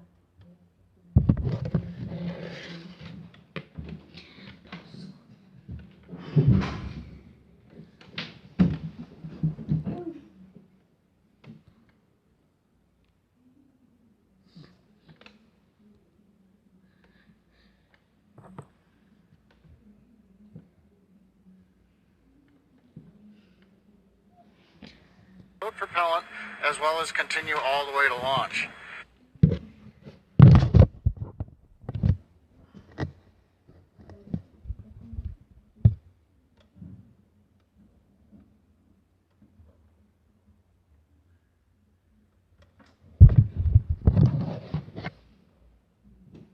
Está conectado em algum celular.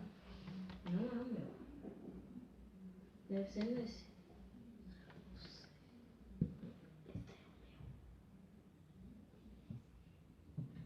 Olha, ele tá conectando sozinho, ó. Tá no... Vê lá, Gabriel, se ele... Olha lá,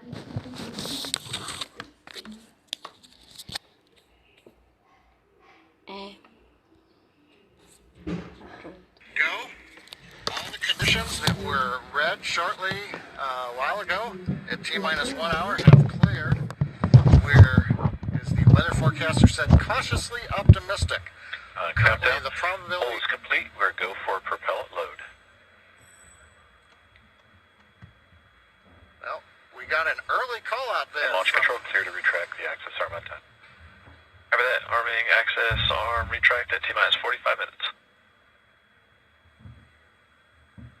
Got an early call from SpaceX launch director Mike Taylor that the poll is go. He also heard the direction T-minus 45 minutes to prepare for retract of the crew arm.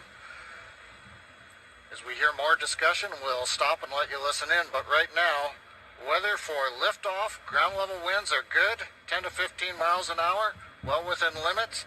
Upper altitude balloons show that conditions are acceptable.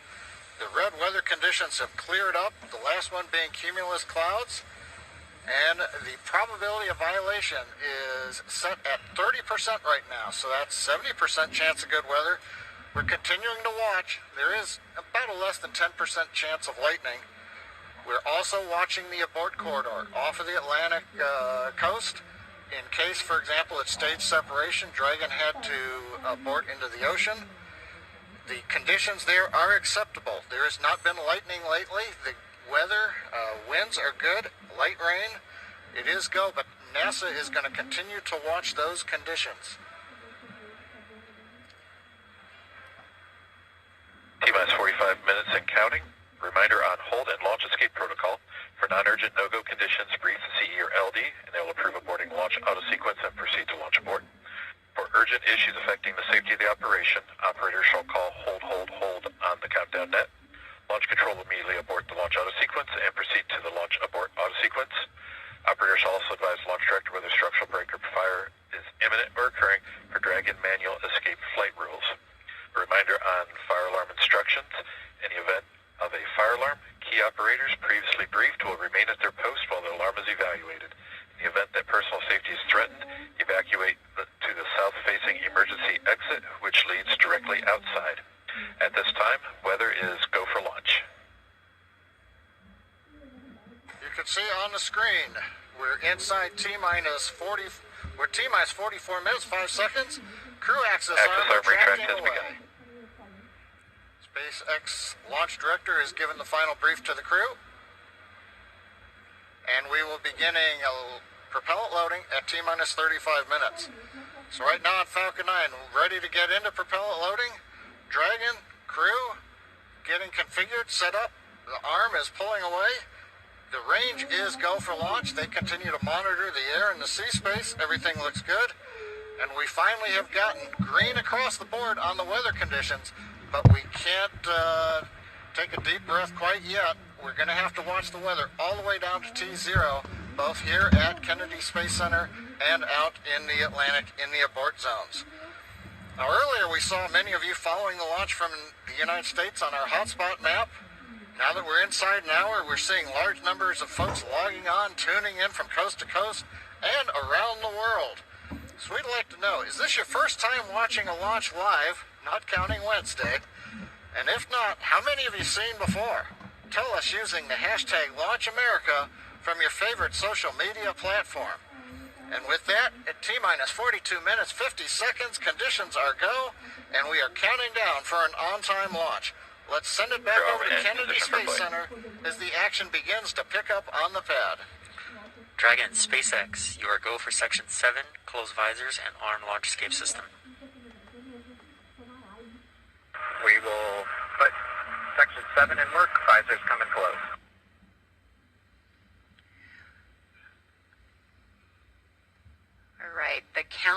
clock is continuing to tick. My heart is continuing to beat 5 million beats a second, and we are getting so close. SpaceX Dragon in 7.2. Visors are closed. We're arming launch escape system. Copy. And as you just heard, the crew is arming the launch escape system. That is one of the absolute last big milestones prior to liftoff, other than nominal Falcon operations.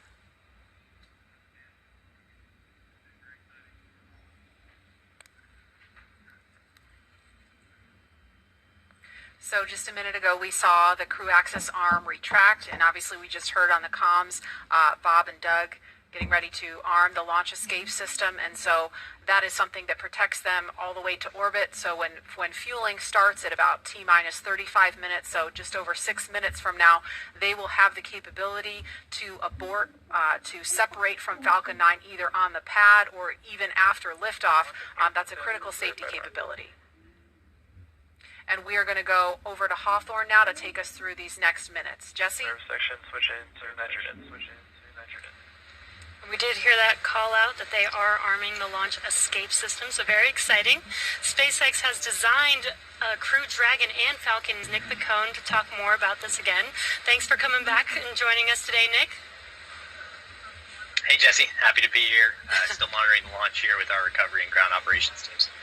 Awesome. And Nick was our mission manager for our in-flight abort test earlier this year, and now works on the Starlink team. Nick, on Wednesday you talked about the launch escape system. Could you just give us a brief summary today for those that are joining today? Sure. So the launch escape system, again, is our ultimate safety feature to keep Bob and Doug safe in the event of a major Falcon anomaly on the pad. The system is designed to automatically fire if either vehicle detects a dangerous condition developing. If that happens, Dragon will use its 8 Super Draco engines to push the capsule off and away to a safe distance away from this Falcon. This capability is absolutely critical. It's what keeps the crew safe, and we're now active and armed on the pad with it protecting the crew. And as you mentioned, the launch escape system allows the Dragon to separate and get away from the vehicle. I believe it goes into the ocean. What happens after it lands safely in the ocean?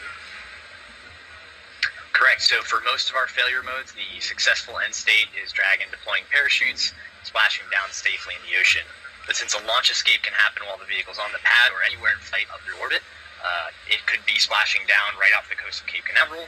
It could be splashing down thousands of miles away in the North Atlantic. If that happens, to make sure we can get to Bob and Doug as quickly as possible, the Space Force's 45th Space Wing, Task Force 45, has pararescue teams staged and ready all around the world, ready to drop in and rescue Bob and Doug as soon as possible. And you mentioned that the launch escape system will keep them safe all the way up to orbit. What other options are there after Dragon is in orbit? Sure. So for any reason we're unable to dock to the International Space Station, we have several pre-planned return trajectories, which will bring the capsule down to a splashdown point close to shore, where NASA and SpaceX recovery forces will be waiting to recover them. It'll look like an otherwise totally normal recovery operation, except for the early end of mission. This operation is something we're doing with one of 2 identical crew recovery ships. We do that because the landing sites, we want to maintain as much flexibility as possible. There could be changing weather conditions that bring down one site, leave the other one up. So we have those 2 identical ships, one in the Atlantic, one in the Gulf of Mexico. And our space operations team can redirect the spacecraft to go to whichever site is the safest option for the crew at that time. And with the vehicle, in almost any scenario, it sounds like the vehicle will land into the ocean. And it may look like a gentle landing into the ocean, but it's a pretty dynamic event happening. And you mentioned there are teams that are ready to go and rescue the vehicle and the astronauts on board. How do you prepare for something like that, especially with so many different scenarios that could happen? Sure. So we're lucky to have had about a decade of recovery experience with Cargo Dragon 1 and our previous trips to the International Space Station. That, along with our booster recovery missions, we've got a great team of recovery operators here who have a lot of offshore experience with our spacecraft. The system, though, we took that experience, we built up a new crew recovery ship, two identical crew recovery ships, I should say, which have a lot of those lessons learned baked into the design of that ship and the operations. These new ships have complete medical facilities, an operational helipad, and redundant communications, power, and propulsion to make sure they're robust and ready for anything we encounter offshore. We've also done tons of training exercises with SpaceX team, the NASA team, and the rescue forces I mentioned earlier, practicing capsule recovery emergency scenarios where we have to get the crew out of the capsule while they're still in the water, as well as those helicopter evacuations, taking off and landing from the pad many times so that we make sure the team is ready to do that. They're all staged and ready. They feel ready to support, and will be ready to call on us if anything goes wrong today. Awesome. It sounds like Bob and Doug are in some really good hands and will be safe no matter what occurs on the vehicle. So thank you, Nick, for joining us again, for walking us through all of those details. I hope you're just as excited as we are for a launch coming up here very, very shortly now. So we're going to send it over to KSC to Lauren. Thank you, Jesse. So as you just heard, fueling is about to begin at T-minus 35 minutes. We are about 50 seconds away from that. And so we're just getting really, really close to the first launch of astronauts into orbit from American soil since 2011. The launch escape system is armed, which, as you know, happens before fueling. And Dragon propellant load, that's the propellants that are inside of the Dragon capsule, not the rocket.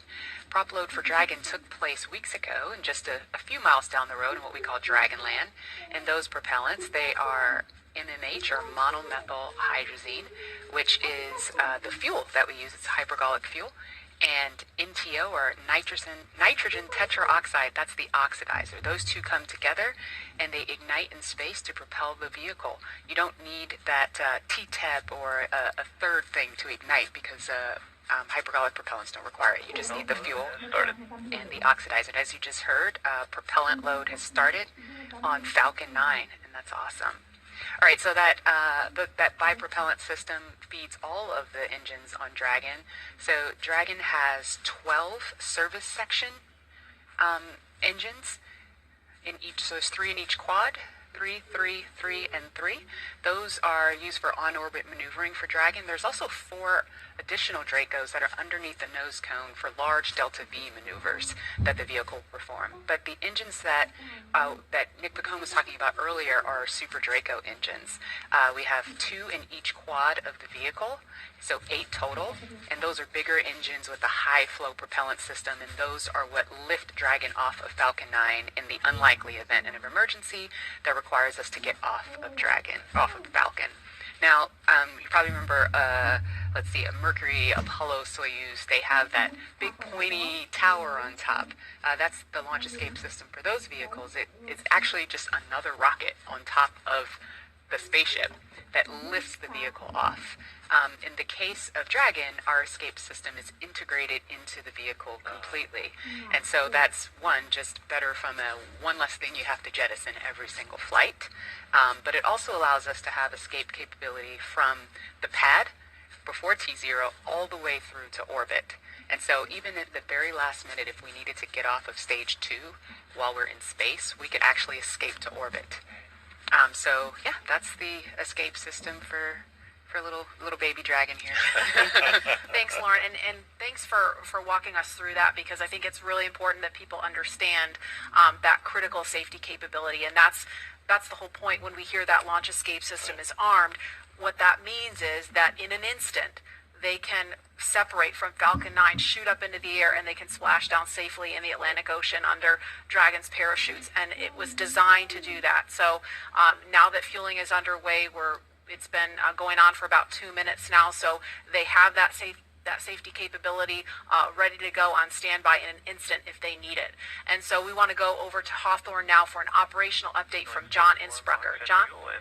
Send fuel and stage 2 fuel, all flow rates tracking nominally.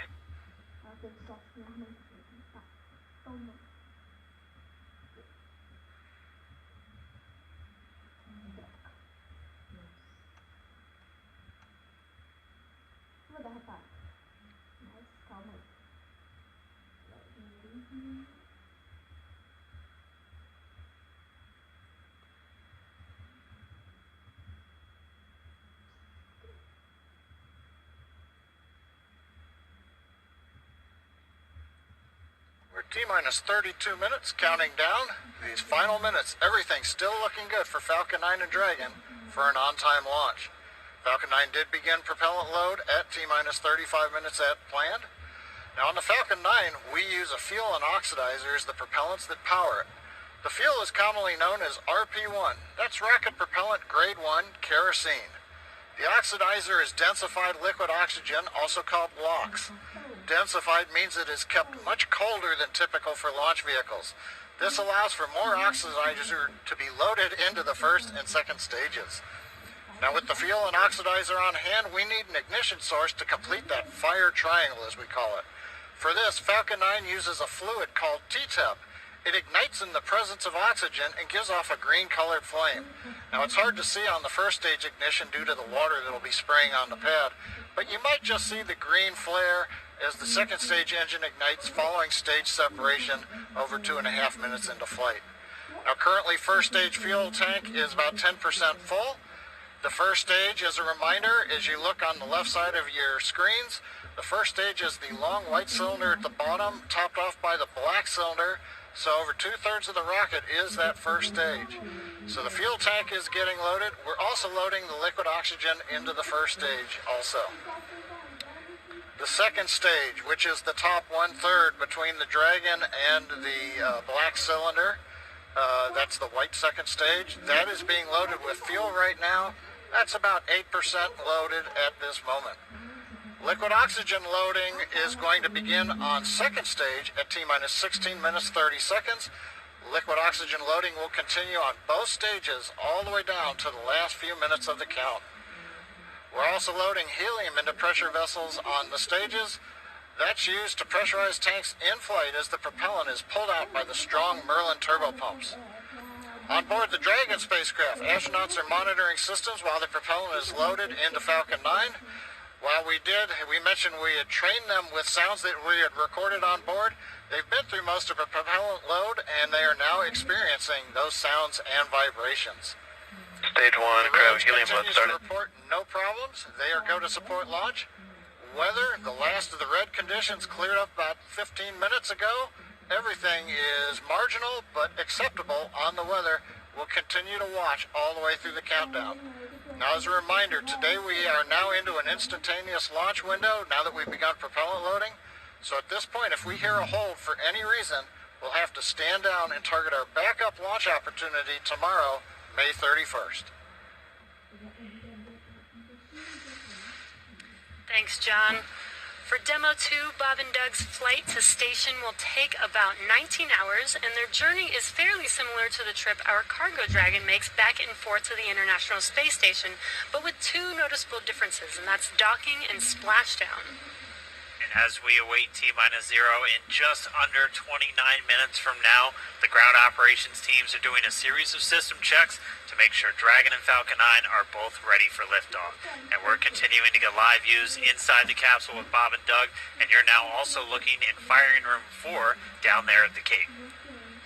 Once we hit T0 and a successful launch occurs, we will watch Falcon 9 and Dragon make their ascent until the Falcon 9 first and second stage separates and sends Dragon on its way to the space station. And at this point, mission operators will prepare Dragon for on-orbit operations, where the vehicle will execute a series of burns that gradually raise its orbit to align more closely with the space station, as you can see in this animation. And just after putting Dragon into the same orbital plane as the station, the teams will get ready for Dragon's approach and docking maneuvers. The next Dragon will make its approach and actually dock with the space station, and this is a very different process from what we've seen with Dragon cargo deliveries in the past, which use a process called berthing. Berthing requires a spacecraft to approach the station and then stop so a crew member can maneuver the station's robotic arm to capture the spacecraft. Docking on this version of Dragon can be done autonomously with no crew on board the station. It's typically a faster process, both when arriving and leaving, but it does still require pinpoint accuracy to approach safely. Once captured, a spacecraft then gets attached to a common berthing mechanism, same type of port that we use to connect each of the modules on the station together. It's a little bit slower of a process, but the hatches are significantly larger than the docking ports, which makes them perfect for bringing up those really big cargo items. Dragon will spend up to 120 days docked before preparing to return home.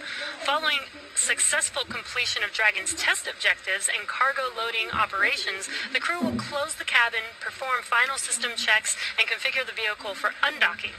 Once the automated undocking sequence is complete, Dragon will complete 2 departure burns using its Draco engines, pushing it away from the space station. And next up on the trip, deorbit entry and landing, or splashdown, which is going to cover all the operations following that final departure maneuver. It's going to include events like the trunk separation, closing of the nose cone, a deorbit burn, and then eventually as they get into the atmosphere, the deployment of the drogue and the main parachutes, and all of that ends with splashdown right off the Florida coast. At that point, teams from SpaceX will move in with their recovery ship, grab the capsule out of the water, and work to get Bob and Doug out of Dragon after a successful mission in space. So we are 26 minutes away from launch. Fueling of Falcon 9 is continuing. Let's check in one more time down with the team at Kennedy. Murray? All right, thanks, Dan. We are so pumped right now because things have cleared up and it looks like we might actually do this today. If you're just joining us, we are now 25 minutes, 46 seconds and counting from the first launch of astronauts to the International Space Station from U.S. soil in 9 years. This will mark the beginning of a new era where more people will be able to fly to space than ever before.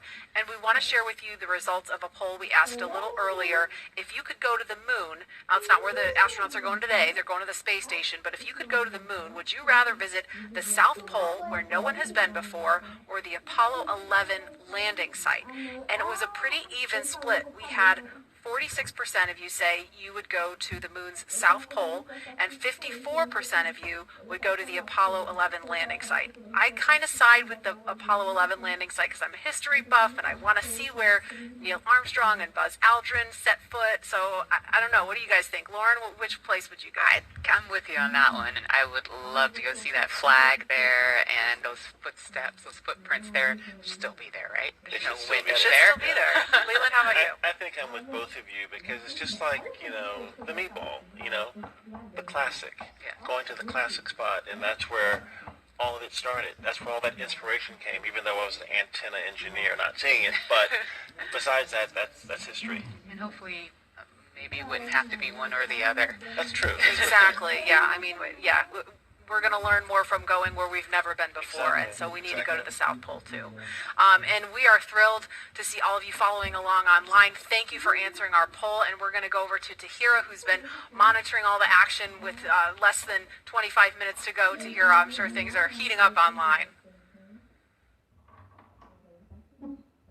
Hey Marie, I mean, you're completely right. Now that we have that go for launch, people are on the edge of their seat right now waiting on this historic moment to take flight. As you can see, photos are still coming in of just everyone around the country showing their excitement for this launch. And it's really been a touching thing to see how everyone's kept this excitement going from Wednesday's first attempt. So we just took a look at numbers, and we are now over 3 million people tuning in for this historic launch. And so, for me personally, I just want to wish Bob and Doug the best of luck. This will be my own first time watching humans lift off to space from the United States, and it's just going to be a super emotional moment. For that, Marie, back to you at Kennedy for these last minutes before launch.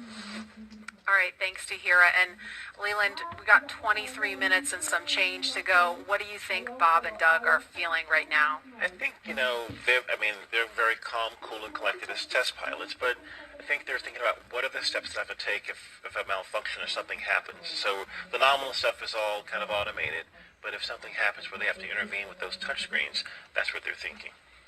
And we're just inside 23 minutes now. So on Wednesday, we were 5 minutes further in the countdown when we heard that call to scrub, and the weather was still very touch and go at this point on Wednesday. But today, it at least for right now, I don't want to jinx it. I'm afraid to even say it out loud, but it looks better today. Yeah, and it feels like I'm feeling it a lot more than I Yeah. did on Wednesday.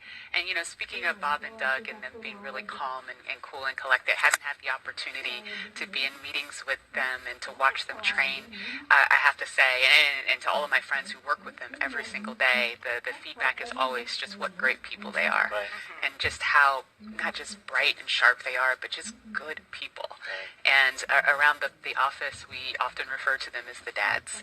The dads? They're the dads. They're dads. They are dads, and we've met their families. And when you see people on that very personal level, it starts to mean so much. They are a part of our team. You know, they're not a customer. They're our team. They're not a payload. They're our team. They're our family. And so we're just so excited to see the dads up there today. Yeah. Go dads. Yeah. All right, we're going to go send it over to Gary for an update from Houston. Gary? Hey Marie, the space station team here is focused. All eyes are on the system checks that are happening across the board, and we're listening in as we close in on launch, and I can tell you that things are looking very good. Chris Cassidy will be watching from the International Space Station, right now flying over the Pacific Ocean. It's heading to cross right over the launch pad. We might even get some good views from the station. Hope to be capturing those. We'll have the launch view and the big screen up front, and everyone's excited to see our two crew members on their way to the International Space Station. But before we get to it, I just want to pass on good luck from the entire flight operations community here in Houston. It's always exciting to be doing something wholly new and history-making with station operations, and we can't wait to see our team members Bob and Doug in low Earth orbit and heading to the International Space Station. That's it from us here in Mission Control Houston. I'll send it back over to the team in Hawthorne for the latest happening there. John. T-minus 20 minutes, 30 seconds. We're continuing the countdown. Everything is still looking good for launch of Falcon 9 and Dragon. 22 minutes, 45 seconds after the hour. Stage right 2 now on the RP1 right-hand load is side, you can see a large white cloud coming off of the strongback. That is normal. As we get ready to load the second stage with liquid oxygen, we have to chill in the plumbing lines going up that strongback. And so as we relieve pressure, the moist, humid Florida air condenses around it, and that gives you the cloud. So that tells us that things are actually on schedule. We did begin propeller load at T-minus 35 minutes. Fuel loading on the second stage, I believe we just heard the call out that it is complete. First stage fuel load is continuing, and right now that's a little more than, it's about 60% of the way full. So things are looking good. Second stage is getting ready to begin the liquid oxygen loading. After they finish chilling in the lines that you see on the monitor, they'll begin the load at T-minus 16 minutes and 30 seconds. The range right now is go, ready to support. Weather continues to be go. As we inch our way closer, we're keeping our fingers crossed. We're waiting to hear if anybody calls out an issue, but for the moment, as you can see on the screen, it looks good. Now, on the Dragon side, the Dragon mission director and the team there are reporting no issues. They've done their communications checkouts. The crew access arm, as you can see, is retracted away from the spacecraft. The crew is strapped in and they are ready to go. Now, final instructions will be going to the crew at T-minus 10 minutes. The crew displays will be configured for launch, and that setup will give astronauts Bob Behnken and Doug Hurley insight into how the launch is proceeding and provides constant updates on vehicle health. We've already heard the crew give their go, close their visors, and get ready for launch. For Dragon, it'll enter terminal count at T-minus 5 minutes. When it transitions to internal power, we'll hear continued call-outs on the countdown net as we get close to zero and to liftoff. But right now, at T-minus 18 minutes, 15 seconds, everything continues to be go for an on-time launch. So, Dan, Jesse, things are looking pretty good. How are they doing over at your stand? Things are great from about 15 feet away from you, John, and honestly, things are looking pretty great down at the pad there. We're seeing a lot more blue in the sky. Green is the color we want when we're talking about weather, and that's where we're sitting right now. So we're continuing to count down. We are under 18 minutes away from liftoff. Again, it's an instantaneous liftoff it's going to be 12:22 and 45 seconds here on the West Coast, 3:22 and 45 seconds over on the East Coast there in Florida. Just a reminder, it's going to be about a 9-minute ride up to orbit for the Falcon 9 and Bob and Doug on board Dragon. It'll be a 2-stage flight, so we'll see the first stage fly until we hear MECO, or main engine cutoff, about 2.5 minutes into flight. After that, the second stage will take over and continue to power them the rest of the way. Second engine cutoff comes in just under 9 minutes at about 8 minutes and 44 seconds. Following that second stage completing its job, it'll continue to coast for about 3 minutes. It'll do a slight attitude adjustment and null out any rate, so make sure it's not in any kind of a spin before they do separation. So that's when the Dragon spacecraft will physically separate from the Falcon 9 vehicle, and Bob and Doug will be flying free. It's about a 19-hour ride if we launch today on time. So that means Bob and Doug will get on orbit. They'll have a number of burns, or those firings of those Draco thrusters that they'll do over Stage 2, LOX load started. We hear the LOX, the liquid oxygen load has now started on Stage 2. But again, they're going to be doing a series of burns on the way uphill towards the International Space Station 5, spread out over the first 16 hours or so of their flight until they get much closer, and it's time for that approach and docking. And we are expecting that with an on-time launch to happen today. That'll be coming tomorrow in the afternoon. All right, now that we're under 16 minutes away, we have a special guest joining us. I'm going to toss it over to Jesse. We are T-minus 15 minutes and 45 seconds from liftoff of our second demonstration mission today, and we have the honor of having SpaceX's President and COO, Gwen Shotwell, join us. Thanks, Gwen, for coming out and taking a few minutes to chat with us. Thanks, Jesse. We know you've been on console. How's the countdown been going so far in there? Countdown is clean today, just like it was Wednesday. We did clear the weather hurdles sooner than we did on Wednesday. And the only thing we're watching right now is downrange weather and lightning at the staging location. Of course. But we will clear that hurdle at T-minus 7 minutes. Awesome. Great. Very exciting. Now I'm going to throw it back to 2012 because you were on console for Dragon when it was first making its way to the space station. How does that experience compare to today? Stage 2 LOX is on the DPUs. So I was nervous then. I stopped getting nervous for launches. Today I'm nervous again. Super nervous. Stomach and throat. Understand. No, it's fantastic. Fantastic day today. I'm really excited. The team is pulled together. It's such a professional operation. And when I say team, by the way, I mean SpaceX and NASA. These folks have been working incredibly hard and have done a fantastic job. Yes, and we are all so excited. And we know that you have to get back inside of mission control, but is there anything that you wanted to say before liftoff to NASA and SpaceX? Well, I want to thank NASA, of course, for their generosity and their help with getting to this place. I want to thank all the SpaceXers who have come together to make this moment in history. And I want to thank Elon for hiring me.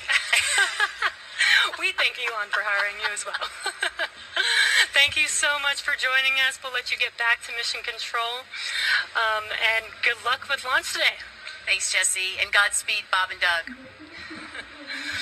Well, we are so excited. We are just a few minutes away from countdown, so we are going to turn it over to Dan and John for the final minutes in terminal count. Take it away, John.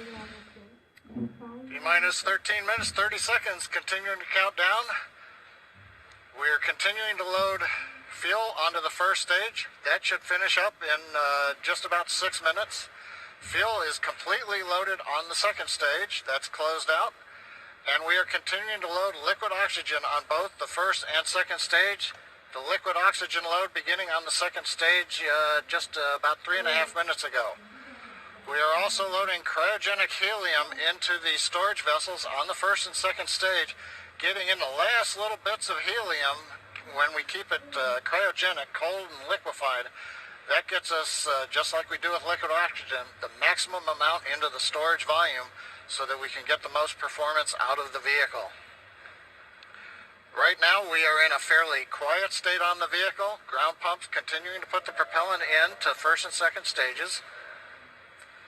Next significant issue, callouts that we're going to hear will probably be inside the T-minus 10 minutes when they talk to the crew.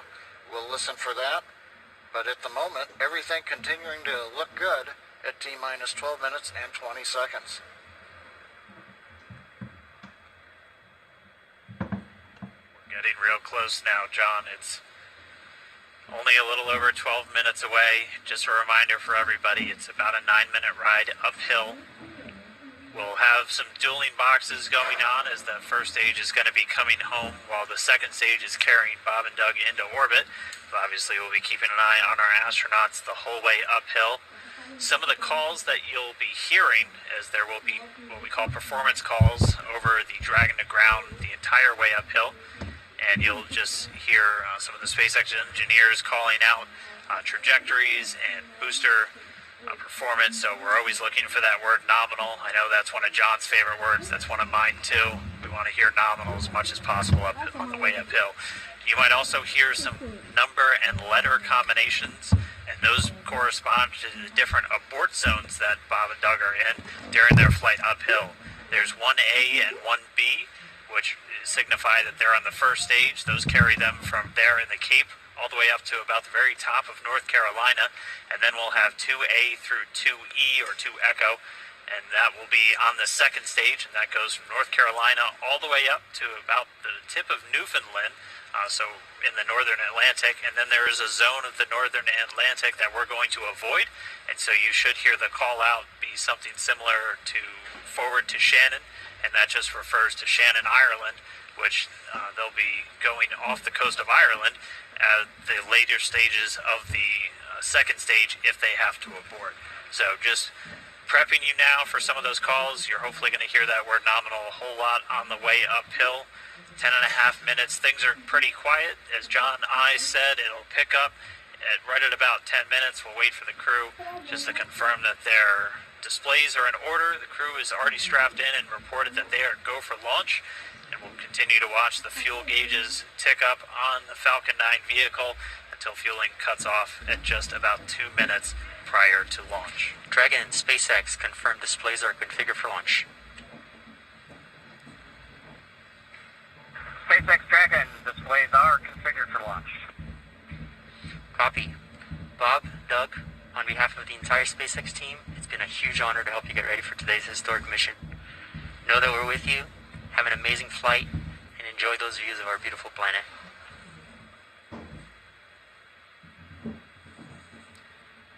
Thanks, Jay. It is absolutely our honor to be part of this huge effort to get the United States back in the launch business. We'll talk to you from orbit. Thank you. Copy all. Thanks for those words. SpaceX Corps, so again, that voice that's going to be talking to Bob and Doug throughout their mission from right here in Hawthorne, just offering a few quick words. The crew did confirm their crew displays are configured for launch. We are coming up on 9 minutes and counting.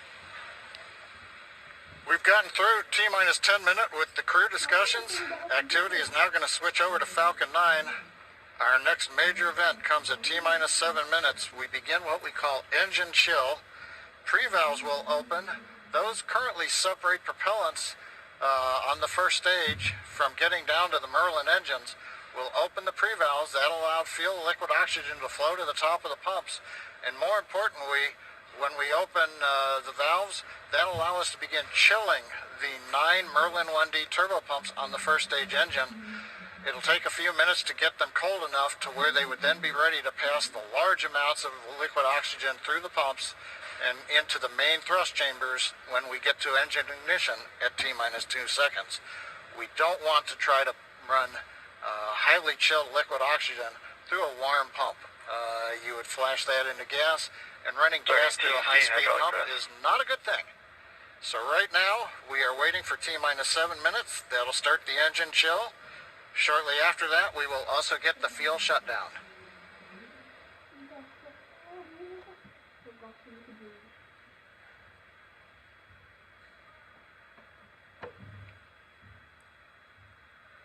Listening to the SpaceX launch director in the background there. As I mentioned, at T-minus 7 minutes, as we start the chill, We will also get into the final topping off of stage 1 fuel, and then the fuel load will complete.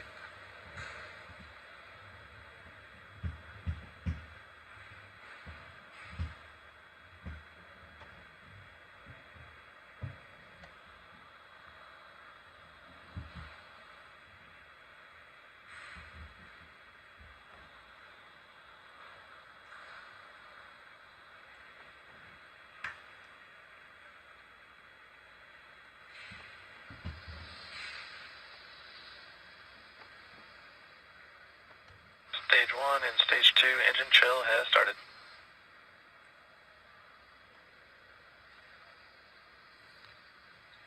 We've heard the call out. Stage 1 engine chill has started. That's gone up to the crew so that they've got situational awareness. As I mentioned, the pre-valves are open. And now we are topping off first stage fuel, getting ready to finish the fuel load. Liquid oxygen load on first and second Engine stage hydraulics at pressure. will continue until the last 3 to 2 minutes of the countdown. We should hear that call out RP1 load complete coming up in about 6 minutes. Again, RP1 is just that densified kerosene or that rocket fuel that Falcon 9 is going to be used to power Bob and Doug to orbit today.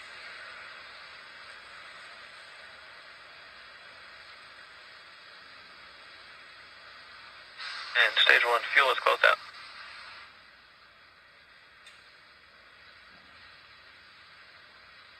Right on time. That call out indicates that the fuel loading on the first stage is complete. Draining back the lines now, so first stage and second stage fuel are complete. Liquid oxygen loading is continuing on both stages. You can see on the view on the left side of the monitor the condensation, the cold gas wrapped around the stages as the tank skins are chilled by the densified liquid oxygen picking up the humidity from the Florida air. Looks like at this moment we're a little more than 90% full on the oxidizer on the first stage, ticking up towards that 80% mark on the second stage. We'll be counting down all the way till about 2 or 3 minutes, as John and I just said, until everything is loaded. Falcon 9 heaters closed out. And then we will go for launch. Dragon has transitioned to configure for terminal count. Vehicle tanks pressing for strong back retract.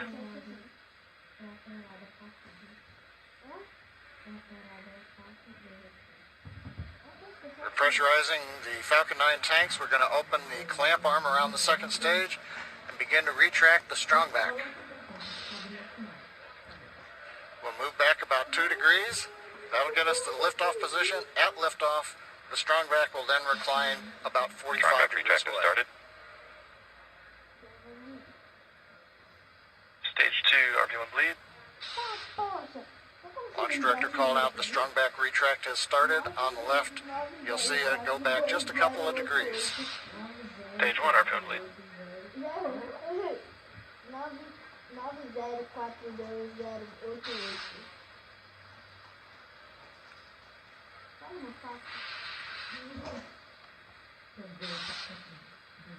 We are just 4 minutes away from liftoff.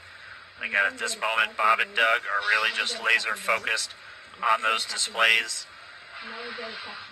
They have insight directly into Dragon and the Falcon 9. They're able to see where their fuel loading is at, how everything's progressing down with the count. AFTS final setup started.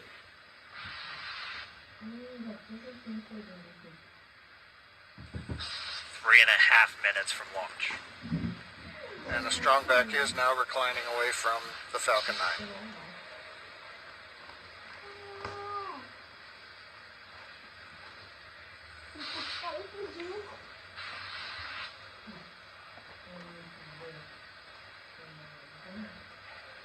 M-bag igniter purges.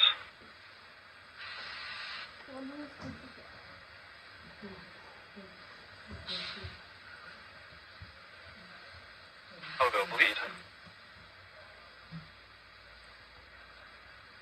Dragon has transitioned to terminal count and is on internal power. Stage 1, LOX load close out.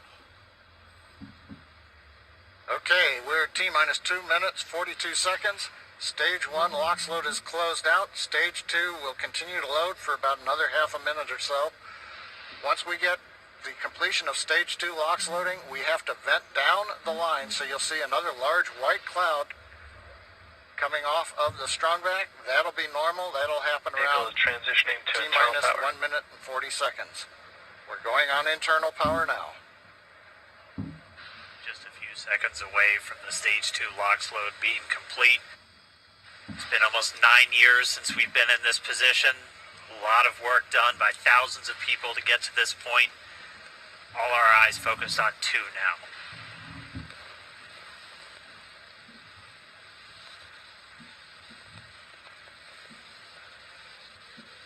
Stage 2 LOX load is closed out. Propellant fills are complete. Dragon is in auto idle. Stage 2 LOX load complete. All fuel, all oxidizer on Falcon 9. 1 minute 34 seconds to go till launch. Ground gas closeouts is starting.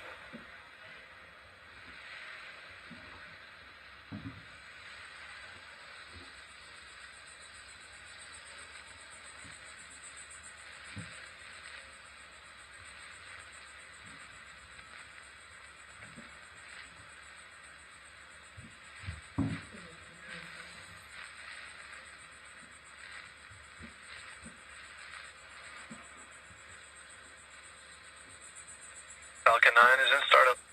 Dragon is in countdown. FTS is armed for launch. Under a minute now, the FTS, the flight termination system, has been armed. Dragon, SpaceX, go for launch.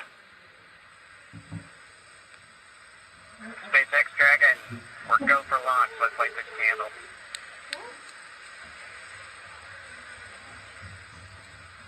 T-minus 30 seconds.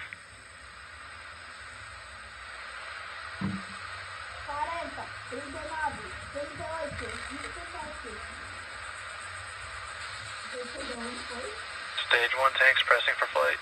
T-minus 15 seconds. 10, 9, 8, 7, 6, 5, 4, 3, 2, 1, 0. Ignition. Liftoff of the Falcon 9 and Crew Dragon. Go NASA. Go SpaceX. Godspeed, Bob and Doug. America has launched.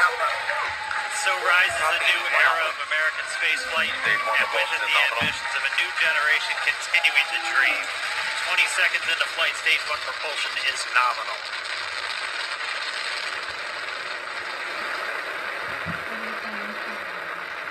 Plus 30 seconds into this historic mission. Flying crew on board Dragon and Falcon 9, and look at them go. Falcon power telemetry nominal. M1D throttle down. We're throttling down to get ready for the period of maximum dynamic pressure. We're in the throttle bucket. Reports say all systems are go. Vehicle is supersonic. We've exceeded Mach 1 on the Falcon 9. M1D throttle up. We're throttling back up to full power as we're through max Q. Copy 1 Bravo. And we heard that 1 Bravo call out. That's just the second abort zone that they're in. They'll continue to be on this until the first stage has done its job and they switch over to the second. At this point, Bob and Doug pulling about 2.3 Gs, 2.3 times the Earth's gravity, already moving at over 1,500 miles per hour. We've heard the call out for MVAC engine chill. That's getting the MVAC engine ready to light. That'll come at about 2:44 into flight. Right now, everything continuing to look good. Next major event coming up is going to be the triple. We'll have main engine cutoff of the 9 first stage engines, stage separation, and then ignition of the second stage engine to continue to carry astronauts into orbit. Coming up in about 20 seconds. M1D throttle down.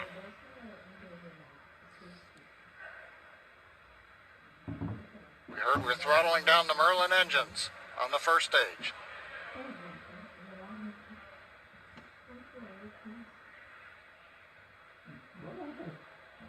And we have Miko. Miko. 2 Alpha. Falcon stage separation confirmed. Copy, 2 Alpha. MVAC ignition.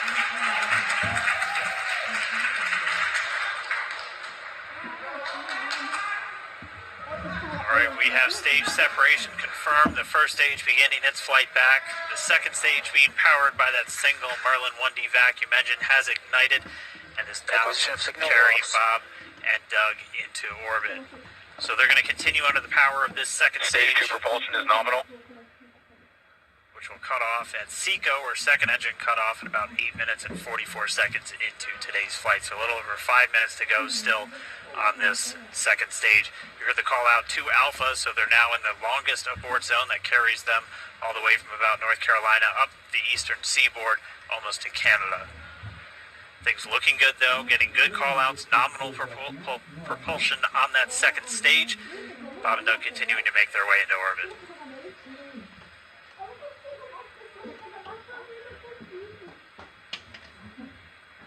Dragon SpaceX nominal trajectory. Acquisition of signal, Bermuda. SpaceX Dragon, nominal trajectory. Alright, hearing nominal trajectories, the Dragon pointed in the right direction, continuing to make their flight uphill. Heard acquisition of signal Bermuda, that's one of the other ground stations that they're using to get telemetry and data back from this spacecraft. Stage 2 propulsion is still nominal.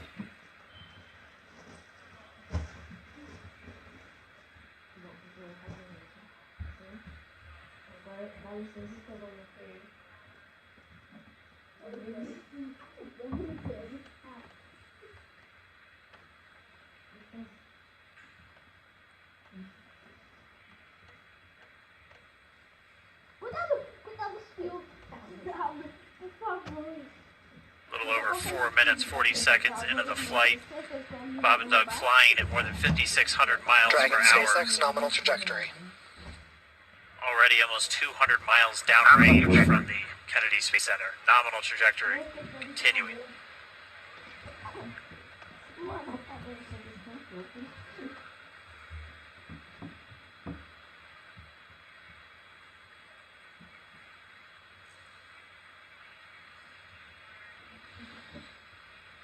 While they continue uphill, looks like we are getting a view of the first stage as well. Yep, on your right screen, you can see that first stage with the grid fins deployed. It's making its way back to attempt to land on our drone ship, Of Course, I Still Love You Today. And we're just about a couple minutes away from the entry burn, and that's where 3 of the 9 Merlin engines do ignite to help slow the vehicle down as it re-enters back into the Earth's atmosphere. And then after the entry burn will be the landing burn, which is just a single engine Dragon burn. SpaceX nominal trajectory. And you heard Starting trill for entry burn. there's that call out. They are still on a nominal trajectory on Dragon. Still on second stage, and that's that MVAC engine on second stage on your left screen.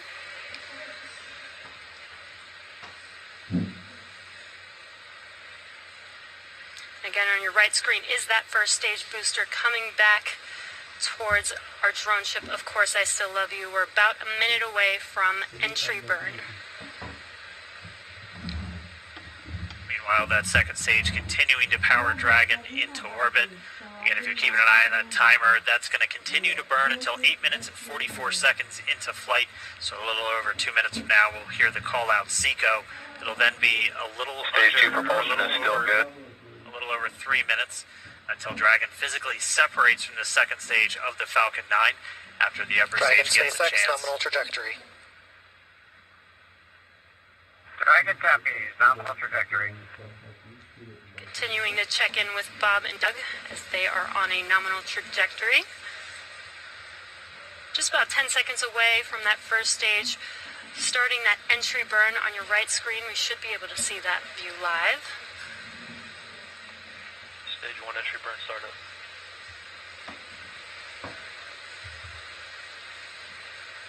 There is that entry burn beginning. This burn lasts about 36 seconds long. Stage 2 FTS is saved.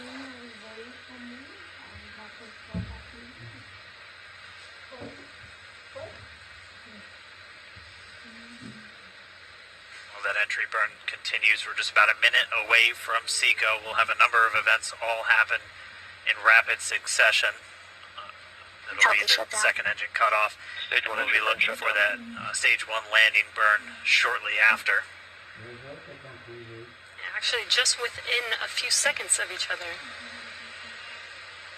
Such a cool view on your left screen, seeing Bob and Doug on Dragon. Right now you can see the displays that they are seeing right now themselves. Terminal guidance. And back there, all step. We are coming up 25 seconds or so away from SECO, or second engine cutoff. This is also the point where Bob and Doug are experiencing their highest G-force. We're seeing the counter tick up to right about 1.8. Copy, Shannon. You heard Shannon, so that just means they're in their final abort zones. If they were to abort at this point, it would either be an abort to orbit or to land off the coast of Ireland. Standing by for second cutoff confirmation. And back there, all step. And back shutdown. Stage 1 landing winner. Confirmation of SECO's second engine cutoff. Now we are waiting for our first stage to make its way to our drone ship. Of course, I still love Dragon SpaceX nominal orbital insertion. Launch escape confirmation is nominal orbital insertion. Nominal orbital insertion. Deploy. And what you're seeing on your screen is a live view of our drone ship, where our first stage will be coming down. Looks like we lost that live view, but we'll wait for confirmation of that landing shortly here. Falcon 9 first stage successfully landed. And there you can see on your screen, Falcon 9 has landed. This is the first Falcon 9 to carry humans to orbit, so very exciting for us. And as you can see on your right screen, Bob and Doug are still making their way to their targeted orbit. M1D to recovery 1. So exciting today. It doesn't stop. It does not stop. All right, we did hear again that call out, good orbital insertion, so that means Falcon 9 and Dragon right now exactly where they're supposed to be. M1D to FRC on recovery 1. And it's right at about 12 minutes when Dragon will separate. Looks like we saw a 0G indicator floating around there. I know Bob and Doug owe us a little bit about what exactly that is that they brought up with them.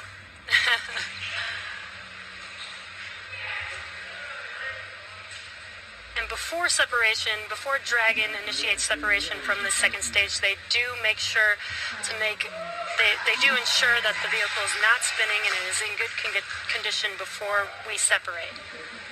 That's right, the upper stage does small attitude maneuver using cold gas thrusters built into the rocket body itself. Exactly, so we do expect that separation to occur in about a minute from now, but they do wait until they have full confirmation that it is ready to separate. Such cool views. I cannot get over this view that we are seeing right now. Bob and Doug on the right screen, inside of Crew Dragon, out in space. Yeah, already 200 kilometers over planet Earth, or a little over 124 miles, traveling in excess of 27,000 meters per second, or about 16,000 miles per hour.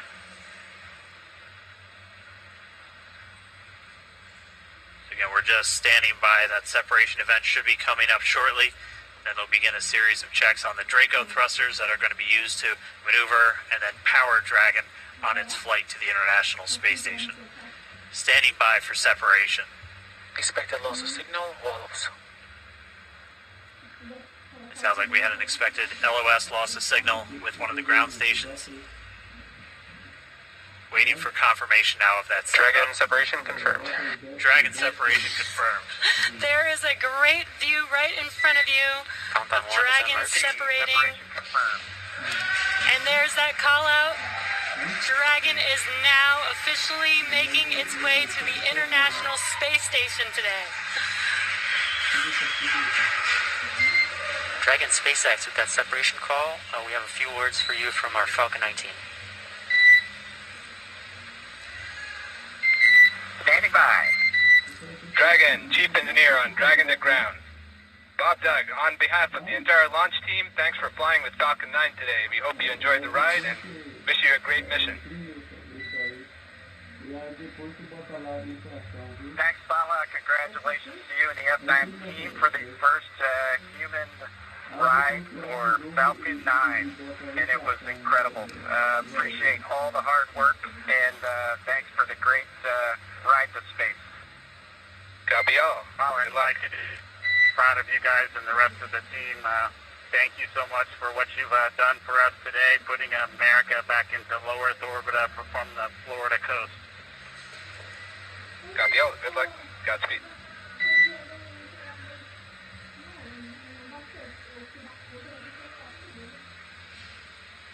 All right, so Bob and Doug are in Dragon space. SpaceX, we confirm nominal ECLS activation and service section Draco checkouts. Nose cone deploys in progress. Copy all. We're monitoring. The Corps here in Hawthorne giving the crew a heads up that we have confirmation the nose cone is deploying. So again, that nose cone is going to open up a little bit more than 90 degrees, goes up to about, I think, 105 degrees, and that's going to expose the actual docking ring and the hatch that they're going to be going through once they attach to the International Space Station, and also 4 of those Draco thrusters, we call them the forward bulkhead thrusters, that are going to be used for these major phase burns or firings of those thrusters to actually raise their orbit gradually over the coming hours. Also heard good activation of the ECLS, that's the Environmental Control and Life Support System. That's everything controlling their atmosphere, just keeping Dragon a nice, safe, habitable environment where they're going to be living for the next 19 hours until they arrive at the space station. Right, exactly. And Falcon 9's job may be done for today, but the mission is not over. Crew Dragon's job is not done. As you can see, Bob and Doug are still inside Crew Dragon, making their way. It will be a 19-hour trip to the International Space Station before they dock tomorrow morning. And such cool views. I love that we can get these live views here and see and watch what they're doing now that they are in orbit. Yeah, it's incredible to just be looking over their shoulder, to be along for the ride. And we're going to be with them, and we're going to be with all of you the entire way for their journey to the space station. We're going to be covering live throughout.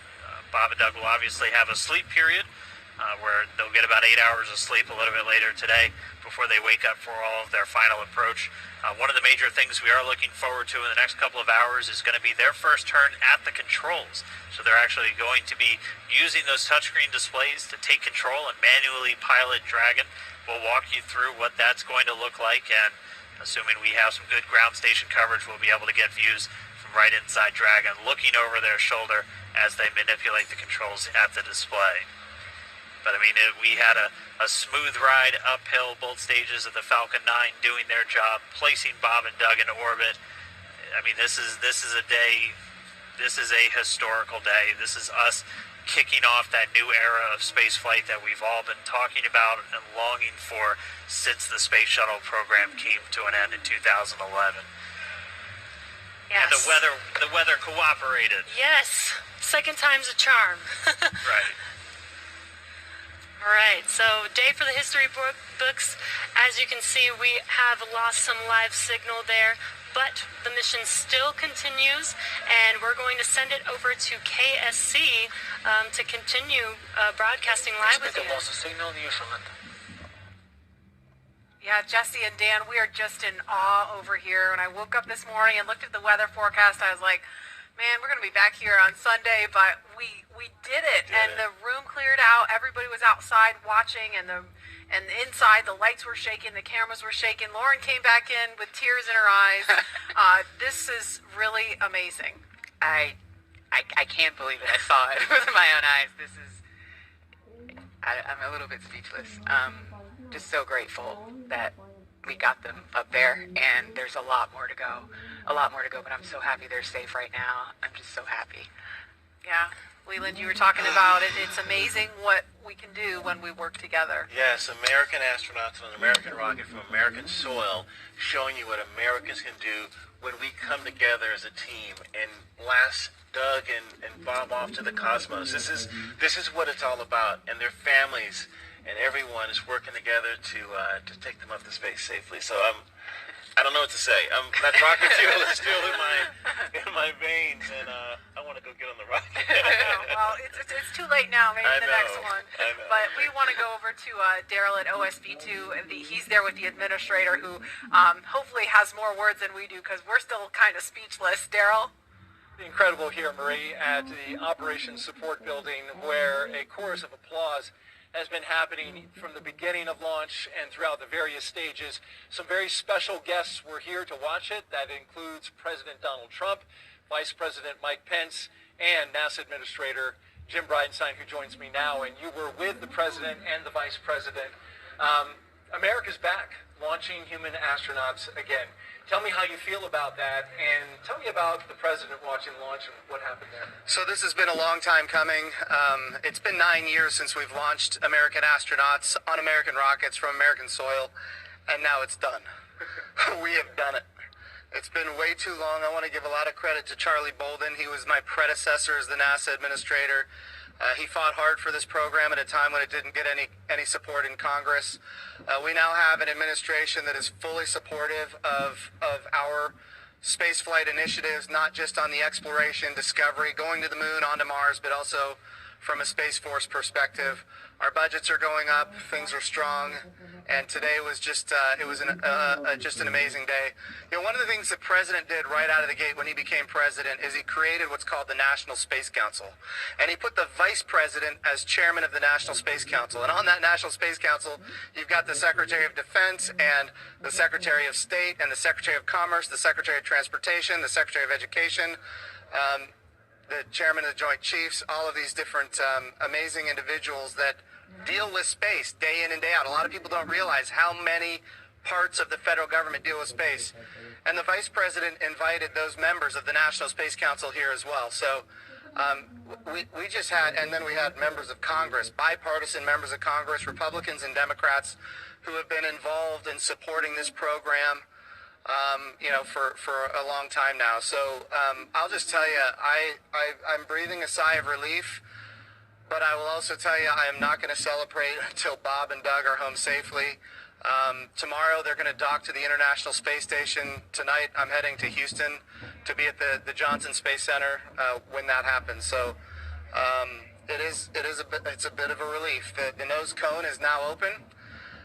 It's now deployed, which means that now we're going to go into some burns. We're going to have some phasing burns. We're going to have some boosting burns, and we're going to get as much as we can in alignment with the International Space Station as early as possible here. But also, I know it's hard, but the big thing that we need to do now is we got to get Bob and Doug, who have now gone through this exercise twice. They need to get some rest. But I can guarantee you there will be no rest for a good amount of time while they're up there in orbit. And they are certainly on their way, and a lot of people joining us for this entire celebration and watching. We just heard 10 million people watching live as this launch happened, and President Donald Trump becoming the third sitting president to watch a launch live from the Kennedy Space Center. The first. To be clear, I think he's the only sitting president to watch American astronauts launch on a brand new rocket that has never launched before, and that's a big risk. He also said we're going to go to the moon by 2024. That means he's putting himself at risk to say, look, I'm going to be accountable. Potentially, I'm going to be accountable to the initiatives that I put forward, and I think we have not had that kind of leadership for space in a very, very long time, and we're so grateful for it. What was it like watching the launch with the President? How did he react? Oh, I'll tell you, it's obviously something that is near and dear to him. He said it a year and a half ago. He put it in the State of the Union speech. He said, we're going to launch American astronauts on American rockets from American soil. And of course, I was like, In my head, I'm thinking we better get after this. Of course, we've worked overtime to make it happen. We might be a little behind schedule, but we got it done, and we got it done safely. We're knocking on wood, but so far so good. It's looking good. You personally, Jim, as that rocket was lifting off, you felt that rumble? Yeah. What'd you feel? What'd you experience? Well, I was praying. I'm not going to lie to you. I was praying. I was praying for Bob and Doug. I was praying for their families. I was praying for their safe return, even though they're just going. But man, I'll tell you, it was, I've heard that rumble before, but it's a whole different feeling when you've got your own team on that rocket. And they are our team. They are America's team. This is Launch America. This is everything that America has to offer in its purest form. And times are tough right now. There is no doubt. We've got the coronavirus pandemic. We have other challenges as a country. But I hope this moment in time is an opportunity for everybody to reflect on humanity and what we can do when we work together, when we strive, and when we achieve. And if this can inspire a young child to become the next Elon Musk or the next Jeff Bezos or the next Sir Richard Branson, then that's what this is all about. Or the next Jim Bridenstine. I wouldn't put me in that category, but... Well, we appreciate your leadership for the space agency at this time, and congratulations on an amazing day in the launch. Thank you. It's been a great ride. All right, very good. Ree, we'll send it back to you in the studio. Doug and Bob are on course to arrive at the International Space Station tomorrow, May 31st at 10:27 a.m. Eastern Time. And we'll be staying on the air for continuous live coverage along the entire ride to the station. So though our coverage here is concluding, we will turn it over to the teams offline and the next phases of the demonstration. Vai descarregar, coloca aí dentro. That's right, and as you follow along, we invite you to tune into a post-launch news conference that's happening here at 6:30 this evening Eastern Time on NASA TV. We'll have NASA and SpaceX leaders here to take questions live on this unprecedented achievement in human spaceflight. And in addition to NASA TV, you can follow along always on Twitter at @NASA and nasa.gov for mission updates as it progresses. Here now are highlights from the mission so far. May 30th, 2020. Remember this day. You'll have this memory forever, the day America returned astronauts to orbit from U.S. soil.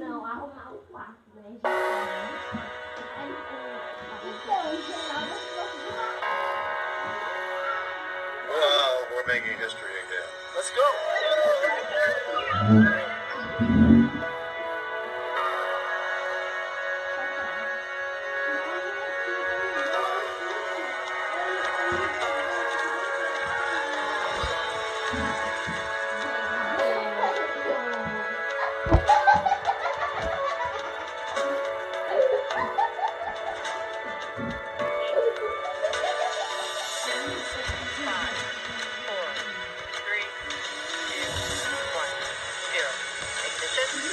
Liftoff of the Falcon 9